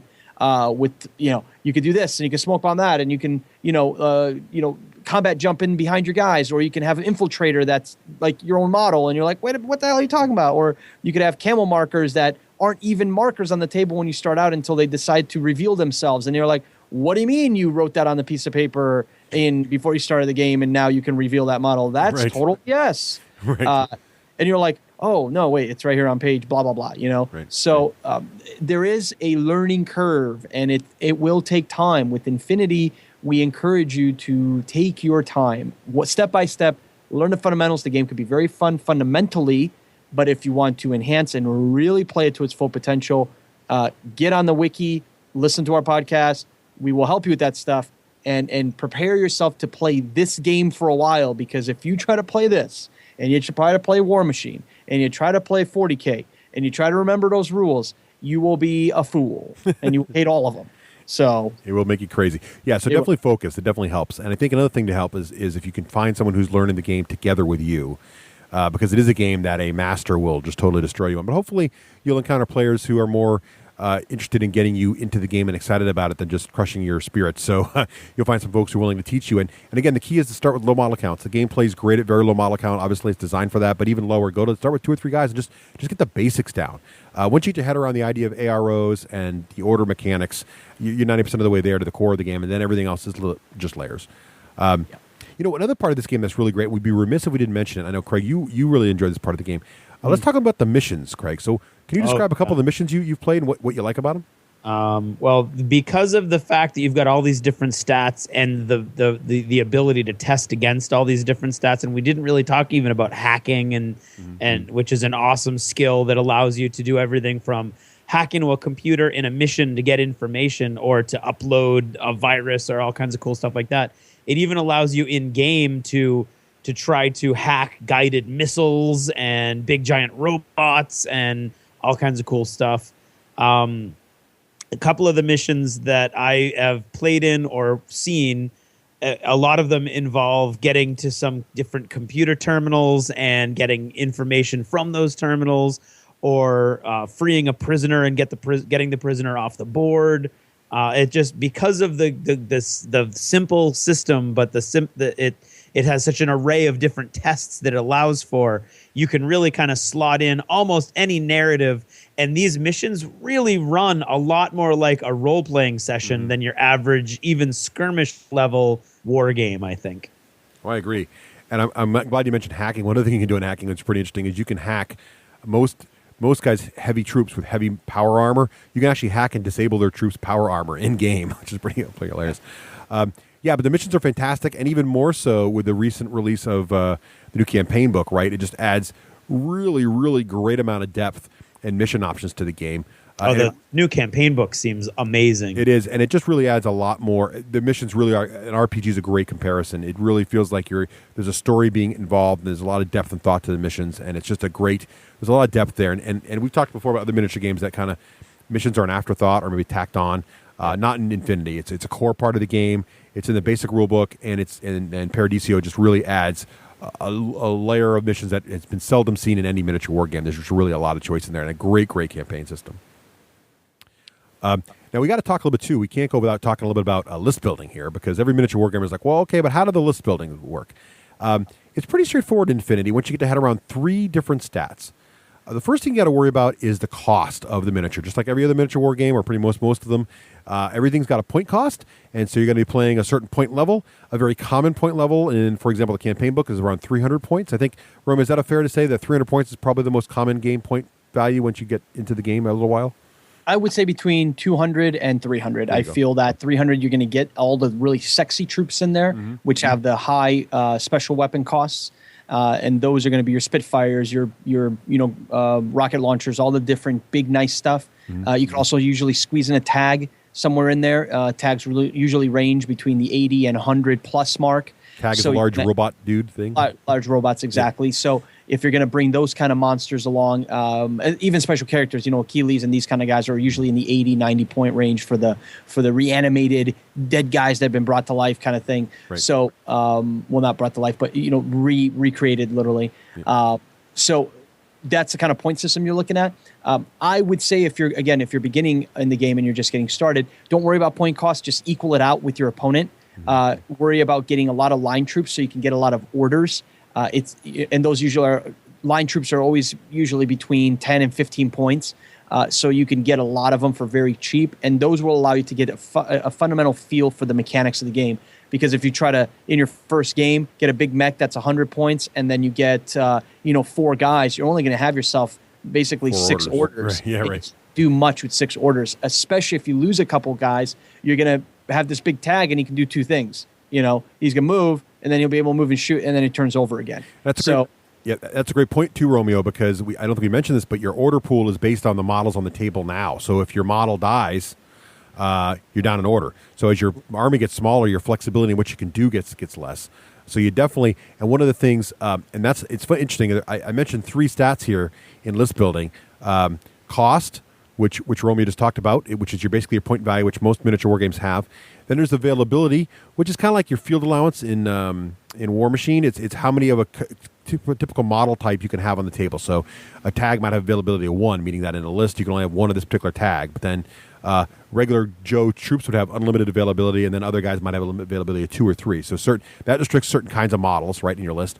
And the third thing is the SWC, which is basically special weapons cost, I think is what it stands for. And basically it means certain variants of troops. For example, like there's all these line troops. They're called regulars in Pan-Oceania. And in the regular troops, they might have a combi rifle, which is a special weapons cost of 0. Or maybe you can give him a heavy machine gun, which is a special weapons cost of 1. And based on the number of points you're playing, you get an SWC point, and it's every 50 points of game. So you're playing a 200-point game, you get 4 SWC points to spend. And so in addition to watching your overall points cost and watching your availability, you also got to make sure your SWC doesn't go too high, right? Mm-hmm. Now, the fourth thing I wanted to mention, I didn't put it on my list here, but the fourth thing is how many orders you're going to get. So as Romeo pointed out, Infinity's got a self-balancing system in it, in that if I get all the greatest high point value guy and go for a very low model count list, I am, by definition, taking a hit on my order count. So if I go with a 4 model list and Craig goes with a 10 model list for the same points, then I'm going to have Craig's going to have a much better maneuverability option. I might have some really, really cool dude that could do a lot, but I can only give him 4 orders. And if Craig is a really cool dude, but he also managed to squeeze in 9 other guys in there, that really, really cool dude can act 10 times to my main guys 4 times. So there's really you definitely got to balance it out. And if you're going to go low orders, you got to be a very skilled player and really know what you're doing, because you need that flexibility to have extra orders and goof up and be able to recover, right? Yes, sir. So that's your list building. What do you guys think about the list building system? Craig, what do you think about it? Have you had a chance to play with it much yet? Or No, I haven't really had a chance to play with it much at all because I've only been playing these little mini games to get the rules down. So generally, like 3 regulars and 1 special guy, so I can have a couple special rules to wrap my head around. That's a good way to start. But it all looks very, very very basic and simple. It's very interesting because the SWC will also come in if you did we talk at all about lieutenants? No. Like your force has to have a lieutenant, and when you're list building, you have to buy model, and you can buy more than one that has the ability to be upgraded to a lieutenant, but you can only upgrade 1, right? Mm-hmm. Only 1 lieutenant. And the key is, the funny thing is that you're going to, in your army list, that as you're building it, you're going to find there are certain troop types that have that ability that you can purchase for them. And in the really low point cost guys, like my volunteers, the lieutenant costs exactly the same as a regular volunteer, and doesn't add any SWC to my list. Nope. But if I choose one of my Mormares, these huge, enormous armored guys with these big, massive, the most advanced weapons available to the Ariadna factions, that guy, I believe, is 2 SWC. So you're buying his weapon, but you're also buying the fact that the lieutenant is this big, huge, chunky guy with all these extra abilities. And the reason they do that is because the lieutenant you are very incented to kill your opponent's lieutenant. Yep. If you can kill your opponent's lieutenant, if your opponent's lieutenant dies, his next turn, he gets 2 orders, but basically has to spend both of them on getting a new lieutenant. So essentially, he's going to miss his next turn. So if you can now, what's interesting about Infinity is it's hidden lists. So you don't know which model the opponent's lieutenant is, but he has to write it down. He can't change it. But the thing is, if you're going to pick a really powerful dude to be your lieutenant, like a tag or something, then you're going to pay more because it's going to be that much harder for your opponent to kill him should he ever figure out who it is. But if you just make your lieutenant a regular schmo dude, which costs you nothing and he's cheap and free, he's also easy to kill, so your opponent be able to divine who your lieutenant actually is based on some process of elimination or some guesswork based on if you're hiding some dude in the corner thinking he's all safe, that may be the lieutenant. And there are guys who have the ability to essentially like 40k deep strike who can drop in your backfield and attack your lieutenant, so you can't leave him unguarded. So there's a cagey element in the game as well as sort of the background thing is, can I find and take out his lieutenant because that would be excellent. So that's another little thing to worry about. Yep. I would highly suggest for people when they pick up this game is be protective of your army list, because good players are going to, or if you're going to use the printing out of the army list, which you can do online, make sure when you're using the Infinity Builder to build your army that you choose to print out 2 versions of your list, one that has your lieutenant checked off so you know who he is, and one that doesn't for your opponent. Right. That's huge, because a lot of people make that mistake. I've played games with new people, and they give me the list, and I see their lieutenant. I'm like, dude, do you want to get a new lieutenant? Because I know exactly who that guy is. And Right. if you target him for the first turn, you're putting your opponent in a very bad hole early on. And some people choose really crappy models as far as playability-wise. They're like the line troop dudes as lieutenants because they're cheap, and that means their stats are low, their defense are low, their armor is low, and you can quickly put your opponent into a really bad corner if you find that model early in the game. So protect your lieutenant army list naming so that you don't get found by a vet. Definitely. And that's an interesting part of the game, too, is the hidden list element. There's a couple different factors there, but the lieutenant's probably the biggest one. All right, so on to how well they support the game, because I think it's a great segue. Romeo, you mentioned their online army creation tool, and they do have a great one. In fact, their whole website's really well laid out, and it's pretty slick. They do have a Flash army creator, Flash-driven, meaning the technology used to actually run the army creator.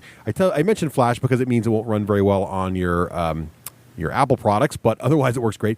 And it's a great way to build your army. It takes care of all that SWC stuff for you, so don't know anything about that. They have those great teaching videos. They have that awesome wiki we mentioned. So they just do a really good job of supporting their game. I mean, they're obviously, as Romeo mentioned, they're obviously listening to the feedback they're getting and doing things like creating the wiki and getting those teaching videos in there because they're hearing the feedback of, we need an easier way to learn the game. Also, I cannot stress enough how really impressed I am with the campaign system that comes in Paradiso. It's just a really, really fun way to do organized play. There's like a built-in leveling system where you can get experience points for your army. So things like you can get bonus SWC and stuff as you go along. But also, they actually have special figures they've released called special operatives that are basically, there's no rules for them in the core game. They're all special characters basically in the campaign system. You actually can level up this guy. You can spend your experience points on this particular dude and kind of create your own hero in the campaign system, which is really neat. They've got a great organized play system. They support all that online. They have a great downloads, army list printout. They got all the great summary sheets. All kinds of cool, like all their tokens are all on there in really nice high res. And they've got a great relationship with companies like, not to toot Romeo's own horn, but Battlefoam. They've got great bags already there. And they've also got a great relationship with Micro Arts, cranking out great, really wonderful terrain with even cool, like, color translucent holograms, like their advertisements in the middle of the battlefield and stuff. That's really awesome. cool. It looks really, really cool. It does. And the tokens are really important because you're going to find that if you try to cut them off the cardboard boxes, you're never going to get the ones you want. I mean, just go on the MicroArts site and grab their tokens for the game because they are so useful, and you won't realize how badly you need them until you've had them, and then you're like, what was I thinking? So they're good. I use them. All right. So that's pretty much the whole thing. And so they've got a great game. They've got some great support. They've got a great model range. Let's talk about our final thoughts here, what we think, and let's rate this game called Infinity. Is there any last minute things we want to touch on before we go into the final ratings? No, let's rate. There we go. Okay, great. Okay. So Craig, first, before we rate, we got to make sure our listeners understand the patent pending D6G rating system. So Craig, in the style of a sci-fi paramedic trying to save the life of a fallen comrade, please describe the patent pending D6G rating system. Okay. Paramedic. Yes. In the field. Okay. Oh my God. Okay. We've got a trauma over here. We've got trauma. What do you mean how serious it is? It's serious. He's bleed. Okay, fine. It's looks like a 3+. I don't know. What do you mean you don't know what that? Okay. Oh, jeez. Oh, they're coming on. Okay, fine. The lower my number, the more serious it is. Okay? The higher the number, it's really nothing you need to worry about. So if it's a low number, we need to really worry about it. Something really, really important. If it's a high number, really, really nothing you need to look at. Now, if I add a reroll, that means it's like a half. So, low number with a half, really, really good. High number with a half, nah, not so good. Okay, so 3 black, yeah, 3, go, get over here. Nice, very well. That was a great paramedic. Wow, I think I hurt myself. I woke up the baby. All right, Romeo. So, boy, baby's Romeo, up. guess first, Romeo. What are your final thoughts on Infinity, and how would you rate it? Okay, so my final thought, and obviously we do a show on this, so it's not really my final thought. It's my final thought for tonight. Okay, so my final thought on the game is more or less what I've kind of said on our own show, is the game is not easy. Don't get into Infinity if you are a person that wants a beers and pretzel kind of, let's just shoot the crap and play that. Go play Zombicide if you want that. Right. There's plenty of shooting, there's plenty of mindless stupidity going on, and it's a wonderful game. If you want a tactically sound, military-based, story-driven, Spanish-written game, okay? If you're looking specifically for a game originally written in Spanish. I was just thinking, if only it was written in Spanish. Oh, wait, it was. Okay, so if that's what you're looking for, get into the game. If you love America but know it's heading in the wrong direction and you want someone to tell you how wrong it's going to be, Infinity is your game. Okay? Send emails to Romeo at battlefoam.com. Oh, that's awesome. If you are into sci-fi and are waiting for the inevitable death of the Earth from all types of races hell-bent on dooming us, again, Infinity is your game. So I would, again, suggest highly, if you are a tactician and you like to mind bang your opponent with your ability to read fine print somewhere and then show it to them on the battlefield, Infinity is your game. If you are a mindless nerd, Riri, do not buy this game. It will upset you. So what's my point here? My point is that I am very tactically sound, but I hate reading rules. So I went on the video YouTube tutorial and I had friends tell me what to do, and I enjoy the game thoroughly now. High tip of the day there. The next tip, don't show your friends your army list because they will use it against you and you will hate the whole night of gameplay. That's from experience, it sounds like. Yes, from experience. And third and last is, what do I rate the game? So if I remember, the medic said the lower the number, the better the score. Yes. Yeah. And it is from 1 to 5. It's the percent chance on a D6 that someone's going to like it. So if it was a 2+, that means most gamers would like it, right? I see. 6+, most people would not like it. Yes, I would say, because of the fact that reading is mandatory, and some people don't like to read. Reading is mandatory in this to really encompass the world. I would say it is a 2+. 2+, that's a good rating. Yeah, only because once you get past the learning curve, it is extremely enjoyable. The early onset is a little grueling. In other games I've played, I get into the rules really quickly because the game is easy, and then I find myself later on in the game kind of feeling like, well, that's all it was. That was a waste, because there's no meat and potatoes in the backside. With this, there's constantly meat and potatoes. So if you want to be fat, play Infinity because it will constantly feed you meat and potatoes over and over again. So There you go. Okay. Meat and taters. Meat and potatoes. All right, Craig, you want to go next? Or you want me to go next? You go next. All right. So, Romeo, that's actually a great summary. I think, whenever I look at a miniatures war game, I think miniature gamers in general like a few things. They like aesthetics, right? They like the game to look good. And Infinity has that in spades. I would argue they have some of the best miniatures in the industry. They look fantastic. I don't think anybody, even detractors of the game, if there are any, would say the models look bad. You just like the art style. It's a very anime-centric art style. But but the miniatures are beautifully executed. They look fantastic. They've got a great depth of range now too. I've said before on the show that unless a miniature game has got 4 factions, it's going to have a tough time surviving. People like miniature gamers like variety. This game's got 9 factions now, and plenty of depth. Plus, you count the sub factions, the sectorials. There's like almost limitless combinations in this game. Plenty of room to learn and to do stuff. The rules are good. I want to say the rules are great, but I can't quite say they're great because of Romeo's point. They're hard to digest, but at the same time, of course, Billy's done a great job of bringing out these other ways to learn the rules with the videos and the wiki. But the mechanics of the rules are really nice. Once you get them down, it's really good. And I would agree with Romeo. This is almost like the advanced squad leader of miniature war games. It's I don't want to say it's not too complicated, but it's a lot going on. And it's also, but what really hooked me about this game is I started playing it this fall, right at the same time I was playing XCOM, the new XCOM Enemy Unknown video game that came out for the PC this fall. And it felt like XCOM in a miniature game, which I just loved. It's extremely tactical. You want to watch your angles, and if you screw up, if you let the guy get a drop on it, you just die. You're just dead. I love that about the game. It's extremely, as we said earlier, there's lanes of fire and covering fire. It's just wonderfully executed. Very, very tactical. But as Romeo said, you got to want that. If you're in this for like a quick, relaxing game, Infinity's not like that. But if you want a game you can really sink your teeth into, it's got great rules. Love the support. I think miniature gamers want support. They want organized play. They want to know the company still cranking out models for their faction. They do all that very well, and they do the same thing that I liked about Privateer Press. They release several different faction upgrades at once. So when Paradiso came out, it was a book with new models and new stuff for all the factions. So everybody got something fun.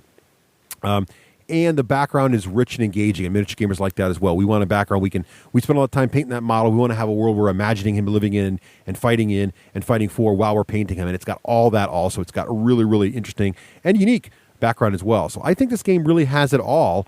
Its only ding is just the difficulty of getting started in it, and not from a price point of view, not from a modeling point of view, purely from just the rules are so different, getting them into your head. So I'm going to give it, I can't quite go 2+ because I think it's just a little harder to room. It's a little intimidating. I'm going to go to a 3+. But if you're a kind of gamer who likes Advanced Squad Leader and that kind of stuff, I'm going to give it a +1, so it makes it a 2+ for those folks. But if you're kind of guy who really likes your much more straightforward rules and don't like having to have a layer rule on there, and you don't like having to look up who shoots first again when someone comes out of camouflage, if that stuff kind of bothers you after a while, then I'm going to give it a -1 for that. So basically 3+, 2+ for hardcore crunchy gamers, and 4+ for gamers who like a little more laid-back game system. Okay. Boom. Craig, what do you think? Well, let's see. I agree with a lot of the points that you guys have made. I really like the aesthetics, which says a lot because I'm not a big anime guy. And yet somehow they've managed to get this as a anime, but in a realistic enough sense that I'm really engaged with most of the models. I mean, there's some of the models I'm looking at going, I don't really get it. But most of them are really, really pretty models. Oddly enough, there's some strange poses that when you look at the poses, like there's one merc that's, I think he's supposed to be high kicking, but it really just kind of looks like he's, like had a few too many servings of beans and he's making a joke at the frat house. He might be. And he could very well be, those mercs. But yeah, I mean, for the most part, the models are amazing. I love the aesthetics. I love the layout. I love the way that the holograms are incorporated throughout the artwork in the books and in the models, which I don't think we talked about either.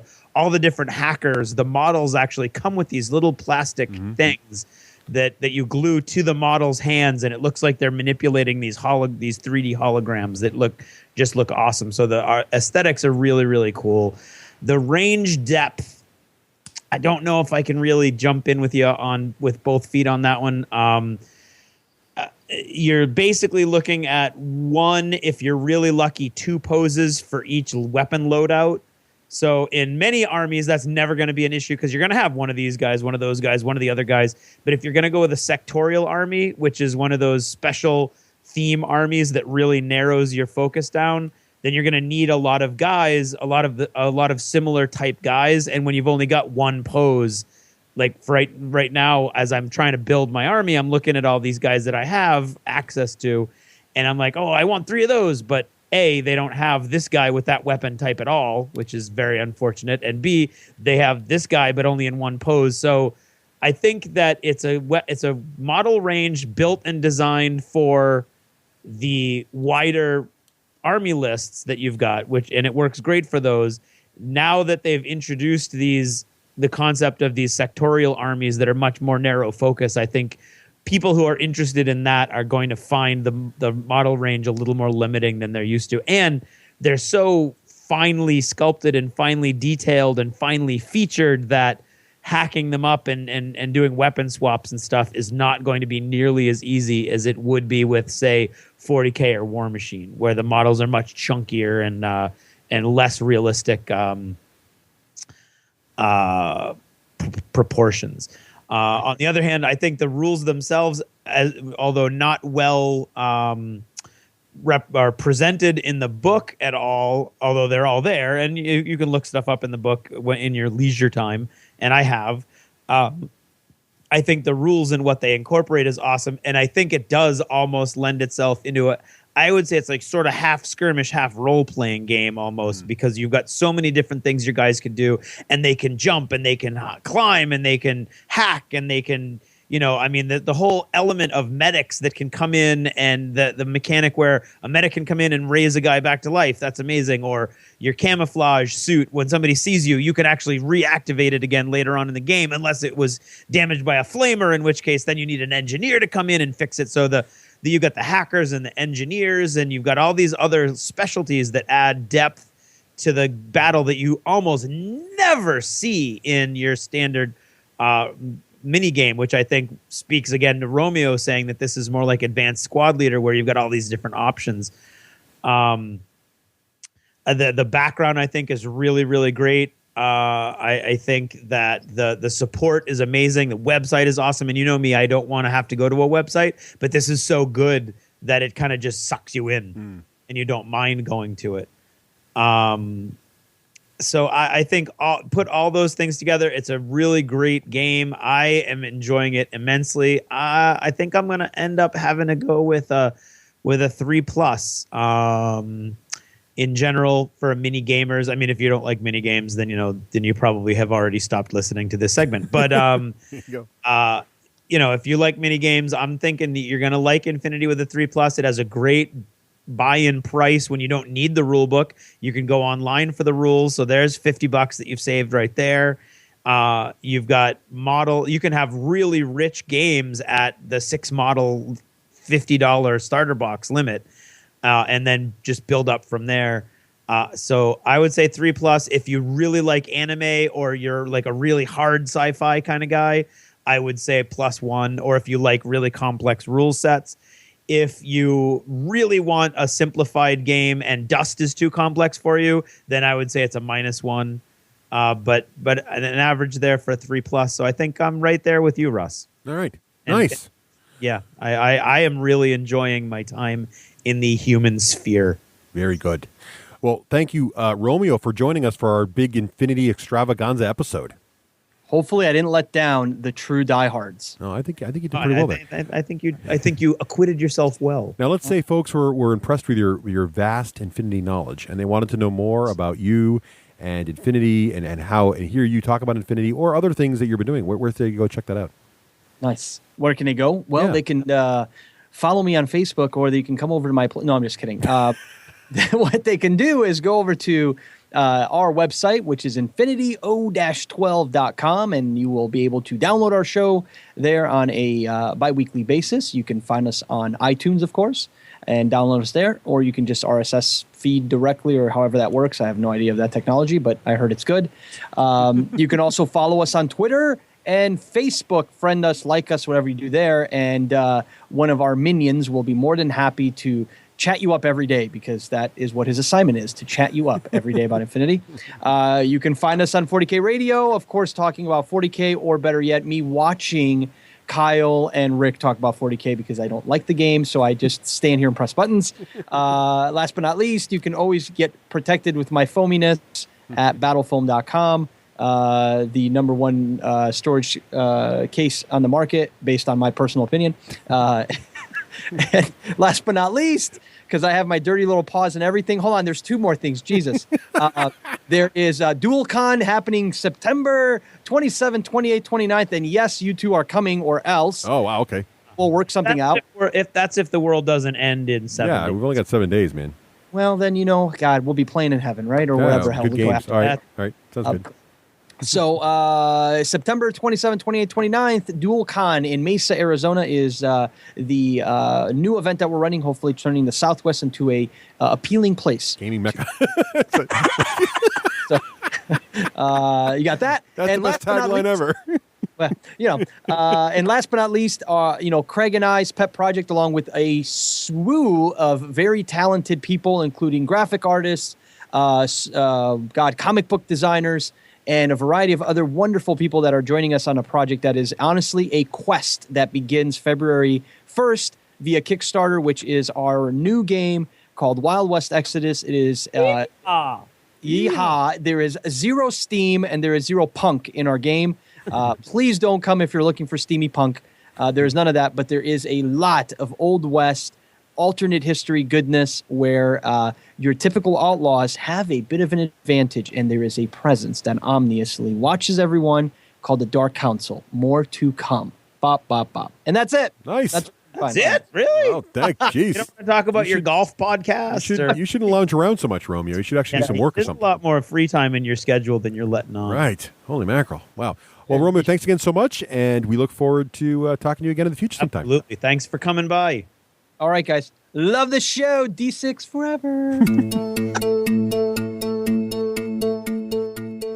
You in the market for deeper D6G intel? There's only one place to go for your contact in the off weeks. What you seek is located somewhere in the lost chapters. Go to the D6generation.com for further instructions. Well, welcome back. Now we're excited to talk about our absolutely favorite travel company, and that would be Geek Nation Tours. Craig, have you gone to their website lately? I have gone to their website, Russ. It's like got a neat little cool look to it with all kinds of cool little things in the bottom. You can go to games and miniatures trips, comics trips, sci-fi trips, and historical trips. Yeah, they got them broken down by category, but also you can just go to upcoming tours and see the entire list of what's going on. Exactly. See the whole list. You got your, they're geeking out at Brick World. They're going to Lego Brick World in June next year. Want to go to Lego World and see all the geeky stuff there? You totally can. How about Adepticon 2013, right? Go with a bunch of geeks, check out Adepticon, see what else is going on in Chicago. Great way to do it. April 18th to 22nd. Head on over to Geek Nation Tours. Also, they've got the Adepticon spouse tours, right? So let's say you're going to go to Adepticon. It's a long trip. Maybe you're from overseas. You're going to the States. And you're like, boy, my wife would like to come with me, and we're going to spend the week of it there. But what are we going to do at Adepticon? Well, I'm gaming. What's she going to do? Well, they got the spouse tours there. A great way to something for your non-gamer significant other to check things out, see what's going on in the area. Awesome stuff there. What about geeking out at Emerald City Comic-Con? That's much closer, February to March. Great way to go to see Comic-Con out there. It's going to be good times there as well. All kinds of great, Star Trek tours, Gettysburg tours. Of course, don't forget, every one of these tours is accompanied by one of their orientation dinners, which includes luminaries from whatever event you're going to. Sort of an orientation, get-to-know-you dinner for the whole tour. So you're traveling with a bunch of like-minded individuals who all want to go to the same places for the same reasons you do. It is the ideal targeted group travel for gamers. And we got a new special offer from our friends at Geek Nation Tours. They have agreed so that if you sign up for a tour with them and you tell them that you heard about it on the D6 generation, they will send you an official D6G stitched patch. And this is some wimpy little patch. This is the actual official D6G logo patch with Charlie right on the front there, and it's got Velcro on the back. You can stick it right onto your Battlefoam bag, or if you want to, there's also another Velcro piece. You can sew it to your favorite shirt or whatever you want to do. Get yourself a great D6G patch, all for telling the Geek Nation Tours that you heard about it right here on our show. So be sure you do that as well. Absolutely, and please do that. Indeed. And if you've already signed up for a tour, starting with the Gen Con, not the Gen Con tour that just went, but starting with any time for the Gen Con tour. So since August, if you've signed up, we will retroactively get you a patch. Just let us know. Yes, let them know, and they will hook you up. Let them know. Don't let us know. Don't let us know. We already know you're an awesome person because you listen to the show. We already know that. That's right. So check out geeknationtours.com.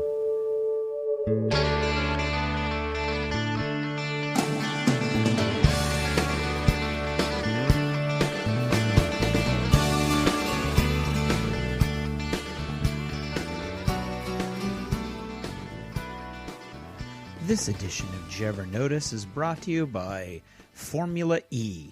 Racing elephants jostling for position, holy cows blocking the track, tigers stalking in the undergrowth, Formula E. Racing in a whole new weight class. Visit our pre-launch page at gamesalute.com/Formula E. Did you ever notice how difficult the creative process can sometimes be? It's grueling sometimes, and I think everyone within the sound of my voice probably agrees with me at some level on some point. War gamers, we have to be creative when we're painting, when you're coming up with a paint scheme, when you're deciding what you're going to base your models with especially when you're working with plastics or, God forbid, metal, but you don't have a choice. How are you going to make those individual models unique. If you're talking about role players, my God, whether you're the GM and you're basically writing an entire novel, or if you're a player and you're writing one point of view of a novel, I mean, there's just all kinds of creativity going on. Even board gamers, you've got all kinds of stuff going on in your head. Many of you, Russ is an example, will spend hours upon hours just figuring out how to optimize the box control. Creativity comes in all sorts of sizes and shapes, and sometimes it's grueling. Sometimes it is. I mean, we wouldn't be doing it if we didn't love it, right? Absolutely, positively, without a doubt. But it is sometimes extremely difficult. And this sort of sits with me mainly because of my job as a theater teacher. So all of my students have to be creative on a fairly regular basis, and they don't have an option. And I now, as I'm writing for these different companies, I have to work to a timeline. I don't have an option. And so it kind of aggravates me when I come across people who have financial obligations, but don't fulfill them because their creativity is it's just not there right now. I'm seeing this a lot in Kickstarters, specifically the Kickstarter that shall not be mentioned, but others as well. A lot of these where wildly successful Kickstarters beyond the expectations of their supporter, of the guy or the people who are starting it. And then all of a sudden you're in a position where you owe a lot of people a lot of creativity. And it's a fiscatory obligation. I might have just made that term up, but you know what I mean. And so it's totally understandable if your success has outstripped your production capability or something like that, or, you know, I mean, there are reasons many of these Kickstarters fall behind on the expected delivery dates. But one which drove me to near distraction this week was, sorry, but you can't rush the creative process.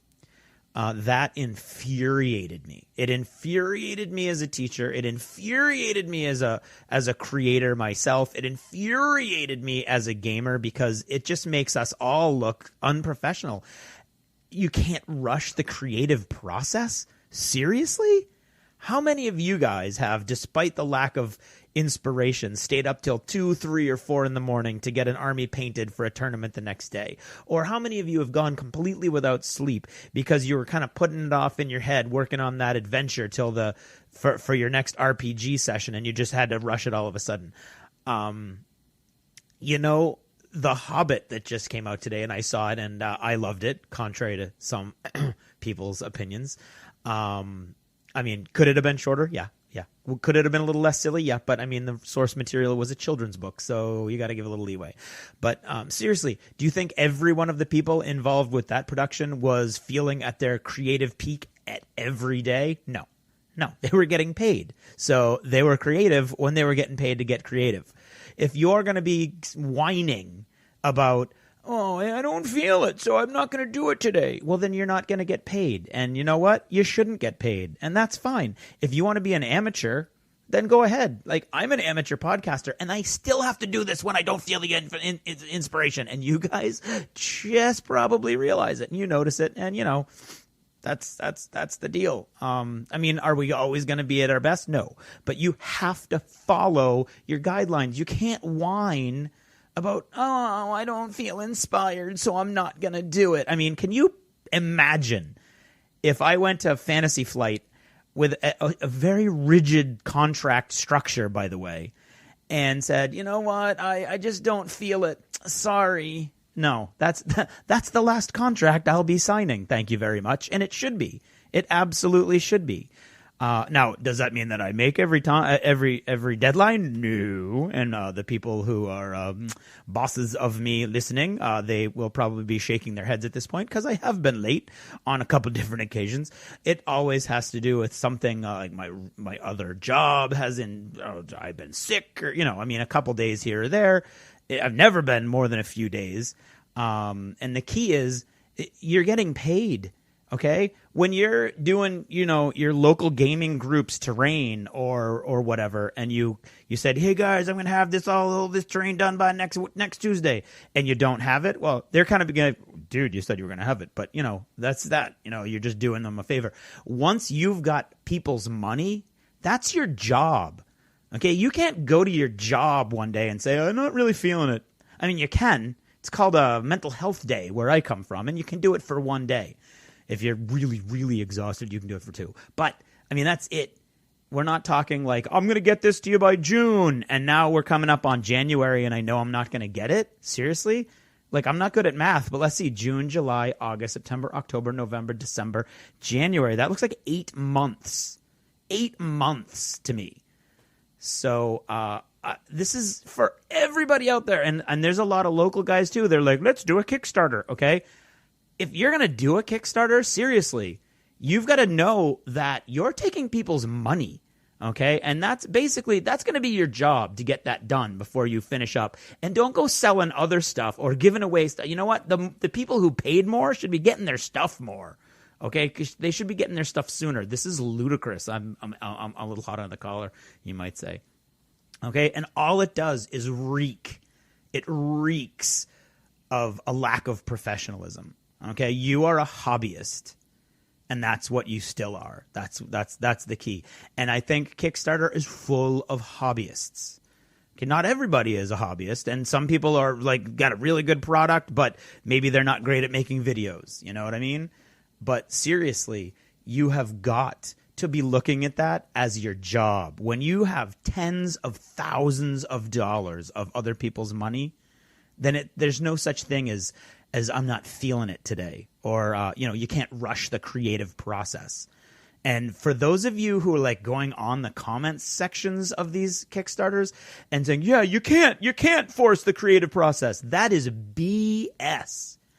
Every person who makes their living being creative or forcing other people to be creative, okay, knows there are days you just have to force it. Okay, we even call it phoning it in. Sometimes you got to phone it in, and that means you're not doing your best, but you're there. You're doing it. Okay, and that's what it means to transition from the guy who helps out his buddies around the gaming table to a guy who wants to start a business. Okay, or a gal, or a guy and a gal, or a team of guys and or gals. Pretty much anybody. But seriously, there's a level of professionalism that is inherent in this process that you are now adherent to, and I think I'm preaching to the choir for the most part again, and I think most of you out there are like me. Even when I'm not getting paid, even when I'm doing a campaign system for my friends, I will stay up all night to finish it because I want to have it when I said I was going to have it, and I really want to have it for my friends and see what they're going to do with it. That's the whole key. That's the whole deal. And maybe that's why it's just so frustrating. So if those of you who know what I'm talking about with the creative process, you know what I mean. Sometimes you just have to do it, and that's the key. That welcome to the adult world. You're not allowed to show up at your job and say, "I'm not feeling it today." Okay, maybe you are. I haven't encountered the job where you're allowed to do that yet, but maybe you are. I don't know. So that's it. That's about it for now. Oh wait, however, professionalism. Speaking of professionalism, what you want generally when you're professional, you want to hook into a professional, a well-known professional, somebody who's known throughout the industry. And our friend Ross Watson is one of those guys, of course. You've heard him on the podcast many times. You've heard us talk about him. You've heard us talk with him. You've heard him in 2 different RPG sessions now in the Lost Chapters. And Ross Watson is now basically a literary gun for hire. This guy will write all kinds of stuff. He's got his hands in all kinds of different pies. He is just seriously working like a dog. So he wanted me to point out his blog over at rosswatson.blogspot.com. Go over and check out all the different things he's working on. And just check in and tell him you said hi. Now, if you want somebody who's creative professionally, it's Ross Watson. That guy is never off. So anyway, that's about all I've got to say on that topic. Thanks for listening, and good night.